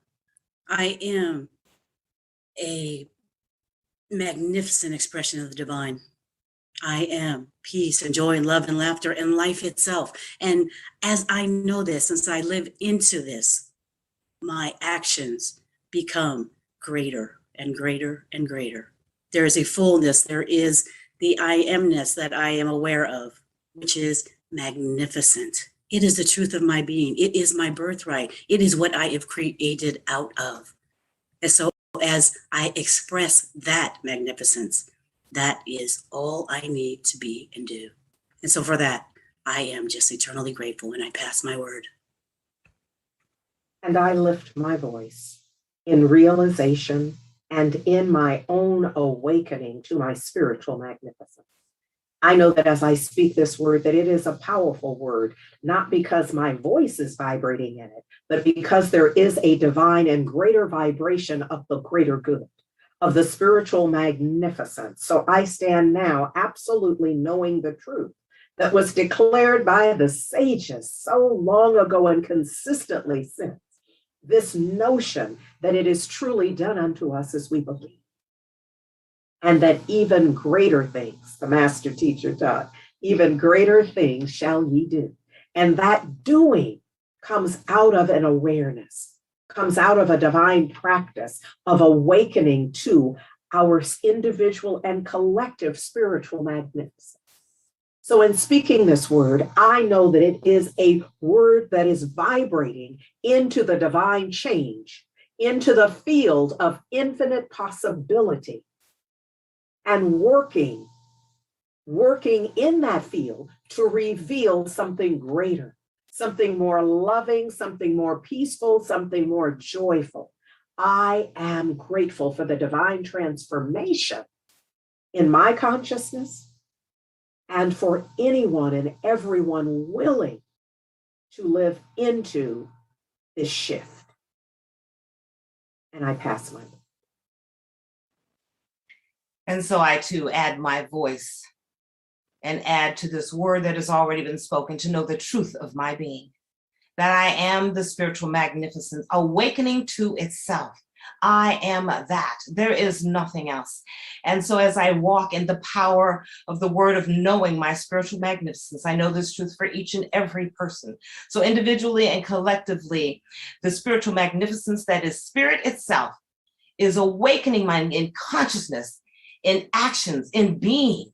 Oh, I rejoice and celebrate in the power that moves through me and is the very life of me, awakening to itself. And so with peace and harmony, joy, abundance, prosperity, absolute knowingness of all that is good, I simply know that I'm walking in this word, walking in peace, walking in the harmony of life, in all manner of good. We awaken to our spiritual magnificence, which is constantly growing and evolving and expressing itself for all humanity. This is the truth of my being, so it is of me and each and every person, and I pass my word. And as I just absorb the words that have already been spoken by my beloveds, I know that these words are penetrating my very essence and being, the energy of who I am, like the air that I breathe, like the air that we all breathe. Awakening to our spiritual magnificence is easy and effortless. I know that we stand in the power and the presence of that word. It is the magnificence of the entire creation of this planet. That is the energy, that is the knowingness, that is the revelation of goodness and grace, penetrating every living thing on this planet, life that we know, life that is unknown, life that is eternal, continuing to evolve and expand and stand in the power of the word. First, there was the word, and the word brought it into being. And so I am so grateful to know this truth. I'm so grateful to stand in that power and speak this word for all of humanity. For all of humanity, no matter what the experience may be, all of humanity is now awakening to its spiritual magnificence as the very life that love is. And so it is with a grateful heart that I simply release these words, these prayers, into that universal law that always says yes. The universal law that we have complete reliance on. The universal law that is in back of all things, that stands, creates, and empowers. The universal law that always says yes, yes, yes. It is that power that I call grace. Knowing that this prayer is complete, I simply stand in the word by saying shalom, hamdalela, ashe, namaste. This prayer is done. I leave it knowing it is so, and so it is. Amen.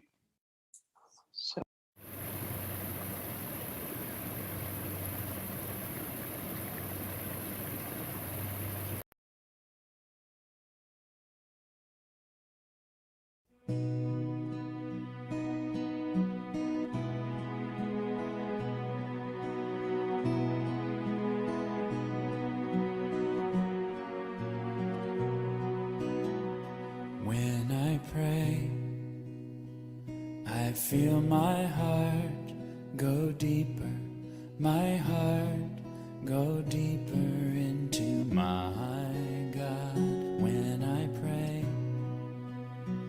I feel my heart go deeper, my heart go deeper into my God.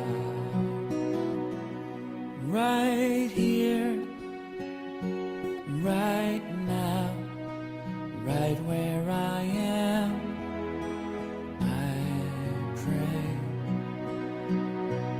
Right here,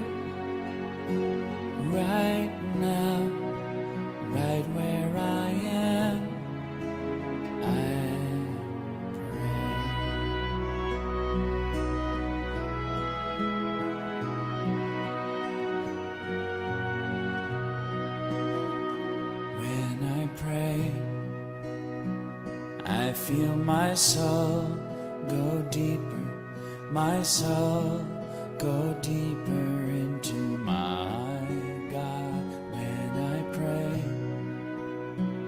I feel my soul go deeper, my soul go deeper into my God.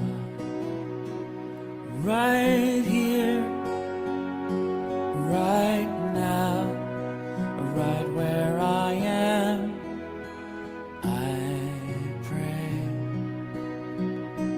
Right here, right now, right where I am, I pray.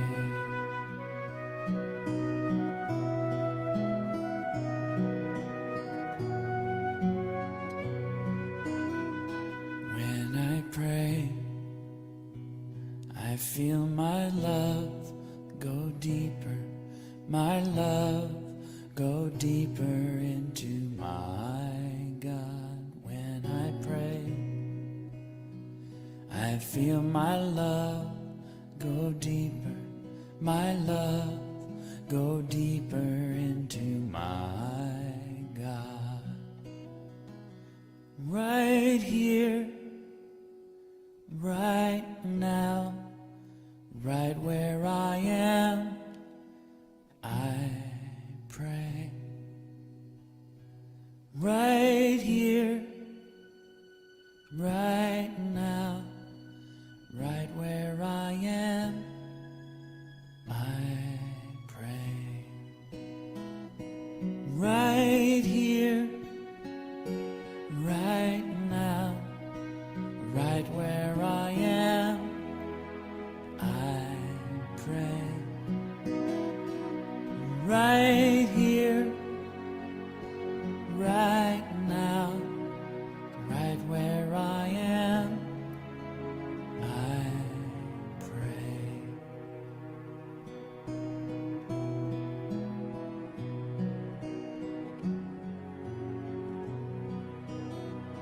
When I pray, I feel my heart go deeper, my heart go deeper into my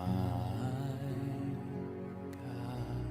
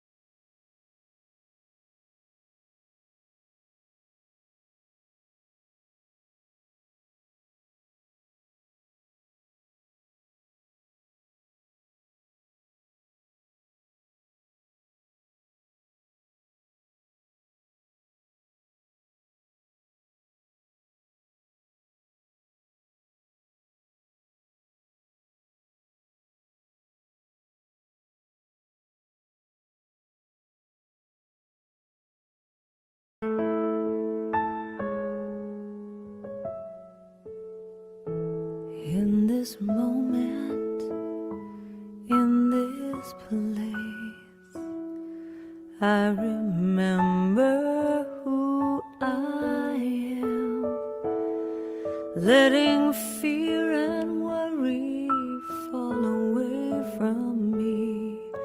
I open my eyes and see there is only love. There is only love. Love that heals, love that sets us free. There is only love. When I lose myself, when it seems I've lost my way, when I go inside and quiet my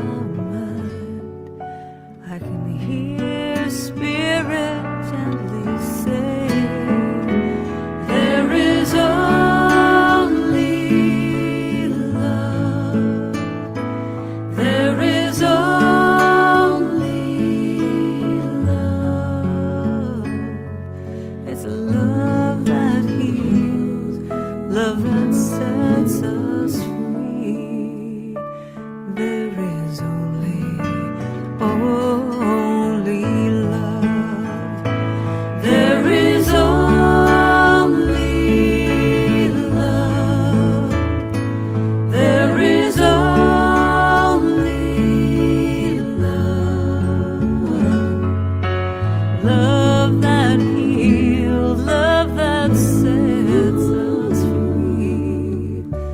There is only love. There is only love. There is love that heals,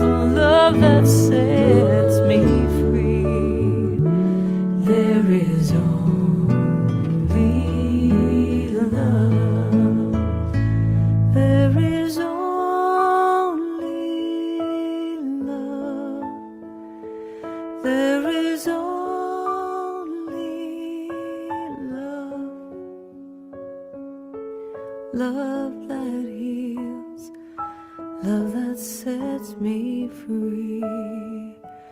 There is only love. There is only love. There is only love. There is only love. There is only love. There is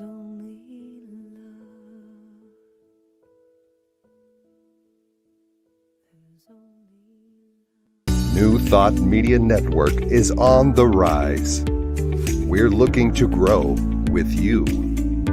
Do you have technical media experience or perhaps a desire to learn? Are you willing to volunteer your precious time and attention? We share this message to benefit all.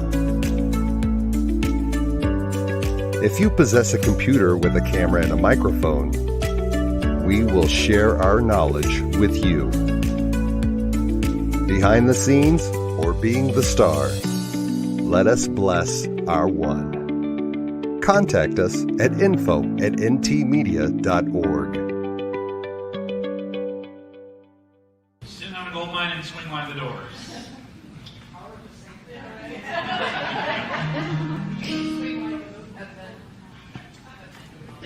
A very odd medley.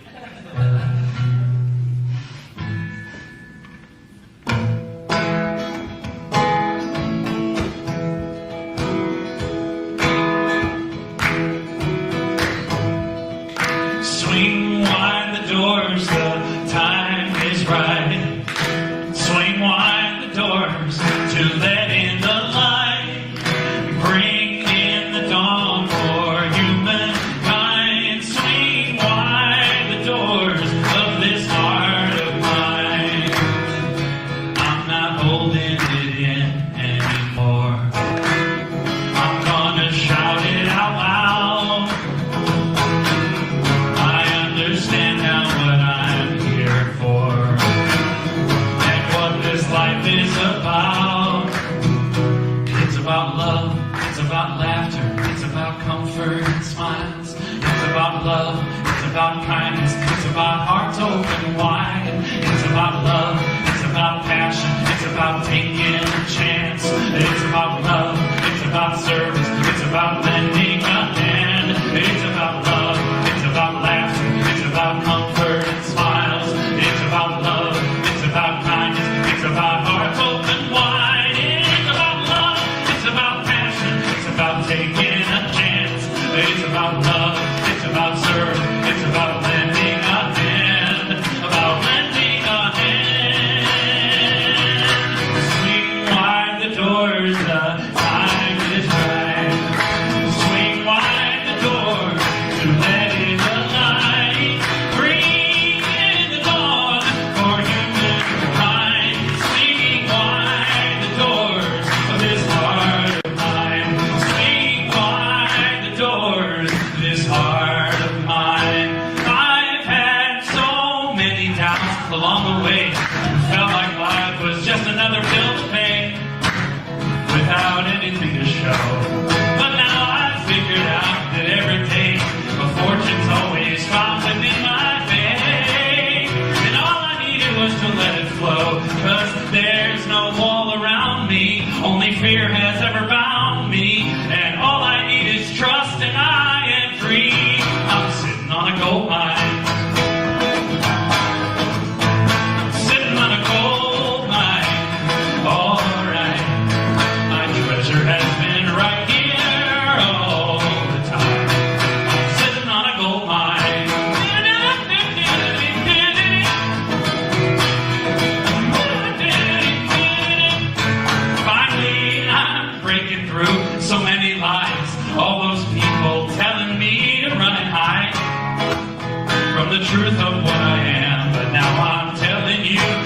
future's bright, tomorrow shines like diamonds in the sky.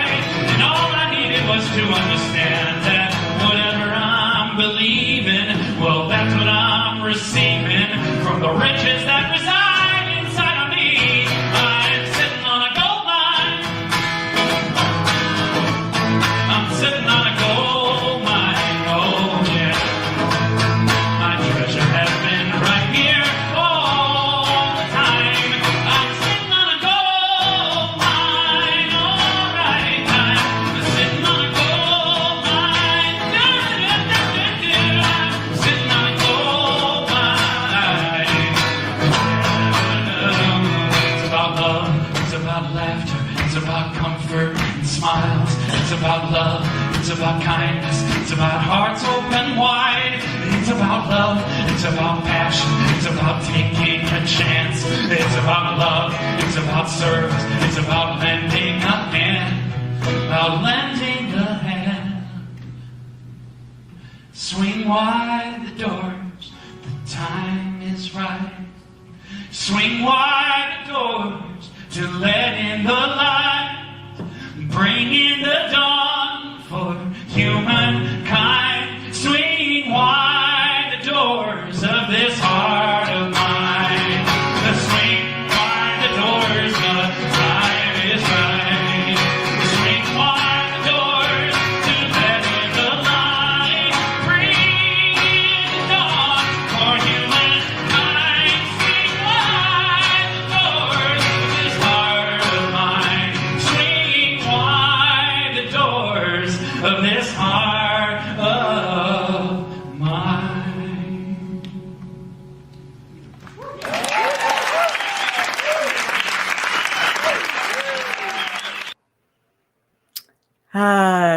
Just want to give a huge shout out right now, give this opportunity to thank Diego, who's been helping us out in the back stream of Yard Stream. We wouldn't be able to do this without him today. What a blessing he is. And in that technology experience, we have the opportunity to get Lucian actually into this stream. He has stopped back in, and so we will pull him into the stream. Hello. Oh, see, I'm pressing buttons when Diego is supposed to be pressing buttons. I'm going to stop pressing the buttons, even though I know I'm so good at it. Welcome, welcome, welcome. Thanks for being here. And I'm just going to let you get carried away about prayer and all the things you love about prayer, everything you want to say, and then pray us out and pray us up and do all that good stuff. Thank you so much for being here. Thank you, Rev. Shout out to Daniel for that song. It was awesome. Shout out to you, Reverend Steph, for having the prettiest smile and new thought. And prayer.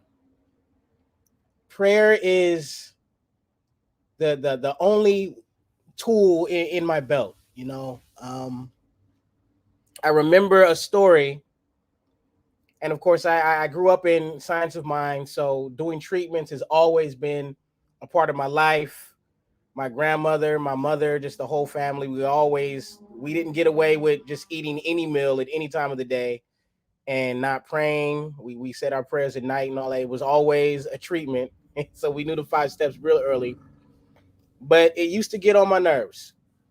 I thought that it was corny as I was little. I still wasn't even sure if science of mind was even a real thing, because whenever I would talk about it in school, everybody would be like, what? For real? Like, what is that? And, you know, so it was really embarrassing. But around age 22, I had an experience where a friend of mine, we all went to look at the view at Oakland Skyline. You know, we went Skyline Boulevard, Titans went up, and we were looking down at just the bay and everything, just beautiful view at night. And of course, people don't want people hanging out up there because that's like in front of their houses. So the police came and kind of told us it was time to move, but they wanted to see the license and registration.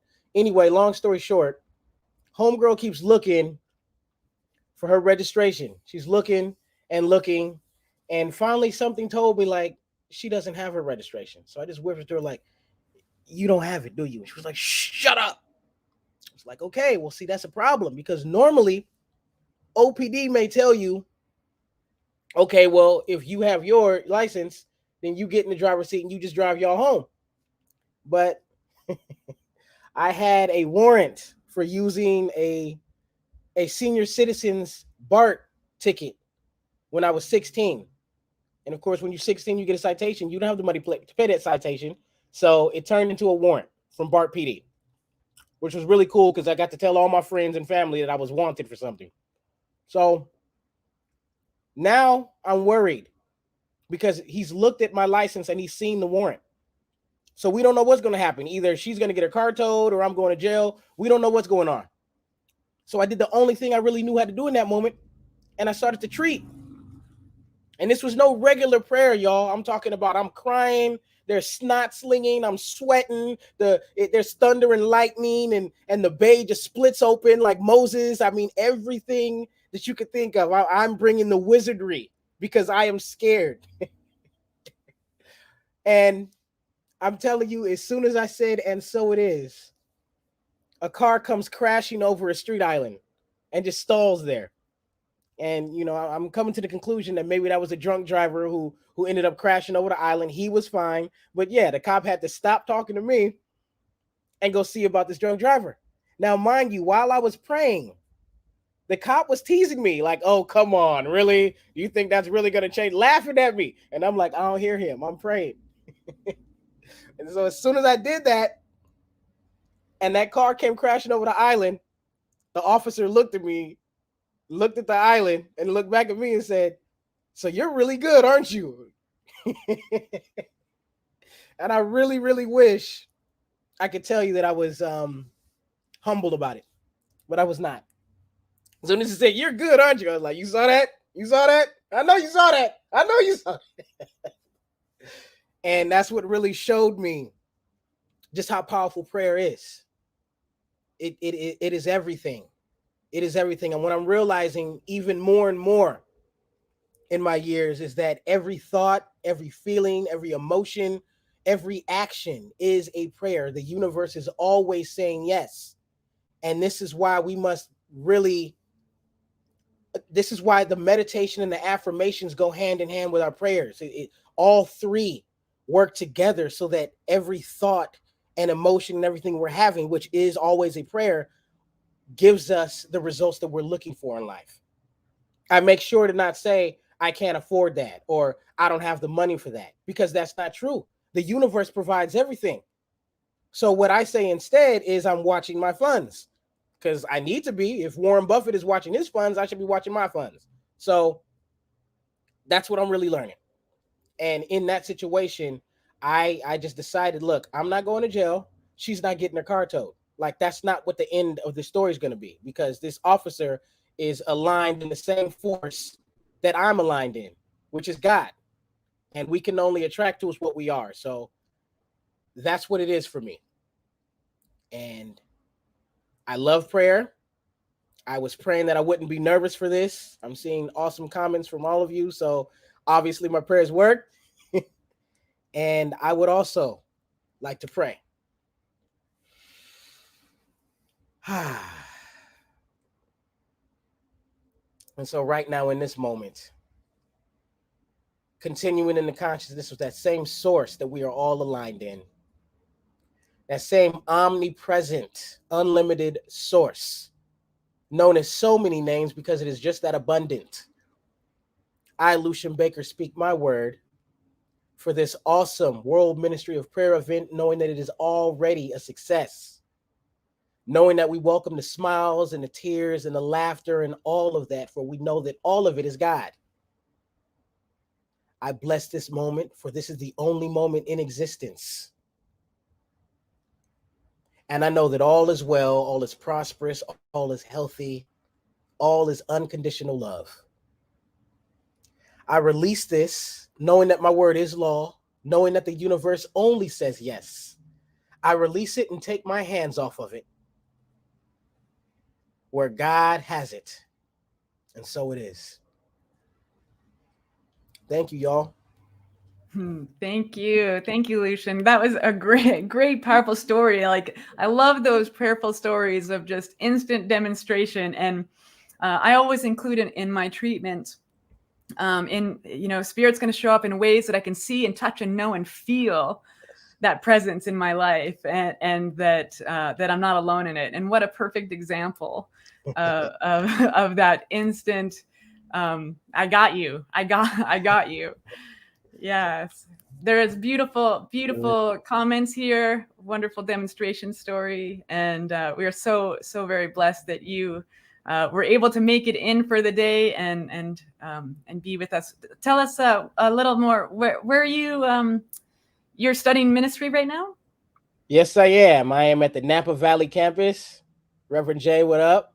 Yes. Awesome. I serve at Oakland Center of Spirit. I serve at the Oakland Center. I almost called it First Church because that's what it will always be to my family. Yeah. Yeah. Wonderful. Well, good luck in your ministerial studies, and thank you so much for sharing the prayer with us today. Thank you, Reverend Steph. And one more shout out to the World Ministry of Prayer. Thank you for passing so many exams. Thank you for helping me get the prom date I wanted back in 1999. World Ministry of Prayer, you have helped me do so many awesome things. I will continue calling you. Anyone watching, if you have not called them for anything that is weighing on you, call them right now. They will handle it. Yes. Thank you. Thank you so much.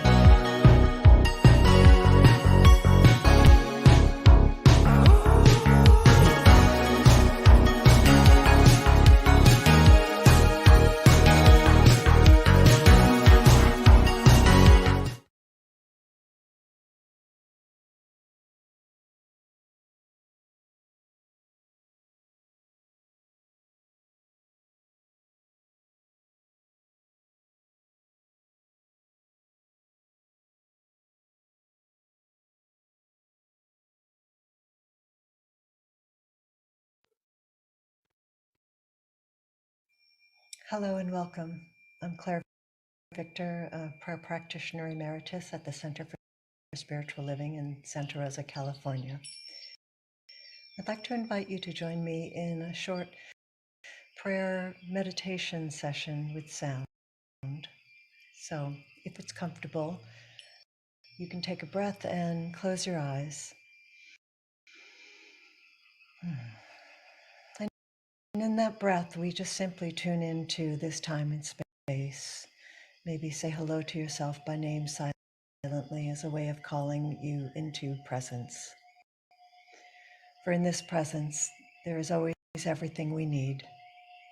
There is that one life, that one presence, that divine source, that inspiring, creative energetics behind, in, and through all of life, the thing itself. Whether we call it God or source energy or divine expression of the universe, it is the infinite potential of everything that we know and have known and everything that we will know beyond our knowing already. And as such, this is this unifying force in each and every one of us. We are each an expression of this thing, of this grace, of this power, of this presence. We are that place that God shows up. The very air that I breathe is that exchange from the inner to the outer and the outer to the inner and back again. So that I am always immersed in, surrounded surrounded by and infused with this grace of divine source.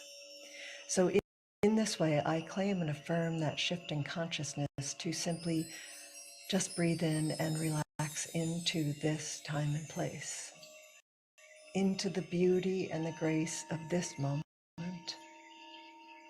I know that there is just this one power, this infusion of love that is as harmonious as the sounds that are coming from these sound bowls, that are unique and individualized expressions, and yet come together to create this atmosphere of divine grace, of wholeness, that each note brings something essential to add to the harmonic mix. So I claim and affirm that each one of us can recognize our own energy, our own power, our own dynamic, and bring it to the table, bring it with confidence and power and calm resourcefulness to simply allow others to show up as they are, and to find that sense of harmony and grace in all affairs, so that any obstacles that we find ourselves presented with, any dissonance, any power of us and them, or me, less than or more than, that this is simply released into the ethers, the way that these sounds are released, to simply fly away and vibrate through the air for miles, to go out miles and miles into the great beyond and the everything, so that we can find that sense of calm, peaceful, blessed assurance in ourselves, beyond strife, beyond challenges, beyond disease and disharmony. So I call myself to center. I call myself to that sense of knowing that I have everything I need in every moment, that the universe is abundant, and that source energy is flowing through me, and I can be in service and give what I have come to give, to know who I am, to be in service to the one and to the all. And in this way, I open my heart to receive the blessings that are mine to receive, and the gifts in turn that are mine to give flow freely through me. And so I hold this for each and every one of us with certainty and assuredness. I give thanks and feel that sense of gratitude for this grace that is ever present when we tune into it. It's always there. It's always available. So I just invite us to drop into that sense of gratitude and thanksgiving as I release this word, to let it be, to give it to the law that just says yes. And so with that, I feel that sense of gentle repose and calm assurance, and I let it be, and so it is.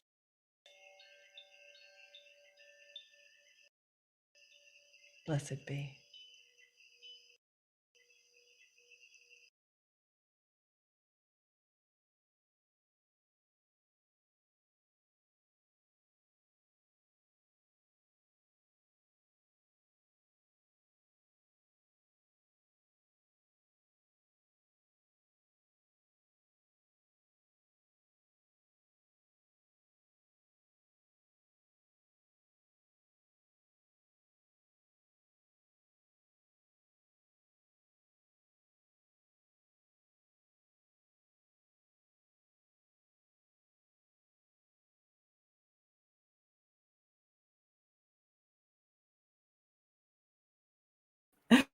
Oh, I keep doing that. I am muted and now I'm unmuted. Thank you so much for being a part of this day and being a part of this experience and expression. This is World Ministry of Prayer's first ever Prayer-a-thon. We are endeavoring to fill 8 hours of good stuff, and I am so joy-filled to bring up our next beautiful prayer sharer with Dr. David Goldberg. Welcome and take it away. Good afternoon, Reverend Steph, and good afternoon all. What a joy it is to be with you once again. Oh my goodness. And we know that time and space are human constructs, and we are always all together, and we are always all one. So as I was meditating, as I was being with what I wanted to share with you, what Spirit wanted me to share with you today, I fell back on that old favorite and faithful of many ministers, that of the acronym. And I was working with the word prayer and what were the words that were dropping in, and it was okay, and some was coming and some were going, and I kept getting all of these E words. So instead of an acronym for prayer, my friends, today we're going to be dealing with E to the fourth, and what prayer means to me personally, how it has supported me in my ministry, and how it continues to support the ministry that I serve. And I offer it to you, whether on the micro level or the macro level, knowing that you too are a prayer warrior, knowing that we are all students, we are all teachers, and we are all here to learn, to grow, and to expand. And so as we move into the 4 E's of prayer, then the first E for me is enhance. When I move into the prayer space, what I am wanting to do, what my intention is to enhance my work, whether on an individual basis, whether I'm praying for myself or my family or a community or CSL or our planet.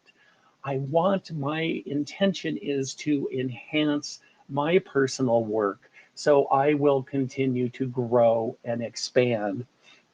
Some of you may remember I had the great honor of serving as the publisher and editor of Science of Mind magazine for more than 7 years. And one of the things our team at the magazine tried to do is enhance the teaching, enhance access, enhance ways people can connect with Science of Mind and Ernest Holmes and the work that we are bringing to the world.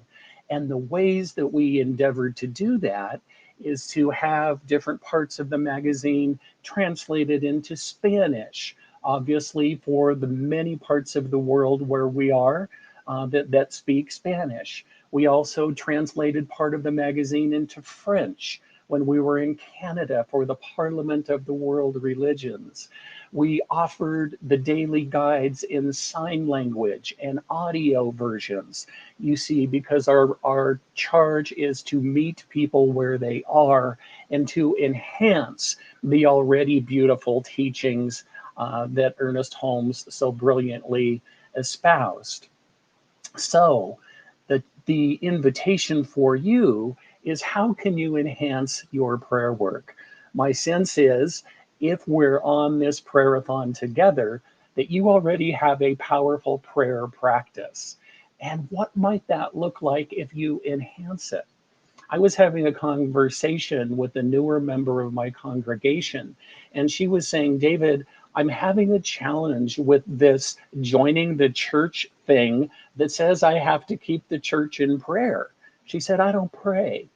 And I said, beloved, you have supported your husband through his dementia journey these past 6 or 8 years, including picking him up at assisted living every day, bringing him home, cooking him dinner, feeding him, toileting him and changing him, and taking him back to assisted living.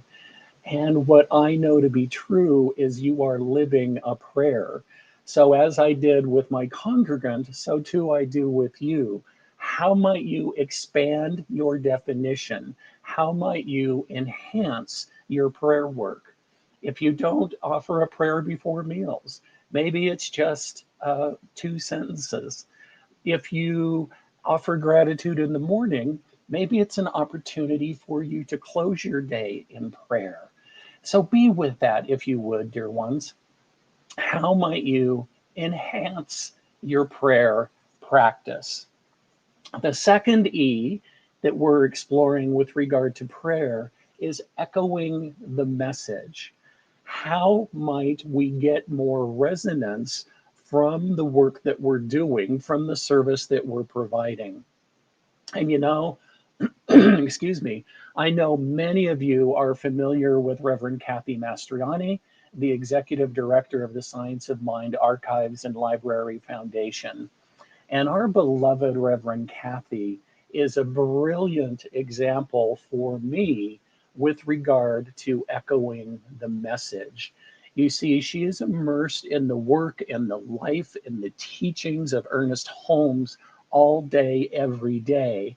And she continues to find more ways to express, to show up as spirit expressing as Kathy, whether in her mountain community and attending fundraisers from the shelter where she was the founding executive director, whether inviting people to her home to walk her personal labyrinth, whether engaging with me in a different tradition for a blessing of the animals. You see, she is always showing up.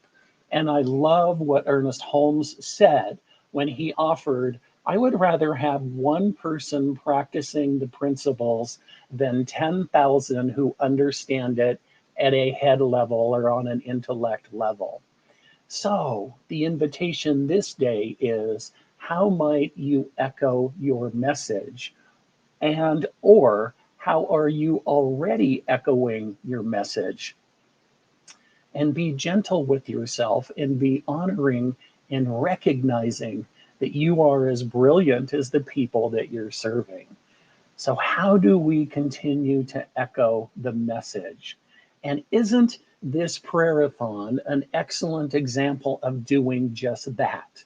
We all know the power of prayer individually, in community, in collective, in support of CSL, in support of New Thought teachings, in support of every sentient being on the planet. So, what better way to echo what we know than to try something new? So, a tip of my hat to Reverend Steph, to Laura Stewart, to the so many beings who sat in consciousness around how can we reinstitute the world ministry of prayer? How can we meet people where they are and provide support in these interesting times? So, right here, you are participating in echoing the message. The next thought, then, the third E, is expand or expansion. How do we expand on the message? As Reverend Steph shared as part of my introduction, I am happily bispiritual. And what that means is I am proud and honored to be a graduate of Holmes Institute and to have my ordination through Centers for Spiritual Living. And I am honored to be able to serve at Unity on the Avenue here in Denver, Colorado. And I am so grateful to Ken Gordon and to David Alexander and to all of the leaders of CSL several years ago who connected with Jim Blake and Donna Johnson and the leaders of Unity to say, we have a very similar message. We are so much more the same than we are different. There aren't enough of us to take this beautiful message of oneness and wholeness to the world. What if, instead of making it harder for people to lead our congregations, what if we made it easier? So they entered into a reciprocity agreement where ordained CSL ministers can step into Unity pulpits and vice versa. So it's my great joy and honor to continue to recognize and be humbled by my CSL ordination and to be serving in a Unity community. You see, my friends, that is the vision. That is the vision of expansion. So when my husband and I go on vacation, one of our treats, one of our pleasures is gelato. Wherever we are in the world, we manage to find it. I enjoy chocolate. Rick enjoys vanilla. Sometimes he'll get a scoop of praline cream. Sometimes I'll get a scoop of pistachio. You see, we both enjoy gelato and we resonate with slightly different flavors of gelato. So that is what I know of expansion. That is what I know of the teachings of Ernest Holmes and the teachings of Charles and Myrtle Fillmore. We are different flavors of the same ice cream. We are so much more alike than we are different. And I honor those who also recognize that and have set the stage for tremendous growth and expansion of CSL and specifically and New Thought teachings in general. And how can you then expand your prayer practices? What might that look like? And keep in mind, expansion isn't necessarily adding to. What if your journey is expanding by focusing?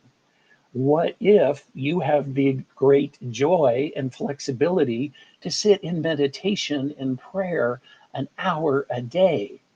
What if Spirit is calling you to different activities or to different ways of being, and you narrowed your time on your meditation cushion to expand your practice? Just a thought as we think about expansion and how that serves us in our world of prayer. And finally, then, how do we energize our prayer work? We all know, we all have been taught. I trust that many of us feel at our core the thought that it is not just the words we are speaking, but it is equally as important is the energy that we bring to it. So again, I reflect on this beautiful prayer-a-thon. We are energizing what we know to be true. We are energizing what is in our hearts and at the core of our beings. And we are doing it in a different way to connect with different people, to reconnect with people, and to be in community in a different way. So, how might you energize your prayer work? Might it be adding a prayer partner? Might it be sharing your wisdom, your joy, your knowledge, your connection to the divine in different ways? Might it be speaking at your center? Might it be speaking at another center? Might it be stepping into service in the world ministry of prayer? So, again, my friends, we have so many options because we can't limit God. We can't put bridles or reins on the divine. So, that is extraordinary in itself as we recognize what is ours to do and how might we energize our movement. So, recognizing then this day, this time, this place, this space is about prayer. I invite you once again, as you have been invited throughout the day, into prayer with me right now. And how good and great and glorious it is to connect in spirit, to connect face to face, eye to eye, heart to heart. We needn't be in the same room. We needn't be in the same brick and mortar structure to know that we are absolutely connected. So, as we enter into this time together, I know that we are clear about how we can enhance, how we can echo, how we can expand, and how we can energize our prayer work. And as we do that for ourselves, beloveds, I invite us into that space of including our center as well as the home office centers for spiritual living as a part of our prayer. Because as we are all growing and expanding, so too is the management of this organization and this this beloved denomination that we are bringing to the world. So please, if you haven't already, add CSL to your prayer list, add our leadership council, add our extraordinary staff, as well as the local teachers and ministers and practitioners and lay leaders of your particular center. Because we know that every being is blessed, even when, especially when, they show up in interesting ways. So, right here and right now, I call in the highest aspect, the highest in every aspect of your life: mental, physical, emotional, spiritual, relational, professional. I know it is all good because it is all God. And I just bless you in your experience as you continue to show up. I know that every action, reaction, interaction, and transaction is God speaking to God, is the divine speaking to the divine, is you being bright, brilliant, and bold in who you are. You see, the universe would not be the same without you. So I love you, I bless you, I honor you in joining in this group consciousness experience, this World Day of Prayer, this Prayer-a-thon, continuing to know that every word that is spoken, every song that is sung is God in action. And we are blessed. We are blessed by our leadership. We are blessed by all who continue to serve in so many ways. And we are blessed by you. Thank you, beloved. Thank you for being who you are.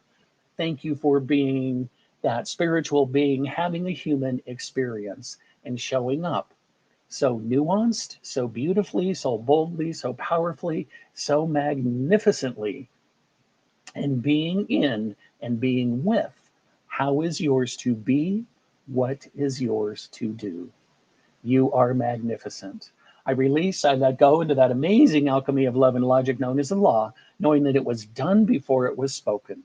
You are blessed. Spirit is all powerful. You are glorious. And so it is. Blessings, beloveds. Thank you so much for this time. Thank you for your amazing energy. Thank you for continuing to do what is yours to do. And remember, if you are ever having that human moment, I don't know about you, but I do have them on occasion. If you are ever having that human moment where you're not clear about what you're supposed to be doing or how you're supposed to be showing up, just remember, frog, first rely on God. Move to center, move to prayer. You will continue to be blessed.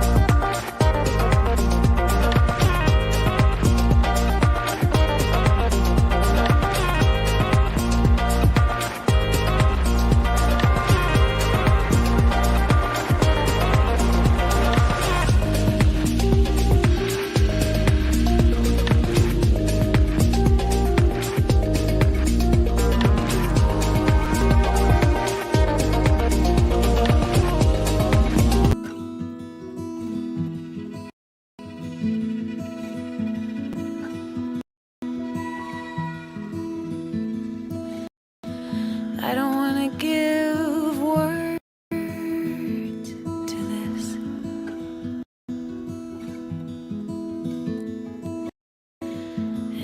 you have to interpret will only eclipse the heart of it. I just wanna send it in sound with a wavelength clarity. Ooh, nothing I could ever say will resonate the same way that this love does in me. Inhale, exhale, breathe.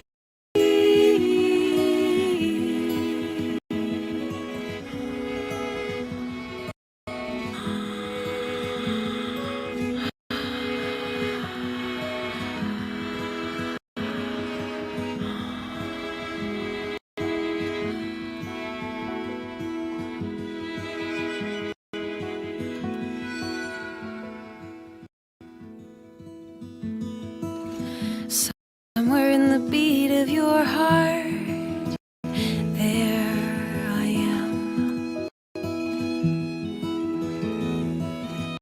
Somewhere underneath all the war-torn believing, there you have always been. It's something like a melody, it's something like a song, and it sings itself and it's never wrong. Oh, everywhere it plays for me, it's always on repeat. It's the love song of everything. Inhale, exhale, breathe.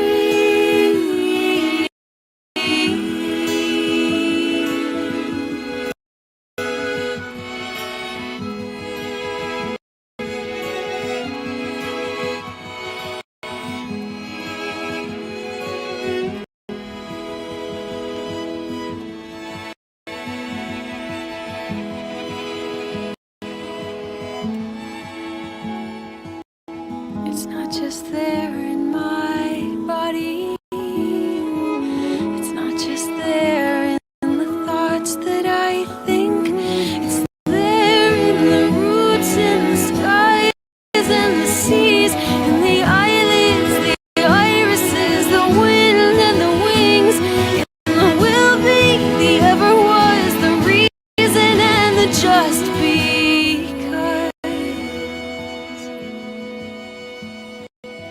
I am the song that I sing. Inhale, exhale.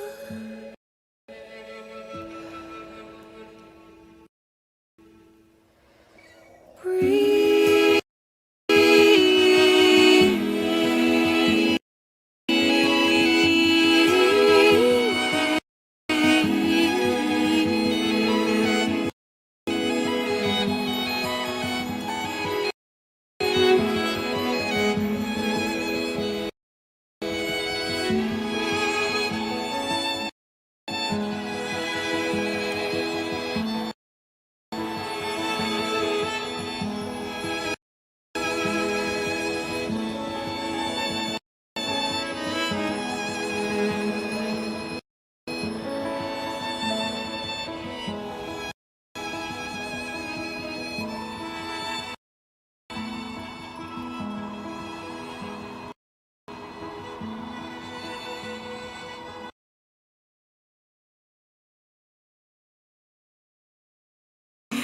Thank you for watching. Wake up. Oh my goodness.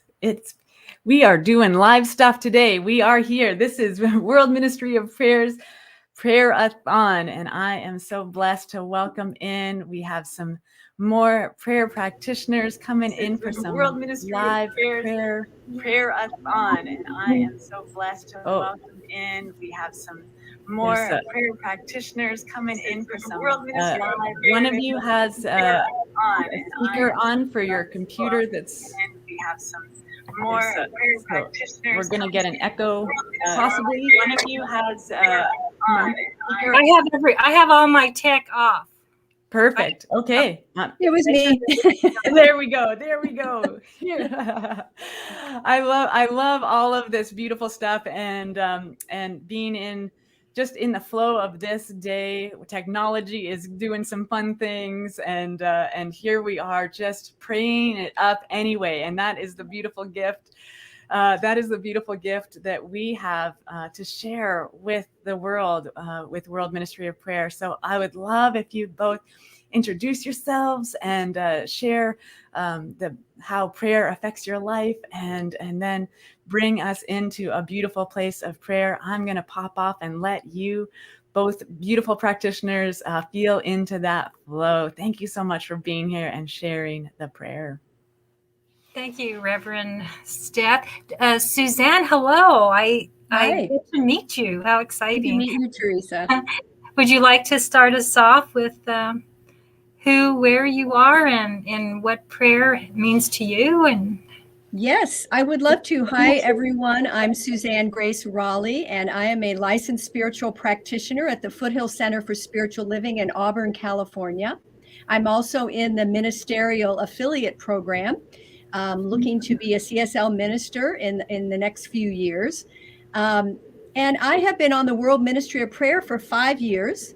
I have been on the phone team and absolutely love praying and holding the high watch for people and myself.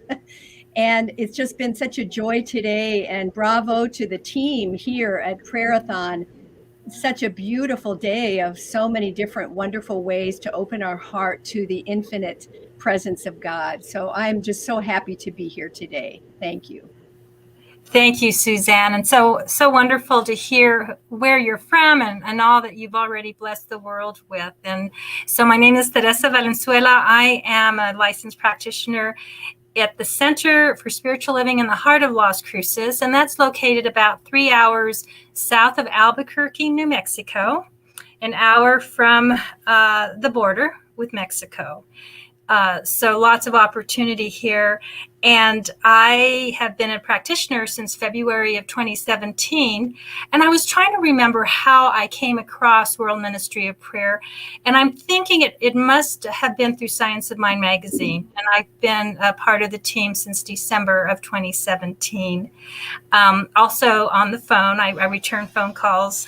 Tuesday's my day to do that. And I was also remembering Prayer Power Hour that we did back in January through April over Facebook, and had live prayer. And we're, of course, World Ministry of Prayer is doing live prayer now through our website.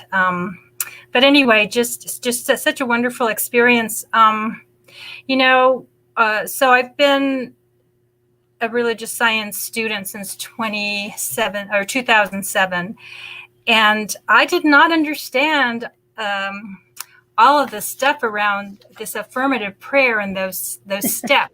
First class I took, it's like, which was just beyond limits. I just those 5 steps, and I was a teacher, so I knew lesson plans were important, right?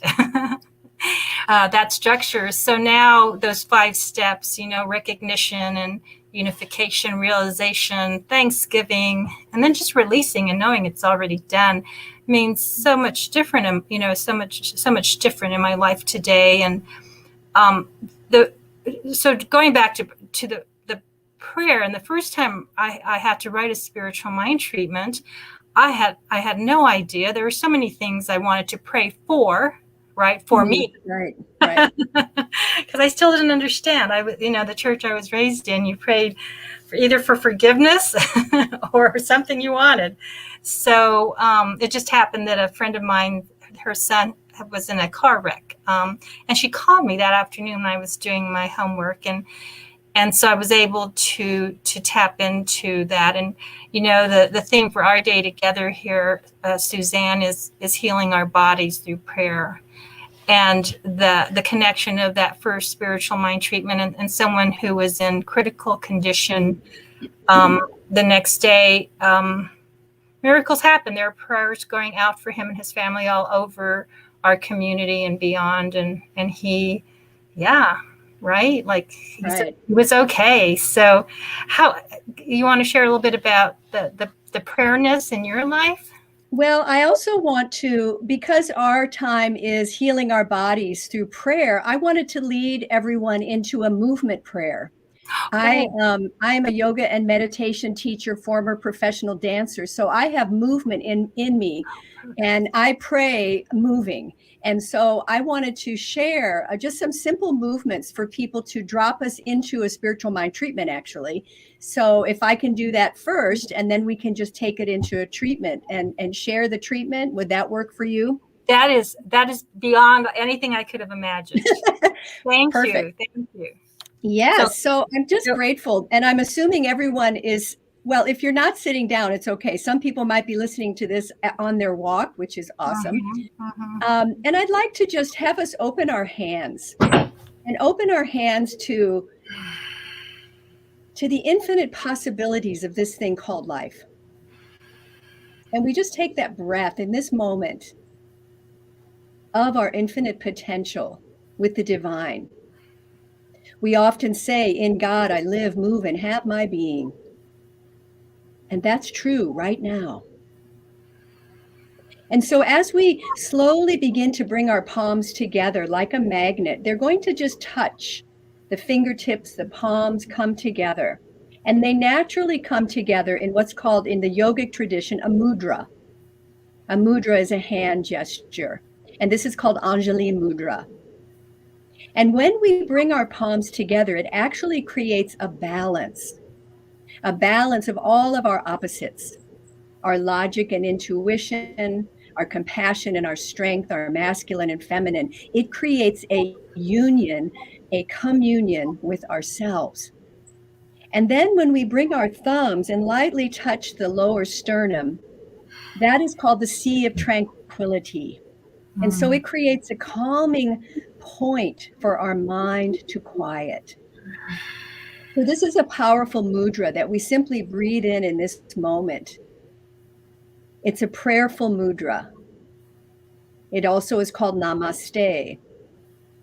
Namaste meaning I see the light in you that shines from the light in me. And then as we take another breath, I invite you to just clasp your hands if you're able and begin to stretch your arms over your head and take what I call a divine stretch. We just push up to the sky. And as we open our arms to this beautiful moment, wiggle your fingers and feel your aliveness in this moment. Let your arms float down to your side and come back to the mudra at your heart. So we create a circle. And again, as we inhale, we're going to lengthen upward, connecting to that beautiful energy as you open, wiggle your fingers. You are here right now in this perfect, perfect place. As your arms come down, you come back to your mudra. And one more time, inhale upward. As you exhale, open your heart, open your fingers, wiggle and come down back to the mudra. And then cross your hands around your arms and give yourself a hug. Oh, just squeeze and maybe wiggle a little bit. And I want to do just a little chant to bring us into our bodies and to know that when we connect to our physical body, we're connecting to a deep part of us that is divine. And I invite you to just tap your hands. You can kind of keep time as I sing this little chant, just a couple rounds. Oh, great spirit, earth, sun, sky, and sea, you are inside and all around me, oh, great spirit, earth, sun, sky, and sea, you are inside and all around me, all around me.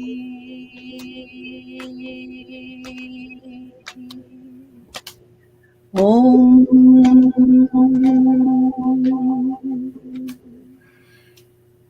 And then we relax our hands and take a deep breath. Ooh.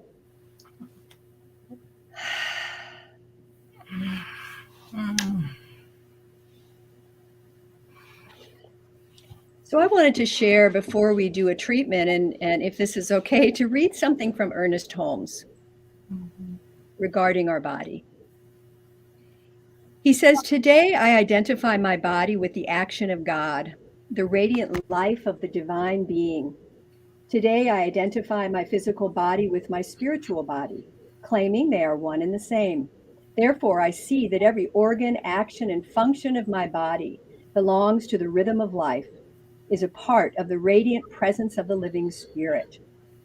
There is one divine circulation flowing through everything, flowing through me right now. There's one infinite rhythm at the center of everything, and I am part of this perfect, perfect whole. There's perfect circulation, assimilation, and perfect elimination. There's perfection in every part of my being and wholeness and completeness. This physical body is a temple of the living spirit which animates it, sustains it, rebuilds it after the image of its own perfection, and keeps it in perfect health, perfect harmony, and in perfect wholeness." Mm-hmm.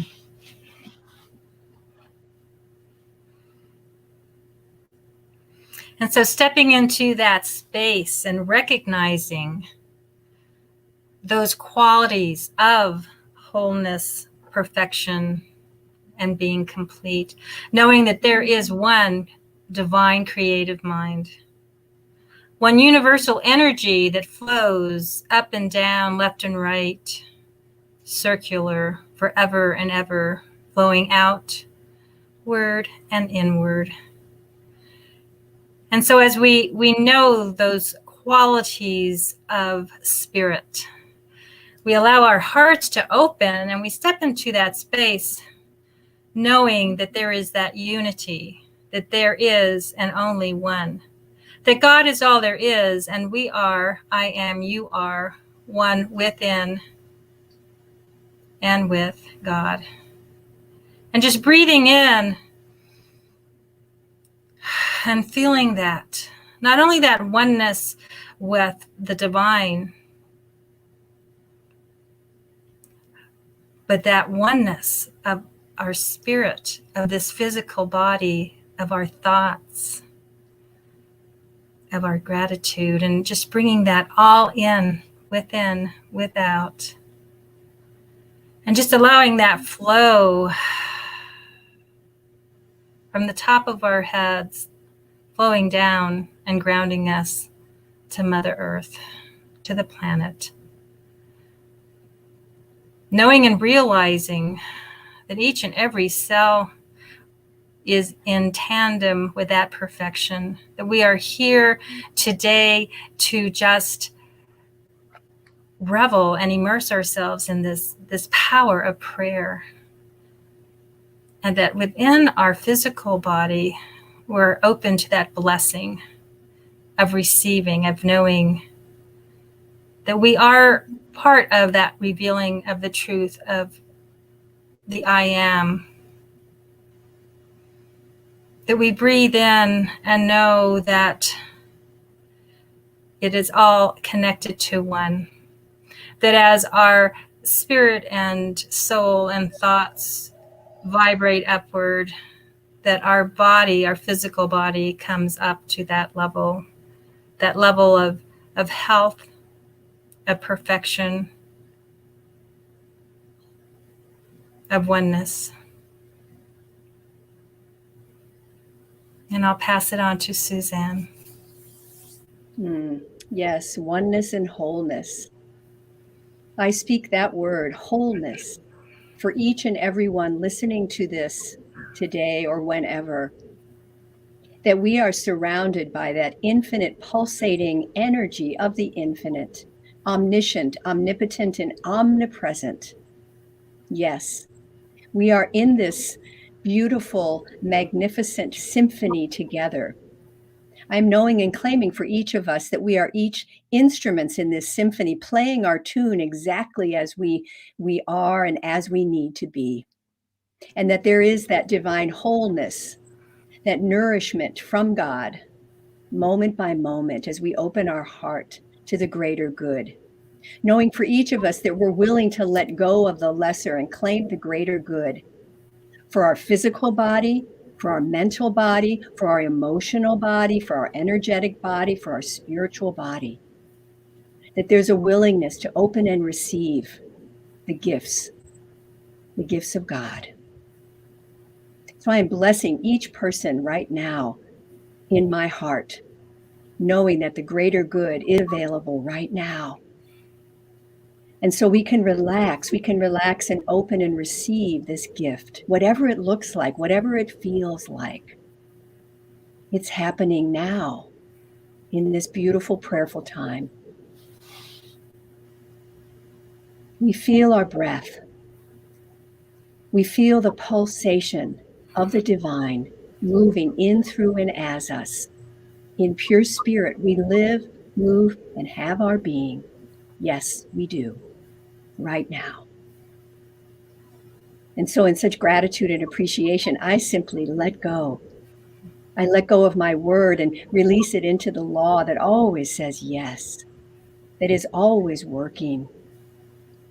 And we just let it be. And we smile and we let it be so. And so it is.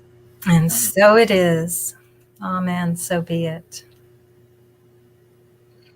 And so it is. Thank you to both of you for sharing the prayer with us today and for the beautiful gift of service you both share with the world each and every week for World Ministry of Prayer. Thank you so much for being here. And thank you, Rev Steph, for a great day. You've done an awesome, awesome job. Bravo. Thank you. It's a whole team. Yeah. Yeah. Well, thank you. And Suzanne, it was great to meet you. Nice to meet you, Teresa. Our paths cross again. Thank you for that body movement. I needed that. You're welcome. Yes, I needed that too. I feel refreshed and ready for the next 2 hours of the prayer-a-thon. Great. Thank you. Love.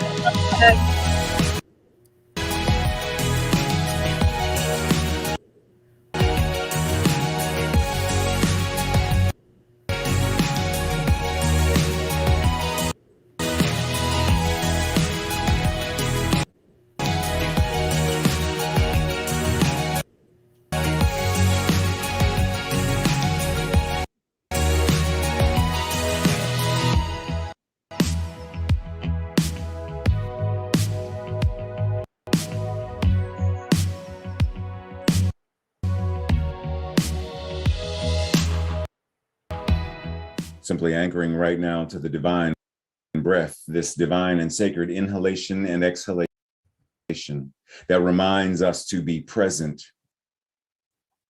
to surrender and to allow, to be present, because only this inhale and exhale can happen in this divine and sacred moment.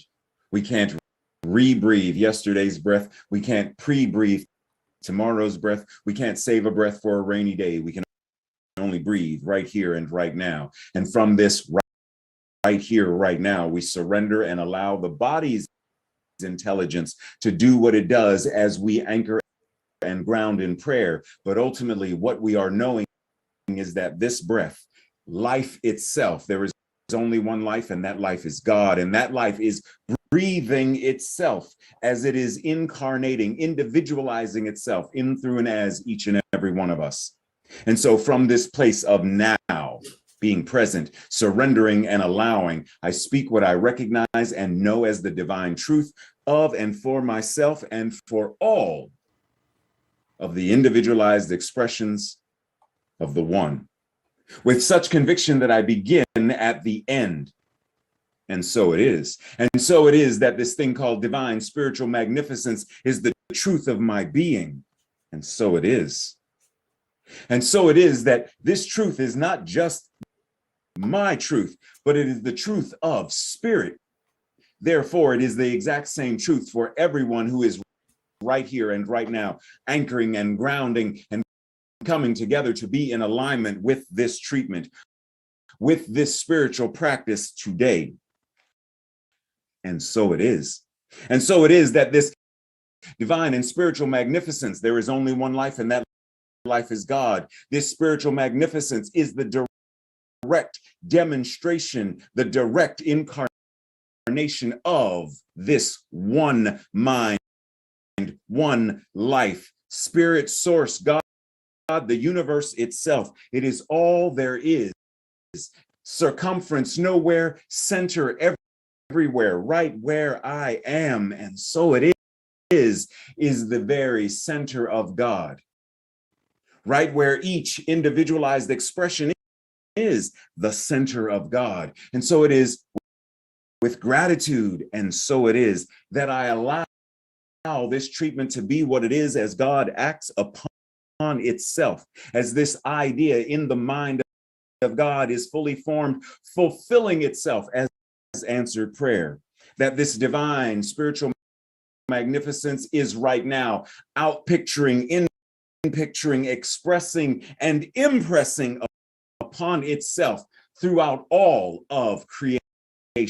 Right now, every individualized expression of God is elevating and awakening to the truth of their being right here and right now. Knowing this, I surrender it. I allow it to be what it is as answered prayer in the mind of God. It is already done. It is already so. And so it is.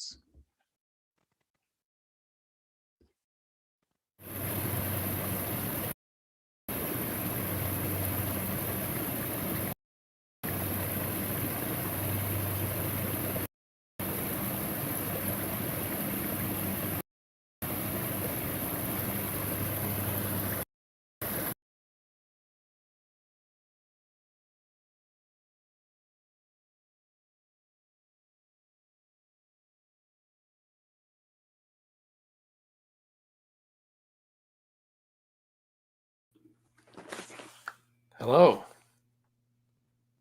Oh, I can't hear you. I keep doing that. Thank you for sharing this day of prayer with us and being here to share your wisdom from within. I am so looking forward to just passing you this floor, and thank you so much for being here. Absolutely. Thank you. Thank you very much for having me here, and thank you for doing this. It's amazing. This is truly what the world needs right now. More of this. It's the knowing we have in us. So my name's Chris Lahiff, and I'm a practitioner as well as a ministerial student. I live in Southwest Florida. I keep my practitioner license in Orlando at Orlando Center for Spiritual Living. And I am a co-director, co-founder of Soul Evolution Collaborative with two wonderful, amazing, newly became ministers, Reverend Ryan Pulley and Reverend Dan Granda. And really, where I'm at right now, like my focus is on this world thing that, this hour, the theme for the wisdom within, I'm being called in all different directions. I'm seeing this more and more, the idea of the micro to the macro. One of the things that's been very inspiring to me lately, I lead meditations. I've started doing this at the beginning of the pandemic lockdown, and I was doing it just for friends and family on, through Facebook, and we do it live on Zoom. And I started it just to create human connection. And it's a small group, but we're still doing it to this day. I kept saying, as long as somebody keeps showing up, I'll keep doing it. And it's been fun because it's been, like I said, it was family and friends. And so most of the people that are there had zero exposure to meditation before. And we just do a guided meditation each week. It was in one of the first few weeks, though, a friend of mine from Colorado, from high school that I hadn't seen forever, asked me about the Maharishi effect. And for anybody that's not familiar with that, it's something, you can Google and find some information about. But it began in the late 70s. And the idea was, by the Maharishi, he wanted to know if enough people came together and practiced meditation together intentionally with the idea of raising the vibration of, around certain metropolitan areas, if we could notice like a measurable change and shift in a decrease in crime rates, violent crime, and see if there's an increase in positive markers like economic growth, and they were watching the stock market, watching unemployment rates, and they did it for like a month each time. And what they found was it certainly appeared that there was a measurable effect. His idea was that if you take 1% of the population and take the square root of that, so what the population of the city was, take 1%, and then square root of that, had that many people meditating. And those experiments went on for a little longer. And then the Heart Math Institute, to this day, they do several different things along these same lines. And so I've been more called to that. And that's where like all my meditations now have shifted, is in this idea that as we come together and we put our intention together, that we have some influence over the effect of the world. And it's interesting, this still continues on through the Maharishi University, which is in Fairfield, Iowa, that they have around the clock, anywhere between, I believe it's like 600 up to like 1,400 monks that are just there. Like that is their purpose. And they, cycle them out throughout the years. But it's an honor for people to be able to come here and do that. Now, people have asked me like, well, if it's powerful, then, why is the world in the state that it's in? And I always wonder, like, what would be happening if there weren't people that are constantly doing this? So for me, when I first discovered spiritual treatment, it was, about a little over 10 years ago. And the effects in my own life, the gifts that I've had, just continue to come in. Everything has been really an upward spiral since then. And it's interesting that it was, Dr. Roger at Mile High that I first heard describe this. We get the idea when we're new in spirituality that once we reach this certain point that everything is going to be, hunky-dory from here on out. Things are, my life's going to be perfect. Well, of course, we realize that's not the case, and nor should it be, because it's, it's the ups and downs that create who we are. So I heard it was Dr. Roger that was talking about this idea that, life is this up and down roller coaster. But once we begin to take intention and use spiritual mind treatment and use our spiritual practices, that as we are going through the ups and downs, all of a sudden now we're taking this upward trajectory. So then we're in our low spots down here, it still for us feels low and it's challenging. But when we are able to look back, we see that now the low spots that we're hitting were above where our high spots used to be when we were living the unintentional life. And so for me, prayer has been awesome and it's really shifted my life. And now where I'm going with the micro to the macro is the beginning of, right before the COVID lockdown hit, I was having a prayer. I was on my way to work and I was visualizing world peace, visualizing a world that, is going to be equitable. It's going to be kindness, where war is a thing of the past. And I had this realization that I was holding on to a belief that this, it's a great idea that I've been praying for a long time, but I realized there was a part of me that didn't necessarily believe it would be possible, like within my lifetime. It was one of those things like, this is way too big. And that realization, it shook me. And what it was, coming down to was I was realizing, when we do our individual spiritual work and shadow work comes up and the things that we have to work on with ourselves, that, the not so great feeling stuff comes to the surface. And that's how we then acknowledge it's there, learn how to deal with it. We never get rid of it, but we have to learn how to realize it's part of our own infinite nature. And then that's how we move on. And so we see that same thing on a global scale, that everything that we are dealing with, all the muck that's coming up to the surface that always has, it's showing us our infinite nature as a whole, as the collective. And so part of global spiritual work is realizing that there is that within us that we are going to have to reveal in order to deal with it and heal it and incorporate it, recognizing what it is without that resistance that we feed into it. And so I had the realization that as we see that, I don't want to leave this planet knowing that my children are going to have to go through more of that muck than what I had to. And that's when I realized that I was holding on to this tiny, belief in the back of my head that didn't think it was really possible to witness peace and the shift in global consciousness that many of us have been talking about and hearing about for a long time, that didn't believe it was actually possible in my lifetime.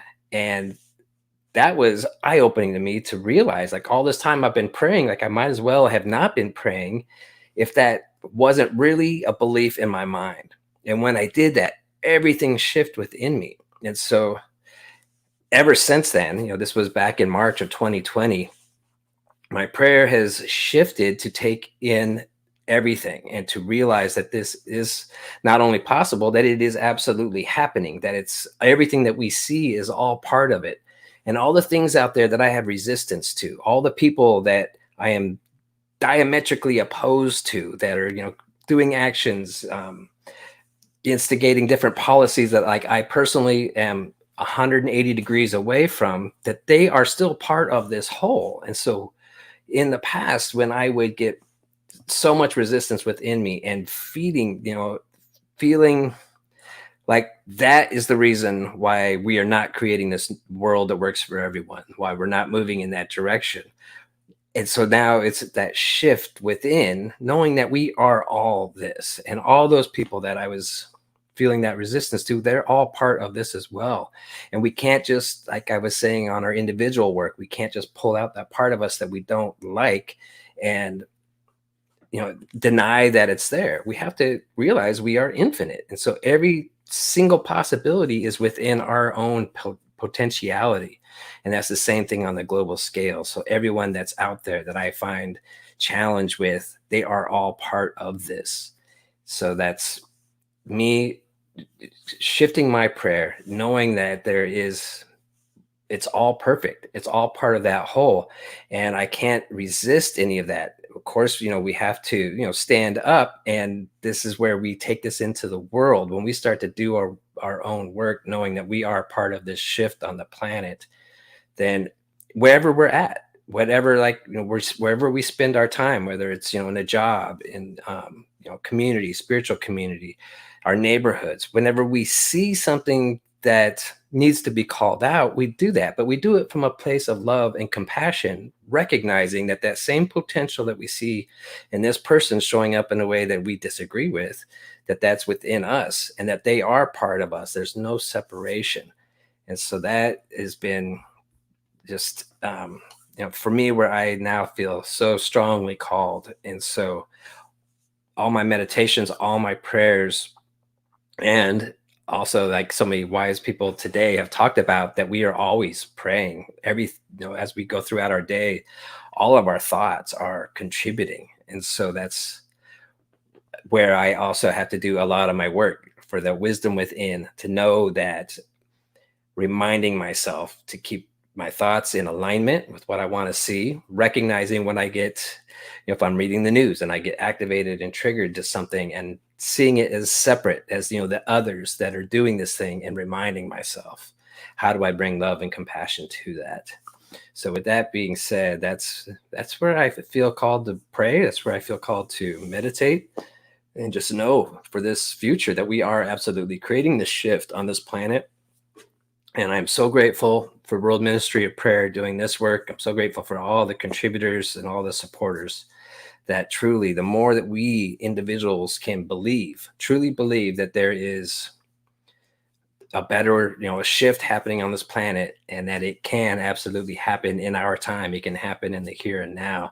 That's how, we have to know that and have to hold on to that in order to see that. And I'm convinced that's what we're doing. And I think we're seeing the signs of it all over the planet. And so we got to kind of keep our eyes on the prize.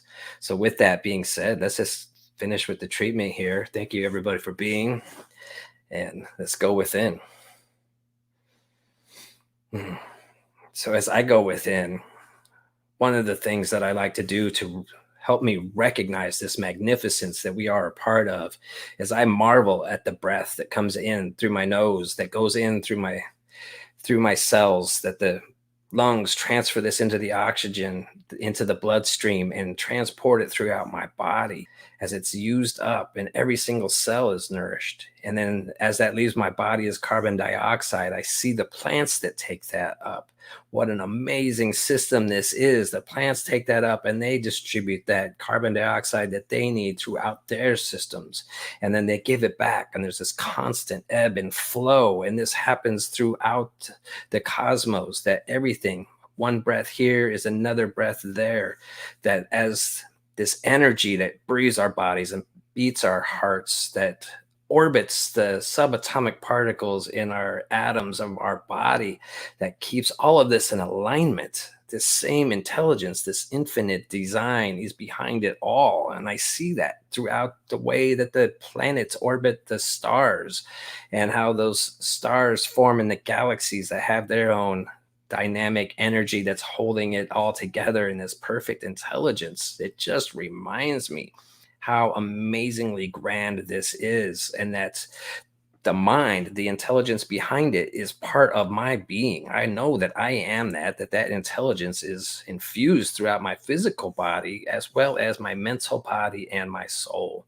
And that same information connects each and every single one of us. And so this power, this amazing force, this life force of all that is infinite in scope. And that is acting right now through me as an individual, but even more powerfully, it is that one thing, and it's acting throughout all of humanity right now on this planet. People are waking up one by one, and that connecting and knowing that they are part of this thing that is so much bigger. And as we set this intention, create this reality, to see this shift in our consciousness to where we leave the old ways behind by creating the new ways of being, where one is uplifted, we are all uplifted. And this continues to flow and snowball in bigger and bigger ways, that we are creating new ways to be on this planet, that each and every person has access to this one mind, that the breath that connects us all is also the mind that connects us all. And so inspiration flows through all of these centers. So right now, anyone that's within these words, which is everyone, because it's all connected. So whether hearing these words or sensing the vibrations at that subtle subconscious level, that we are all empowered right now. So that as we continue throughout this day and throughout our weeks and months and years, that everything that reminds us of the good, of what we call the good, of what we call the bad, we recognize that it's all that same thing, and everything becomes that reminder to hold to this infinite truth, knowing this harmony, this peace, that this underlying perfection of the infinite nature is all around us, and that we can now choose to create by a knowing and a well-being, that as we keep our eyes remembering that every single one of us is the divine in action, and that the infinite potential is there within all. So as we come to expect the best and the highest from each and every individual, that is what we get to see, and we get to show up in our own ways to point that out whenever we are, wherever we are, however we are, that we get to intentionally be this shift that we want to see. So as we do this, more and more people are coming into alignment and creating this world that truly, truly works for everyone, that this is unfolding, and it is a beautiful thing to see. So I just affirm and avow that all this is so. And I offer my gratitude and appreciation for that creative nature of the universe that is always acting upon our thoughts. And what a wonderful, perfect system this is. And to see it unfold is a wonderful thing. So deepest gratitude, and knowing that this is all in divine order, that the infinite spirit is absolutely being revealed right now. I just say thank you. I let these words go, knowing that it is already done in the mind of God, and I sit back to watch it unfold. And I affirm this by saying, and so it is. So it is.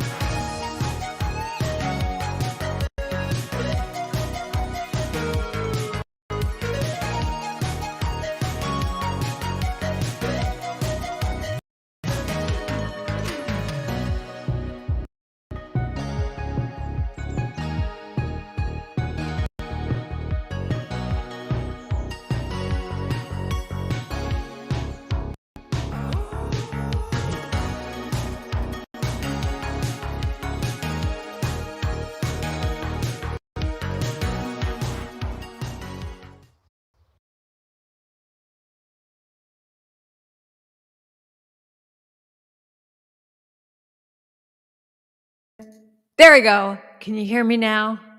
I hope. Hi, everyone. Karen Drucker coming to you this afternoon from San Francisco.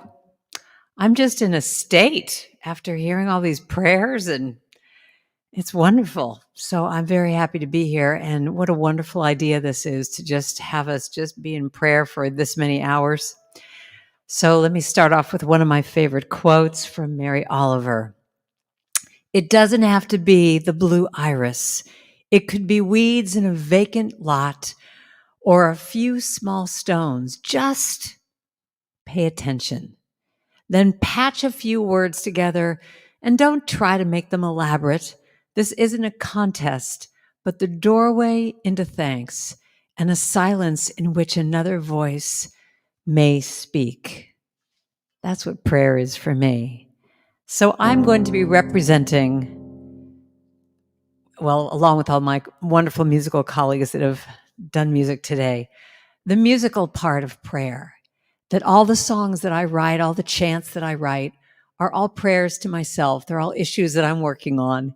And when I sing, well, you know, there's this great quote, when you sing, you pray twice. The power of prayer. Stand beside me, knowing the truth, and it is healing me. The power of prayer, it's the path to freedom. The light of the Spirit is revealing me. Pray for me, and I will pray for you. Together we will see, we will be greater than we knew. Amen. Amen. Amen. Amen. Amen. That's what it is. It's just saying amen and just praying. That little chant was written by a music director at the CSL in Dallas. I always start my prayer songs with that song because I think it just sums it up. The power of prayer. Because we are connected by the heart. Where do you end and where do I start? Anything you pray for, if fear is in your way, I'll be here to listen to anything you have to say. So I'm hoping you're going to sing with me today. I can't hear you out there, but here's your part. You sing. Your prayer is my prayer too.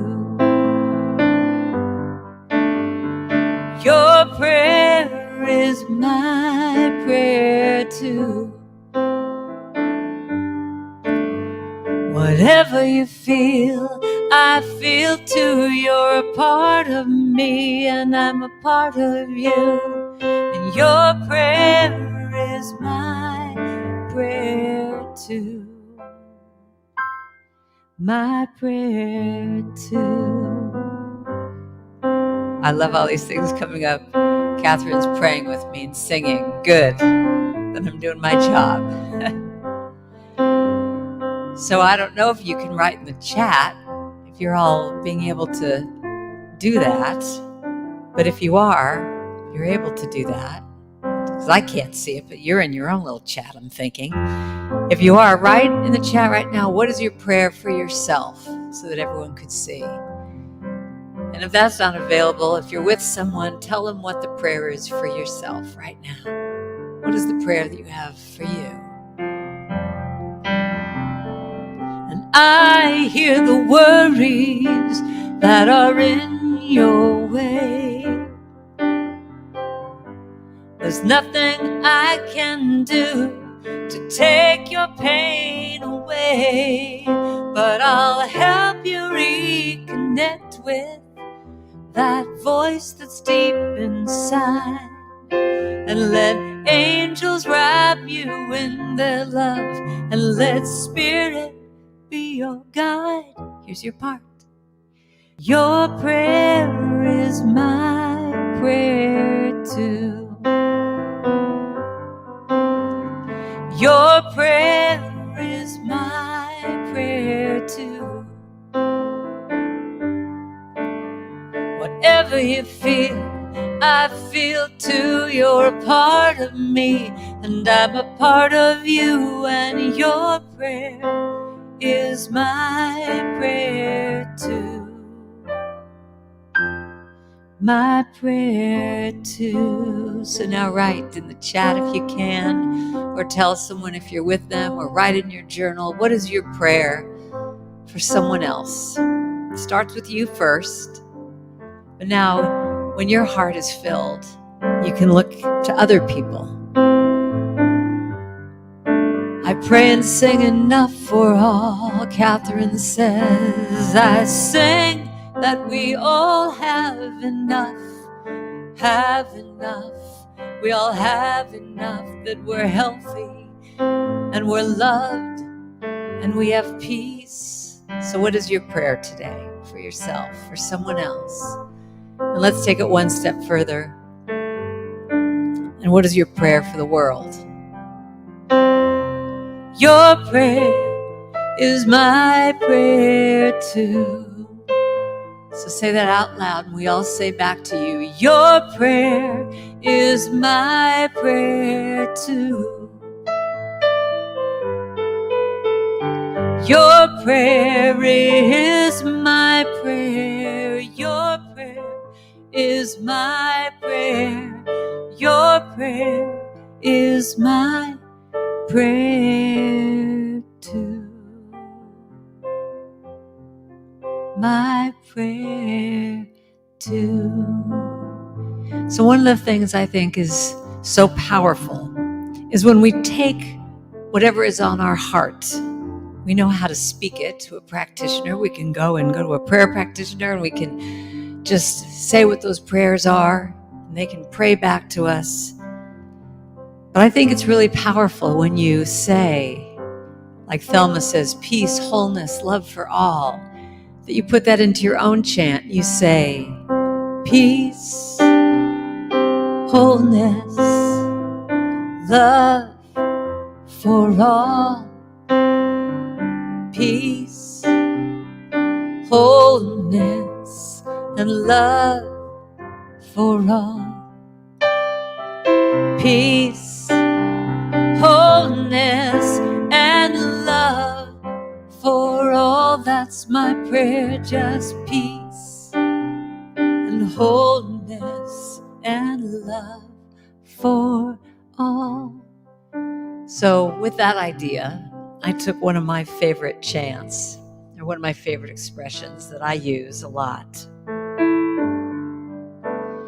and put it into a chant. One of my favorite expressions is peace be still. That just can put me into prayer right there.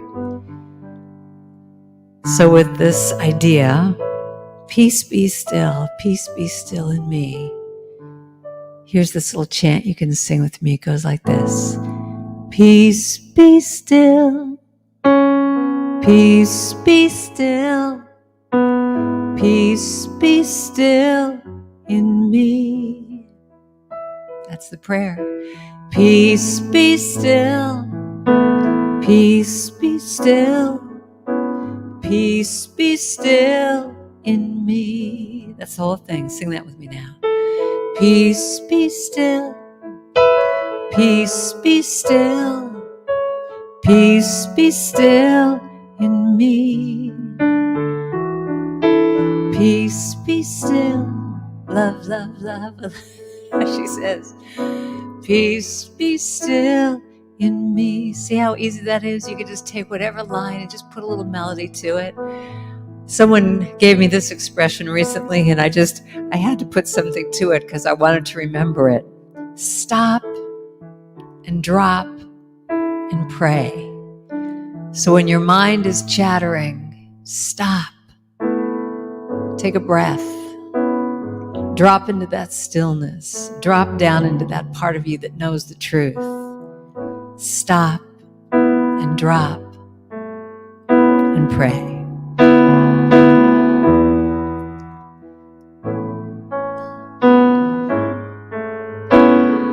So it just goes like this.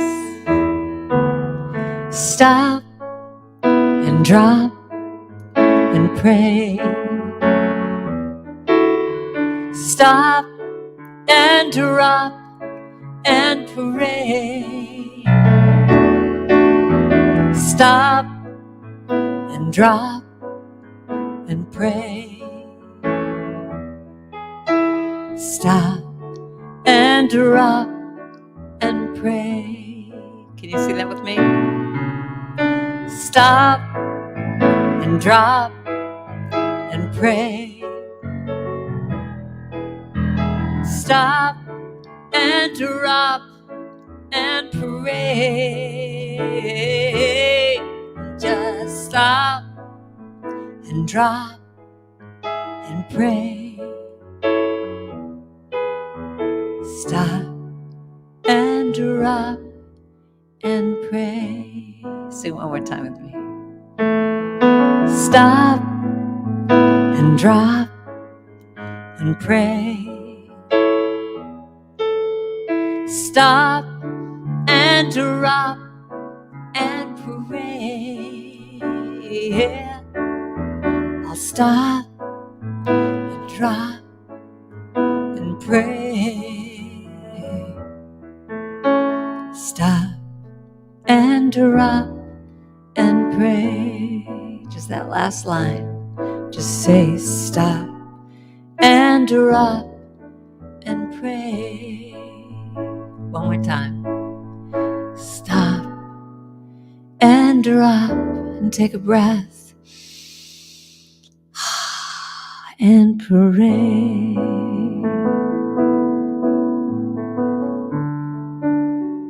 So you can sing your prayers, like Mary Oliver said. Doesn't have to be anything elaborate. You can sing your prayers. I know people who sweat their prayers with dance. However you want to pray, whether it's words or movement or music, it's all prayer. It's all prayer. So I've been writing a lot recently with my good friend Gary Lynn Floyd. And we were in this wacky pandemic praying together and saying, what do we need to say to calm ourselves down when you listen to the news and everything feels so crazy? So we took this line, be not afraid, and thinking of Spirit saying, for I am with you always. Be not afraid, I am always with you. Be not afraid, forever and always. I am with you. Be not afraid. That's a prayer, isn't it? Be not afraid, for I am with you always. Be not afraid, for I am always with you. Be not afraid, forever and always I am with you. Be not afraid. So that's the whole prayer right there. So sing that with me. Be not afraid, for I am with you always. Be not afraid, for I am always with you. I am always with you. Be not afraid, forever and always I am with you. Be not afraid. I'll sing this part to you. Be not afraid.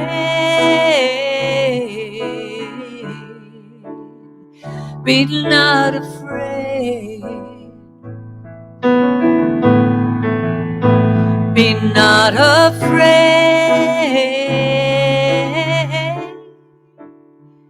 Be not afraid. Be not afraid. So with all prayer, we go into affirming, saying, I'm not afraid, for you are with me always. I'm not afraid, for you are always with me. I'm not afraid. Forever and always you are with me. I'm not afraid. Do that again. I'm not afraid. You are with me always. I'm not afraid. You are always with me. You are always with me. I'm not afraid. Forever and always you are with me. I'm not afraid. I'm not afraid. I'm not afraid.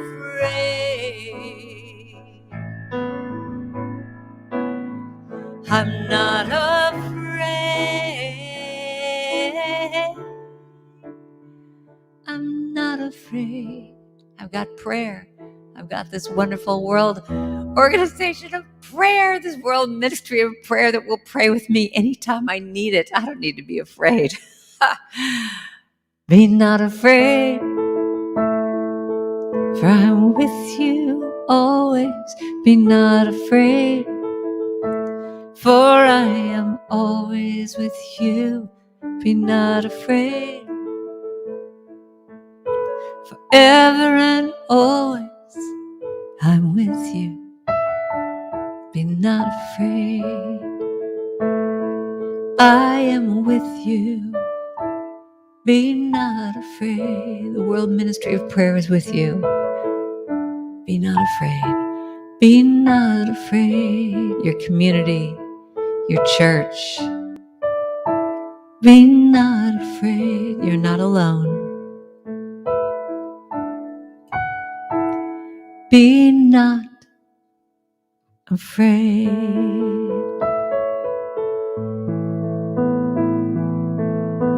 Oh, I have so many different places I could go. It is well with my soul. Yes, Tammy. See, make that into a chant, Tammy. You could just pick a little melody and go, it is well with my soul. It is well with my soul. It is well with my soul. It is well with my soul.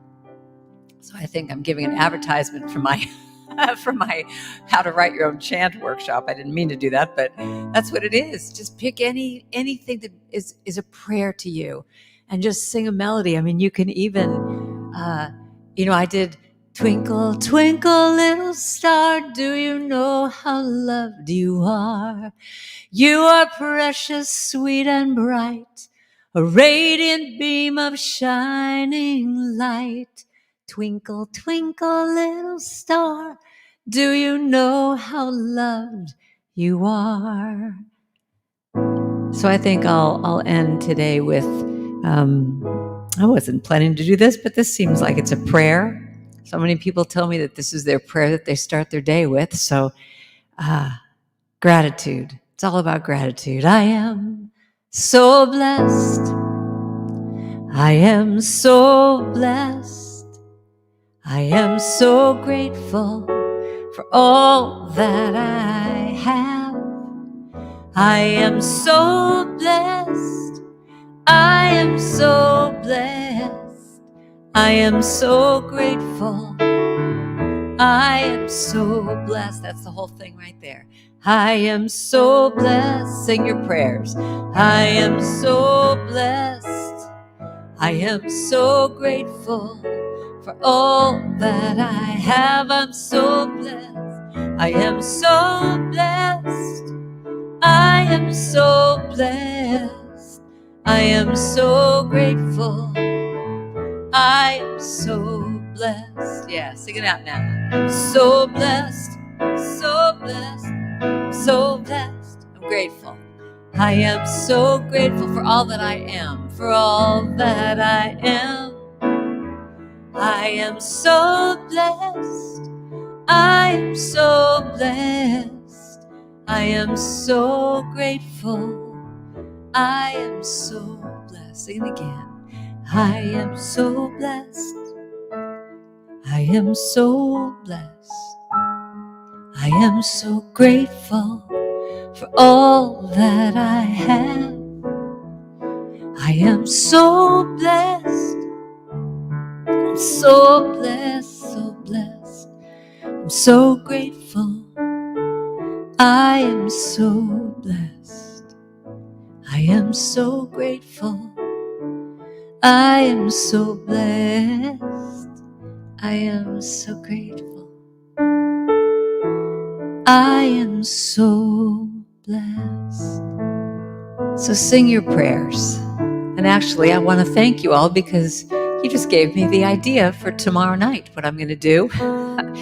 I've been doing a second Sunday sacred sing at 6 every month, just a free sing along with me. And I'm going to call it tomorrow night, Sing Your Prayers. So it's an hour of what I just did, an hour of just singing. Everyone's muted, but you get to sing and you just get to be in community. So if you're interested, you can go to my website, karendrucker.com, and the Zoom link is right there. Just click on it, 6 o'clock Pacific, and come sing with me. So thank you all for listening to me today.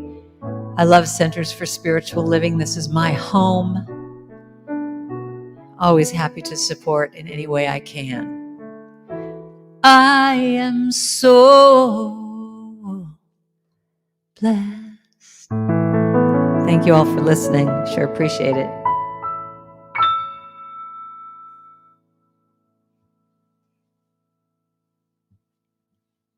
Thanks for having me, Steph. Thank you, Karen. You bless us. You bless the world with your music. Every time you sing, you just open us up, our hearts, our minds, our very souls, and God has blessed us this day with your presence. And you are such a gift. You. Such a gift. Thank you for having me. here. I appreciate it.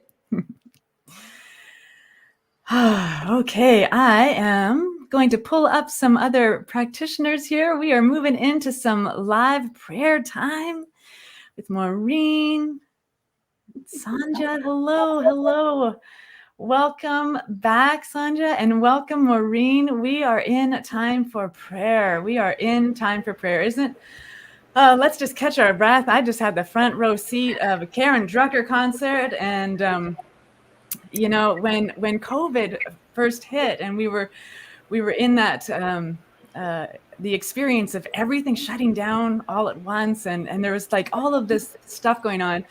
Centers for Spiritual Living put on the Cozy Couch concert series, and I didn't know how I was going to make it through that experience. And then Karen just did the Cozy Couch and prepared us all in song for what was coming, and it was such a lovely gift. So we get to share in that prayerfulness together now. And Maureen, welcome. Let us know who you are and where you are from, and how prayer works in your life. Sure. Well, I'm a minister, practitioner, and chaplain from Idlewild, California, where I'm sitting in my living room right now. And I've been doing this for a little while. I don't have my center closed when COVID hit. Oh, okay. So I joined CSL Corona, in British Columbia. So every Sunday, I settle down in my living room, and I'm just so blessed by the ministers and practitioners and community.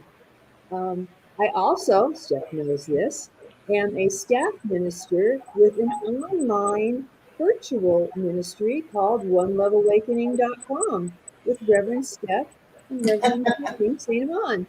So you guys are my family. Yeah. And prayer is a big part of my life in all of my aspects. I do some teaching and I take some classes with One Love Awakening, and there's always prayer, and sometimes I'm asked to pray, and it's wonderful. Um, as a chaplain with a hospice organization, I am there to pray, but I'm also there to listen. So not people don't always ask me, but the patients that I see don't always ask me to pray. They might just want me to listen to what they want to talk about. But prayer is my personal centering device. I use meditation to listen to the wisdom within. And yeah, it's just a wonderful part of my life. And I'm so blessed to be here today with Reverend Steph and my friend Sanja. She and I have been roommates before, yes, at ministerial school. What do we call those? Retreats. Retreats. Thank you. She's younger than me. She has more words. Retreats, and just a dear, dear, dear friend. So what a blessing to be here with you. I feel so blessed to be here with you. I haven't seen you in a long time. I know. Follow you on Facebook. I see that cute little grandbaby of yours, and I'm so glad to be here. So glad to be here in prayer with you today. Yes, thank you. And Reverend Steph. Yes, wonderful. Well, I will pop out and let you pray it up. Okay. All right. So I have a poem that I didn't write myself, but I got from somewhere. I'd like to read it.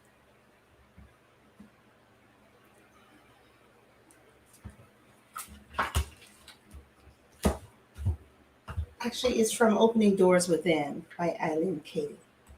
It's for October 9th. It says, every soul longs for the very best in life. The very best is there waiting for you when you are ready to accept it. But you must be willing to accept it wholeheartedly, with real joy, without any feelings of being unworthy or not being ready for it. If that is your attitude, you block that which is your true heritage, and it cannot flow to you. Therefore, see that there is nothing in you which is holding it up. I am holding out life, life more abundant. I am holding out beauty, harmony, peace, love. The ways of the Spirit are yours. Walk in those ways. Live in perfect harmony with my law and with everything. Watch everything fall into place in true perfection. Let there be no stress or strain in you. Simply accept that which is yours and will fill in with full and a grateful heart. And never forget to express your love and appreciation for all that is being poured down upon you. What do you think about that? It's beautiful. Lovely. Yes. So today's prayer is about wisdom from within.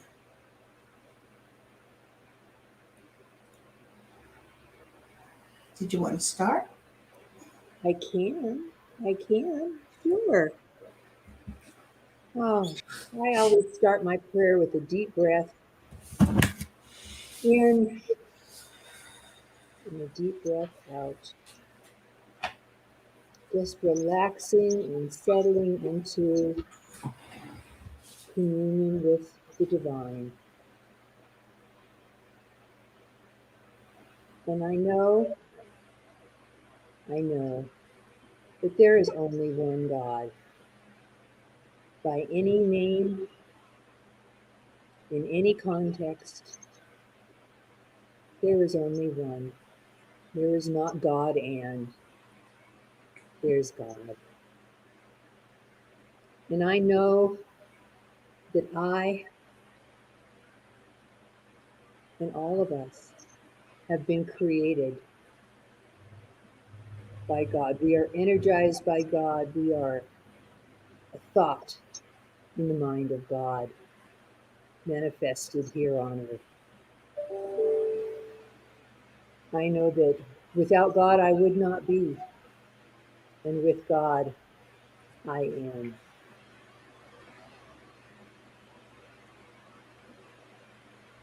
I'm so grateful for wisdom. Yes, I have white hair and I have wisdom. But I have that wisdom because I commune with God.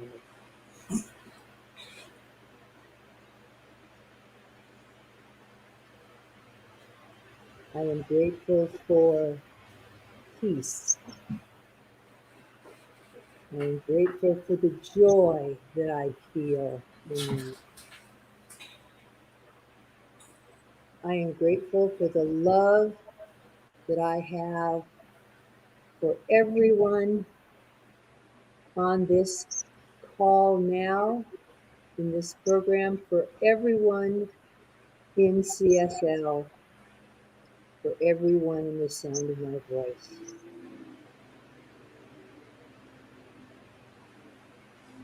I am grateful for knowing that I am never alone.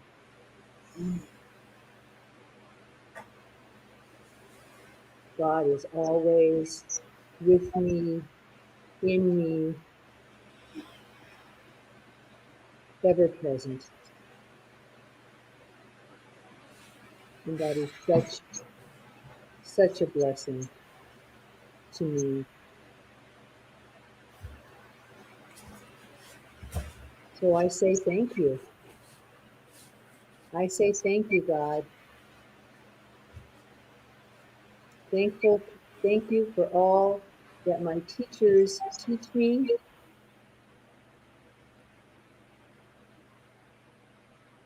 Thank you for all that I know through you.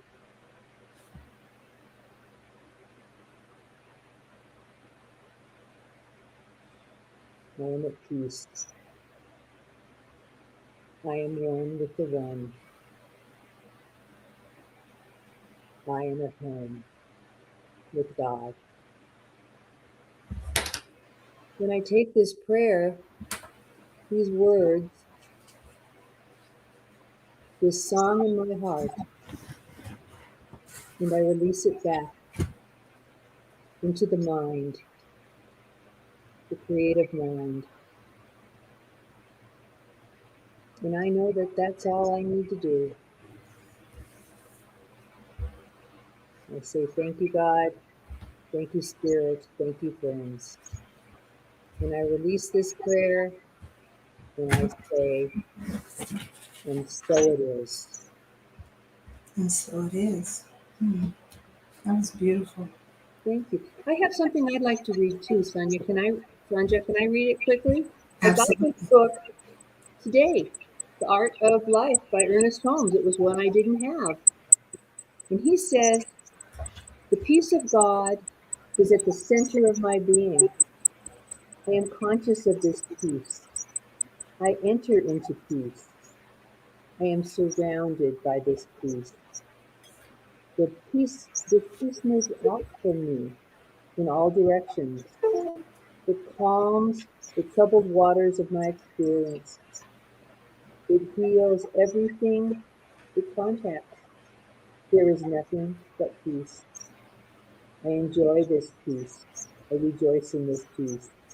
I permit this peace to enter my soul, to fill me with calm, and to inspire me with confidence. I know that this peace goes before me and makes perfect, plain,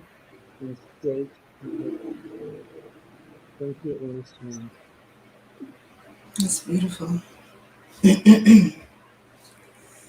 So peace. So I like to go into prayer also. And I invite you to take a breath, a deep breath.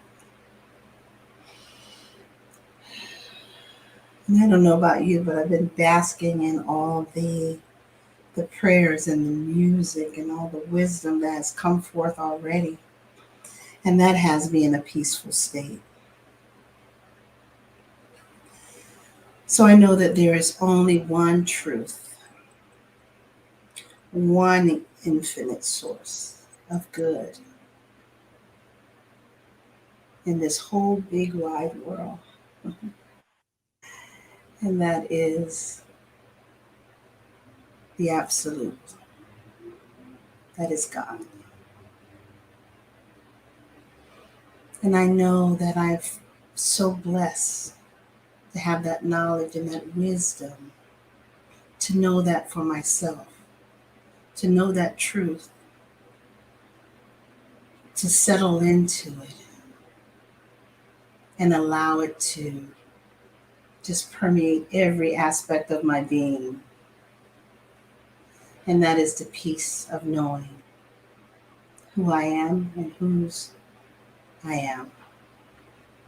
And so in this time of prayer,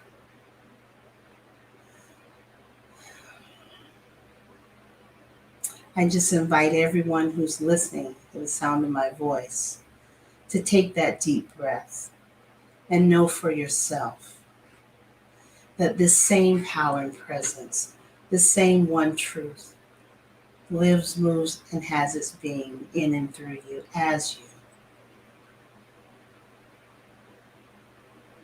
Because I know that for myself. And I'm so grateful for being in the presence of such beloveds.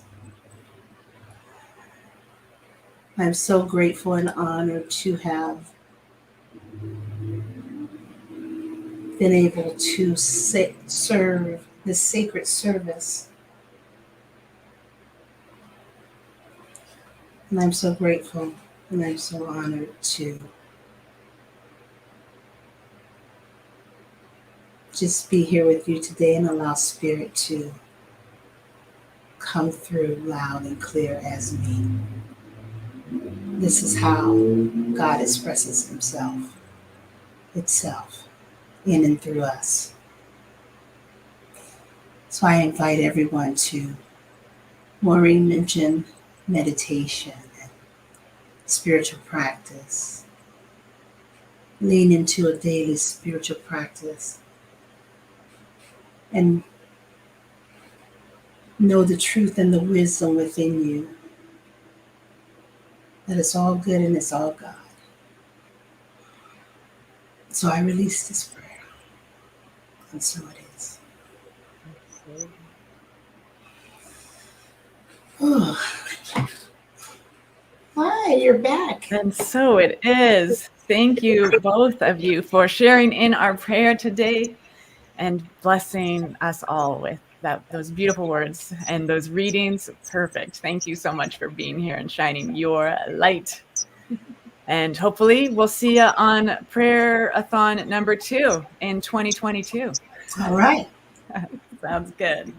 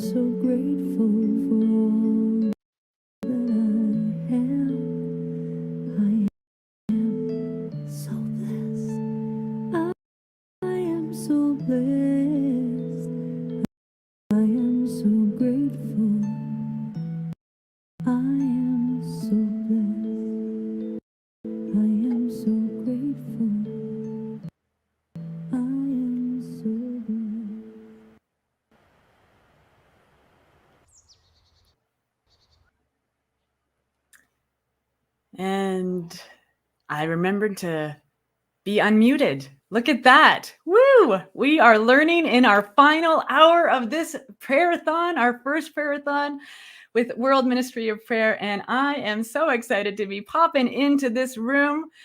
Dr. Tracy Brown. Hello. Welcome. Welcome. Hey, everybody. Yeah, let's do a little sound check. Make sure you're hearing me and that we're not getting any echo. Am I good? Am I good? You are fantastic. So fantastic. I'm going to let you do your thing. that could be dangerous. Hey, everybody. My name is Tracy Brown. I'm a practitioner based in Dallas, Texas, and I am a member of the World Ministry of Prayer Steering Committee. So I'm going to start, and maybe end comments, but I'm going to start by saying, wow, if you have been with us, then would you please, for, more than just the last 5 or 10 minutes, would you please go in the chat and say kudos, congratulations, thank you, I'm so grateful. I mean, do you agree with me that Reverend Steph and Laura Stewart and Diego have done an amazing job? So even if you're just watching the recording and you've watched more than 10 or 15 minutes, then you can add your comments in the feed as well. Hands up, bows down. It has been over 7 hours of amazing content, brilliant perceptions, and the reminder time and time again about the power of prayer. So I'm going to add in a few comments about my introduction to prayer or to spiritual mind treatment and how that serves me in my life today.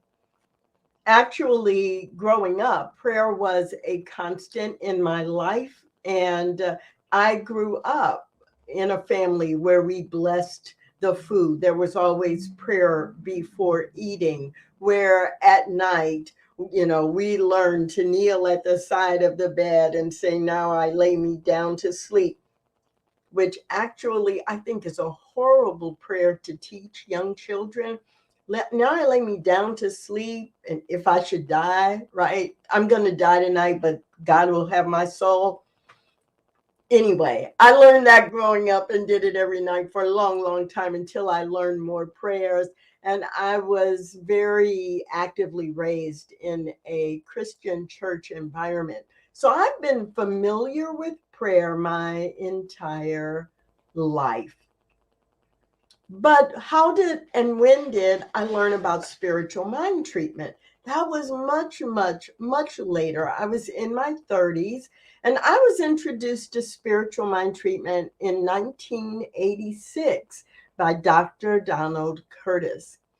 And if you've been in the movement a long, long time, you may remember Dr. Curtis, either from his time in Los Angeles, his time studying directly and working directly with Barker in New York, or in his time building spiritual communities in Dallas, Texas, which is where I met him. And I was introduced to New Thought and to spiritual mind treatment in 1986. So it became a part of my mental atmosphere, my spiritual atmosphere. But I didn't really learn how to do spiritual mind treatment in a confident way for another 20 years. So I would say it was about 2006 or 2007 when I really learned to write and speak, or really write spiritual mind treatments. Up until then, I would read ones that others had written. I would read treatments that Ernest Holmes had written. And in 2005 or 6, there were just a lot of things going on. And at that time, I was introduced to the book, Living the Science of Mind. Way easier to digest than many of the other things I had read for 20 years. And in Living the Science of Mind, Ernest Holmes gives an example of how to treat for physical wellness.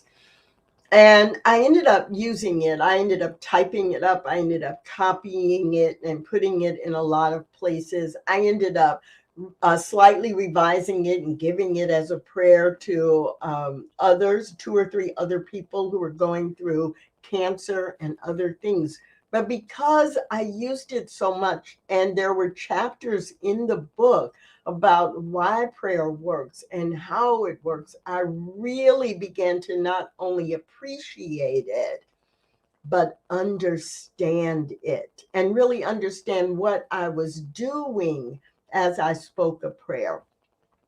And then a few years after that, in 2009, I really got confident in speaking prayer because I was taking the spiritual practices class that so many people in Science of Mind have taken.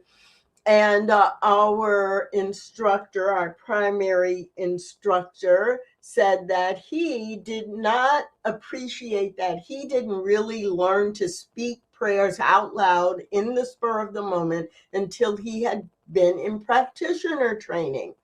And he didn't think that any of us needed to wait that long, that we should begin learning right then. And for most people in the class, it was only their second formal class. And so every week we would have to write treatments for somebody else in the class, but in class, we would be given a treatment assignment by the person next to us, and we would do a verbal treatment. That 8 weeks, 10 weeks, 12 weeks seemed like a year, but that's when I really became confident in speaking treatment out loud. And now I can't imagine that even though I have lived the principles of Science of Mind since 1986, that it really took me 20 years, little more than 20 years, to get to the point where I was confident and really understood what I was doing. So what are we doing when we are doing treatment, right? You have heard throughout the day so many different perspectives about how people use treatment and how it works. And I can't really say anything that's different from that, but I might say it a slightly different way. When we recognize that what we are doing is we are anchoring in Spirit's highest vision for us or for the person we're praying for, and simply using language to describe that, and that we are choosing to describe it as it is realized, step 3, that we are claiming it as so. And we realize the only reason we can claim it as so is because we did step 1 and step 2, which at least 5 people today have already emphasized. That recognition of the power and the infinite nature of Spirit, combined with the identification of that, or the unification of that infinite nature in, as, and through me as an individual, means that whatever I speak, whatever word I claim, what I describe in a way that has conviction and belief, that must happen. That must happen. There is no other way for the universe to work if we understand what we are teaching. So how I live that in the world is very interesting to me, because many people talk about using treatment as they start the day. And I actually usually do more treatment, focused treatment, at the end of the day. In the morning, I do meditation and I do journaling, but I usually do spiritual mind treatment at the end of the day. Some people say, spiritual mind treatment, it's a directive practice. I am doing prayer and I am claiming what I want. And there's power in that. And they get all worked out, and then they don't feel they can go to sleep. And so they do it earlier in the day. Well, for me, I like easing into the day with the receptive practices of meditation and journaling and, I kind of setting the day. And often I might do a treatment for myself or for what I want to experience. And all throughout the day, I am doing, treatments about different things. But at night, when I'm doing treatment for the people on my prayer list, when I am really claiming in what I want in my own life, I do that right before I go to bed. It's like clearing the decks. And my brain, it's like one of the last things my brain processes. And then I go to sleep and my subconscious is still like, okay, this is what we want. Okay, this is what needs to happen. Okay, this is the demand we need to fill. So for me, treatment at night is what works for me, in addition to the treatments I do throughout the day. Throughout the day, because some of you who know me know that I made a commitment a few years ago that I would tithe my spiritual practice. I would tithe my waking hours in spiritual practice. And so in order to do that, I am often, if I'm driving from point A to point B, I'm often doing treatment in the car, or I'm doing treatment that's very focused on, I've got a presentation to give on Wednesday coming up. I'm speaking at a conference virtually, and I know that 15 minutes before I join in online, I will stop and do a treatment, right? Spot treatment for this or that. But I use treatment throughout my life. And the other way that I use treatment that when I realized I really understood what I was doing, a few years ago, my annual theme was living in answered prayer, because I had gotten to the point where I recognized prayer is not just when I'm in treatment. Prayer is my dominant thought being delivered, or the answer to the prayer is my dominant thought being delivered. So my dominant thought, that which I frequently think about, is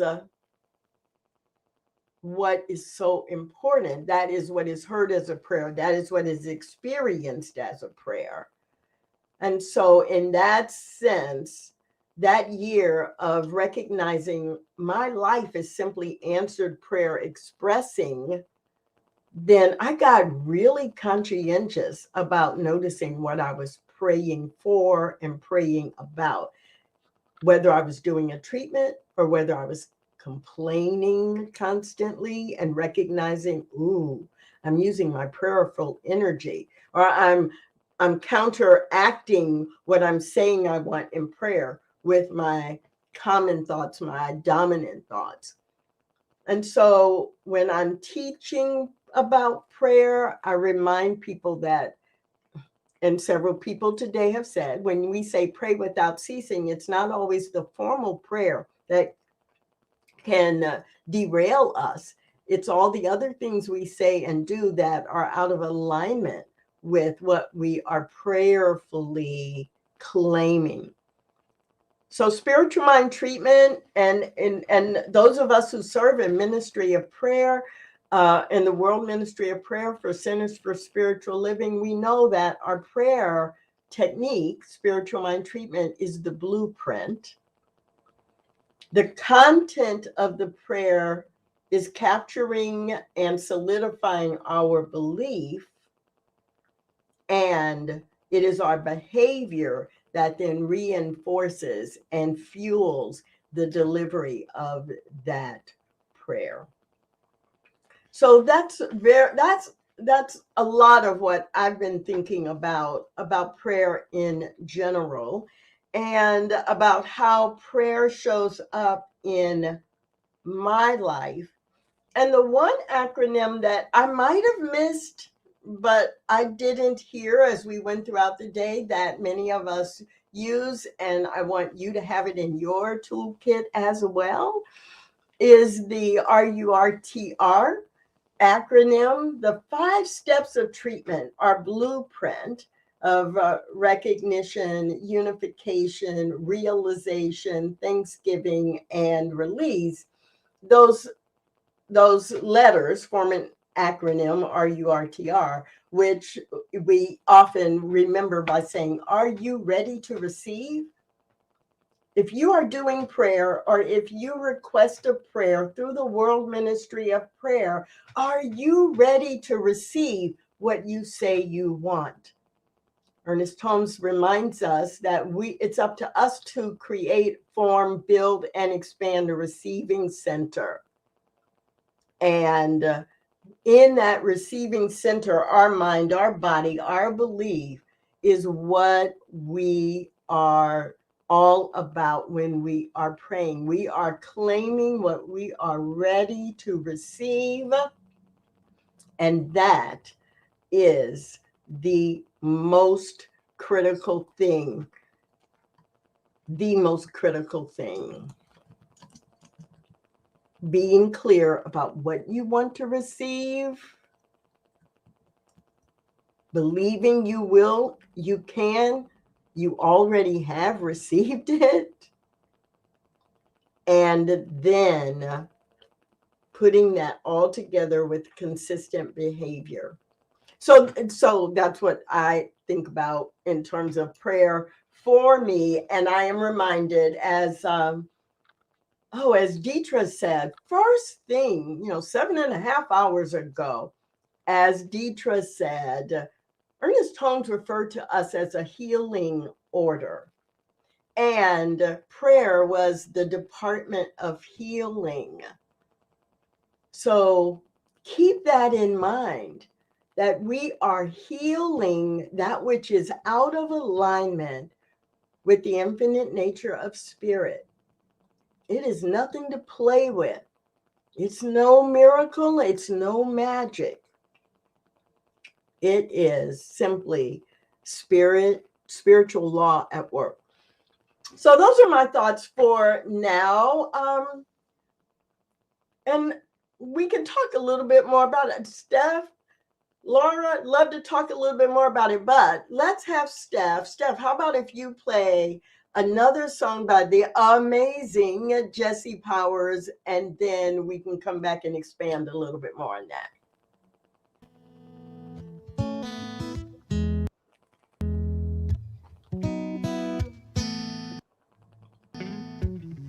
These days I've been having trouble waking up.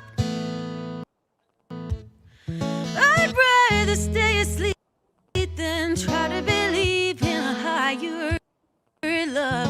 I think I'm fooling everybody else. I say that I know that I'm loved, but I don't, 'cause I'm still punishing myself. And I've been holding it in, this brilliant light. They told me it was intimidating, so I've been keeping it inside. But when I woke up this morning, I realized that something this bright is destined to rise. So I gotta rise. I'm gonna rise up from my bed, get into my body and out of my head. I'm letting go of holding on to the notion that something's always wrong. I'm incredibly beautiful, this life that I live. So I'm gonna hold my head high like the queen that I am, living my life for the wonder that it is.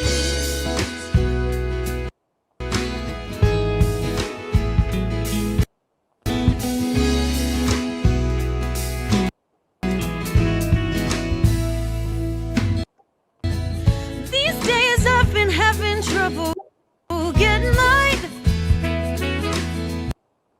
Stuck still in a tiny bubble, just watching my life roll by. I get anxious, I'm afraid of everyone else. But to be honest, it just gets worse when I'm alone with myself. You see, I've been holding it back, this power inside, too scared to act. So I live in my mind, now I see power is in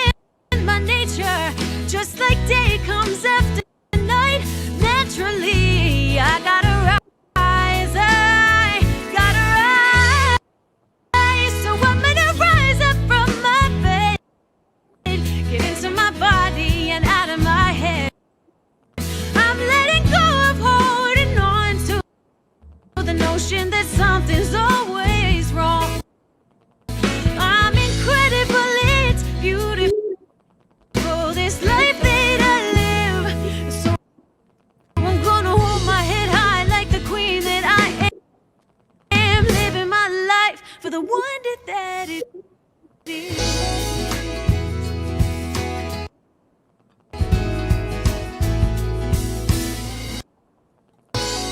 It ain't enough to just believe. Living life is a physical kind of spirituality. It ain't just in the movement of your mind, it's the movement of your feet. It's in the steps that you take. It's the body alive. It's the love that you make. It's the way that you rise.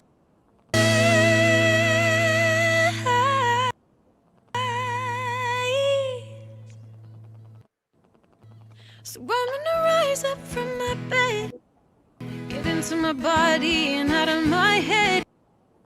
I'm letting go of holding on to the notion that something is wrong. I'm gonna rise up from my bed, get into my body and out of my head. I'm letting go of holding on to the notion that something's always wrong. I'm incredible, it's beautiful, this life that I live. I'm incredible, it's beautiful, this life that I live. I'm incredible, it's beautiful, this life that I live. So I'm gonna hold my head high like the queen that I am. Oh, I'm gonna hold my head high like the queen I am.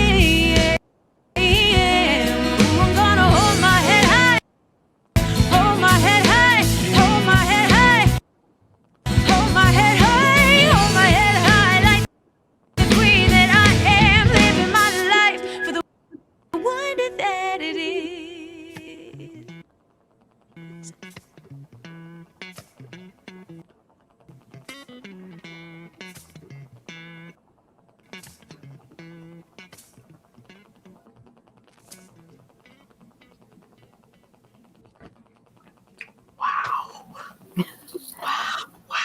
Yeah. Oh, yes. Jesse Powers, God bless the spirit that made her. She is a soul, she is a light, she is a beautiful gift, and we have been blessed by her music today. Please go support our New Thought artists. They are magnificent and they help us heal through their music. So very grateful. Tracy, just talking about those aspects, and I had to pull this off my shelf because, you know, I'm surrounded by these books, right? These are the books that change our lives and teach us how to pray. And I was just about to begin practitioner training when I found this book. They handed me the big textbook and said, read this and your life will be changed. Reading the first essay in this book, I was, oh my goodness, I finally understand what everybody's talking about. Just the first essay. And so that is definitely the good go-to book. Living the Science of Mind is the book that I give new people. I do not give them the textbook unless I know they have been doing heavy philosophy kind of work, or they're a philosophy major or something. I give them Living the Science of Mind, or it's one of the two books that I would give people first when they're first trying to understand. Then when they read the textbook, they're like, oh, I get this. I understand it. Yes. Yeah. And as a minister, I now teach from this book.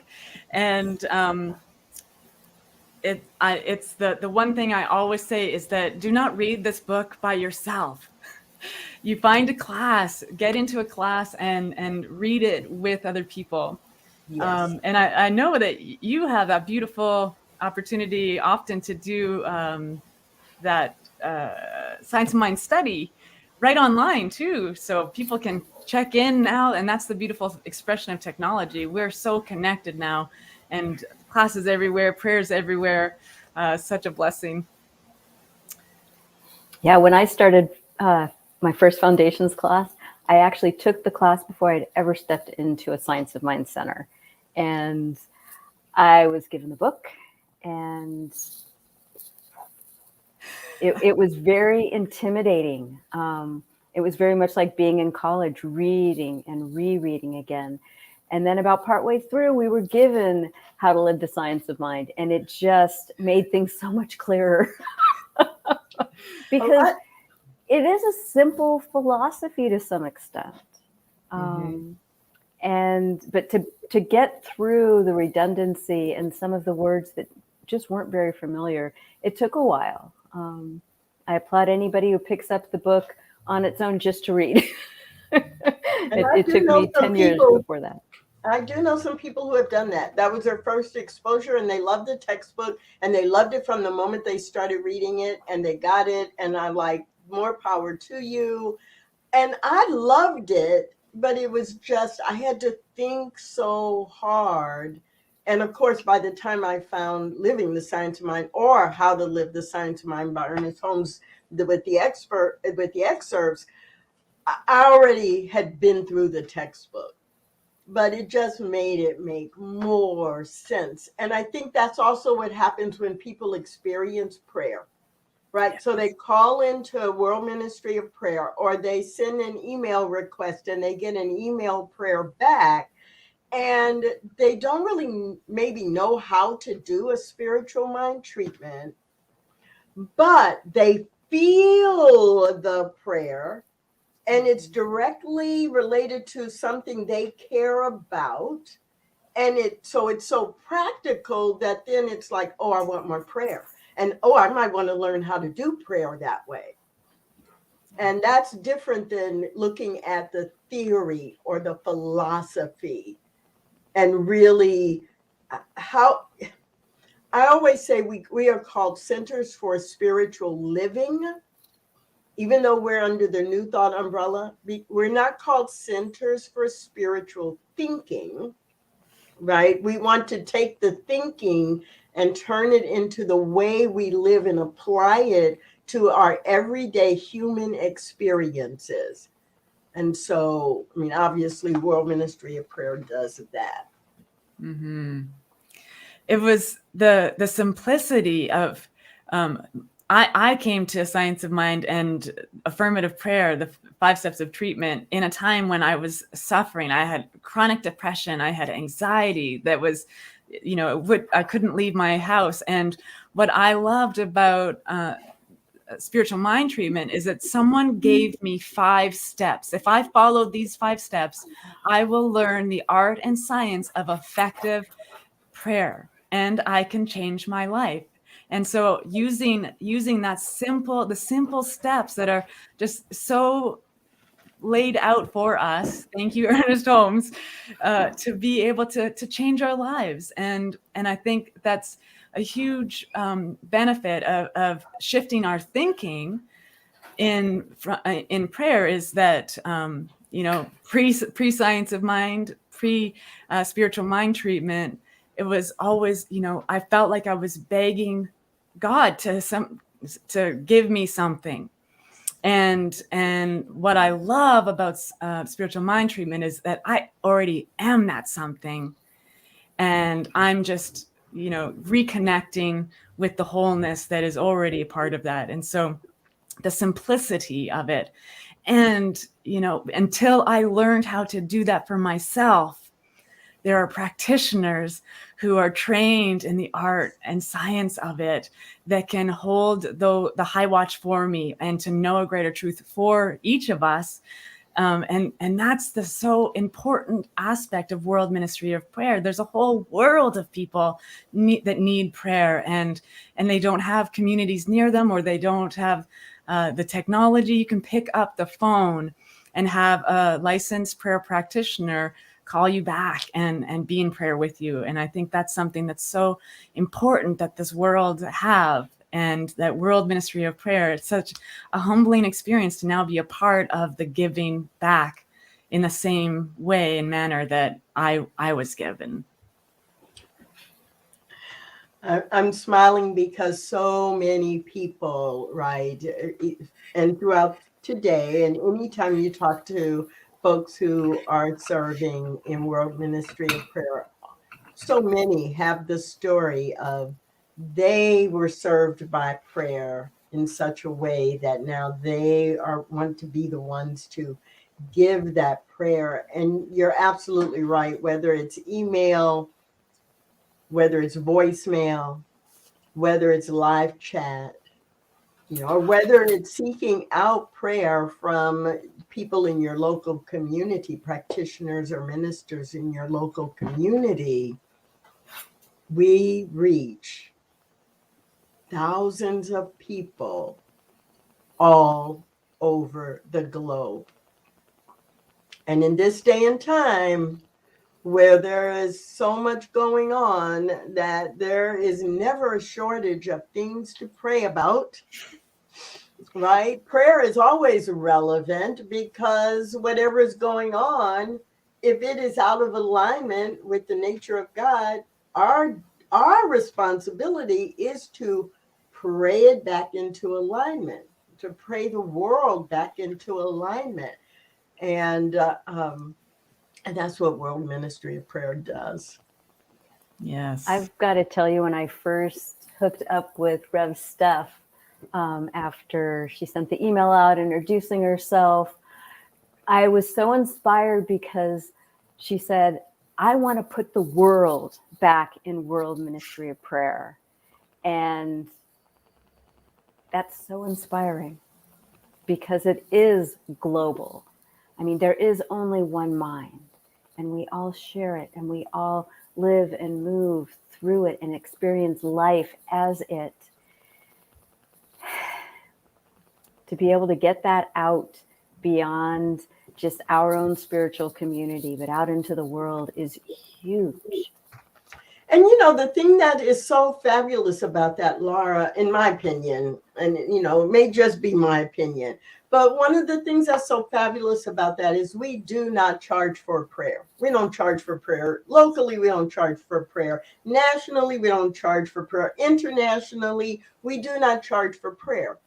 And so one of the things that I hope will happen as a result of people having this, 8-hour exposure to the power of prayer, the meaning of prayer, is that they will donate, that they will make a donation. I've watched throughout the day, and I've seen the cute little slide that says, you can donate. And I've been like, okay, you're right, I can donate. And I went online and I went to csl.org/donate and went down the list on the left-hand side and clicked World Ministry of Prayer, or whatever it said that was related to World Ministry of Prayer. And I clicked and, made a donation. And I just hope other people will do the same, because while we don't charge for prayer, that doesn't mean there are no costs, right? There are costs with the internet service. There are costs to mail we haven't talked at all about the people who actually mail letters and requests to home office, and providing cards and resources and postage to mail back to those people, or to mail prayers to people who are imprisoned, or people who simply need some additional support through prayer. So I do hope that there will be some people who will, look at those slides and go, oh yeah, I can give $10. Oh yeah, I can give $100. Oh yes, I have used Ministry of Prayer so many times, and I've never thought about doing a donation. This is my chance now to pull out my credit card and do a $250 donation or more. It's one of my favorite phrases, right? $10 or more, $1,000 or more, because it is a service that is provided, and there are costs associated with it. So I don't think we have to like really, talk a lot about that, but I did notice the slides throughout the day, and it motivated me. I mean, and I've given before, and I give to CSL, and I gave today because of the prayer-a-thon. Yeah, thank you.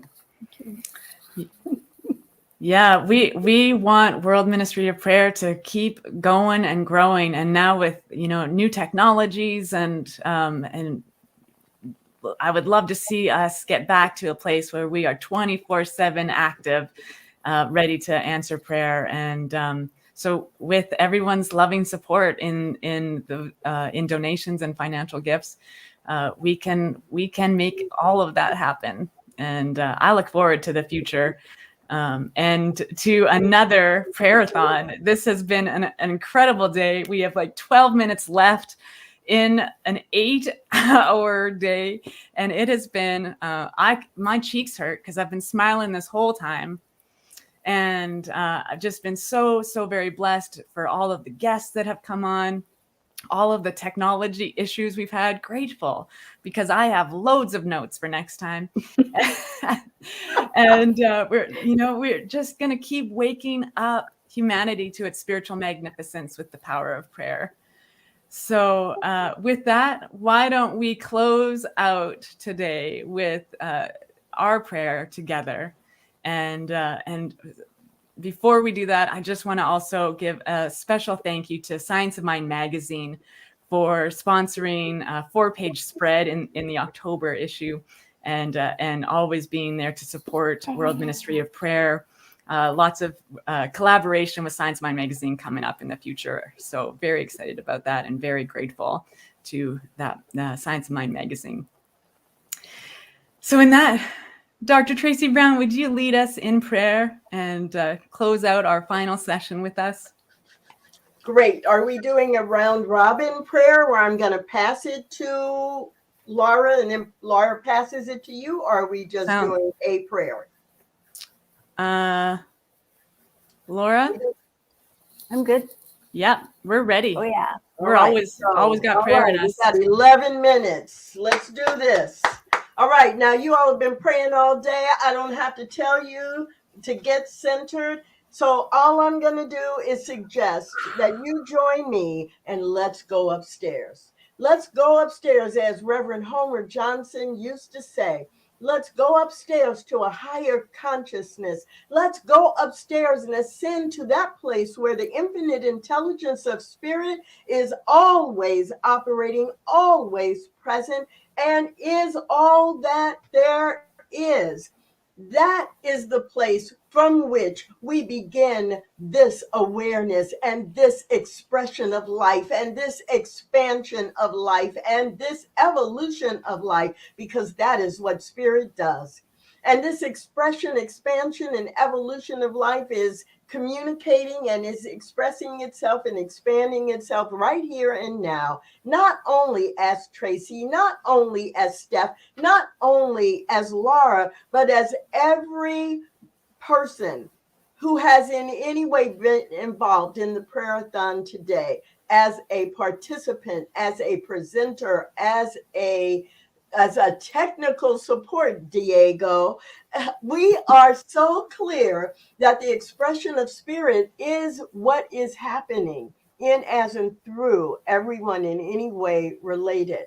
So the words I speak right here and now are simply a verbalization of spirit's highest vision for the CSL World Ministry of Prayer and everyone in any way related to it, as giving prayer, as receiving prayer, as learning about prayer.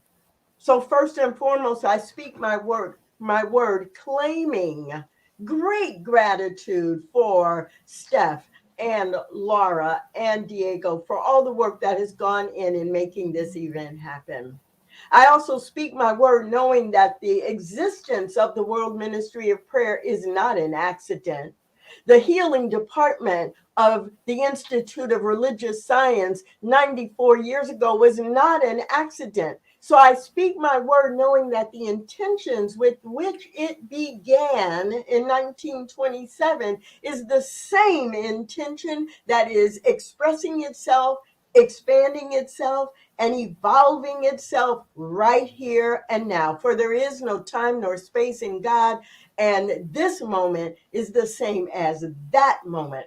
And I also speak my word knowing that every volunteer with the World Ministry of Prayer represents 1,000 voices, 1,000 beliefs, 1,000 hearts. And the World Ministry of Prayer, Centers for Spiritual Living, continues to thrive and grow and create new ways, innovative ways to help create a world that works for everyone.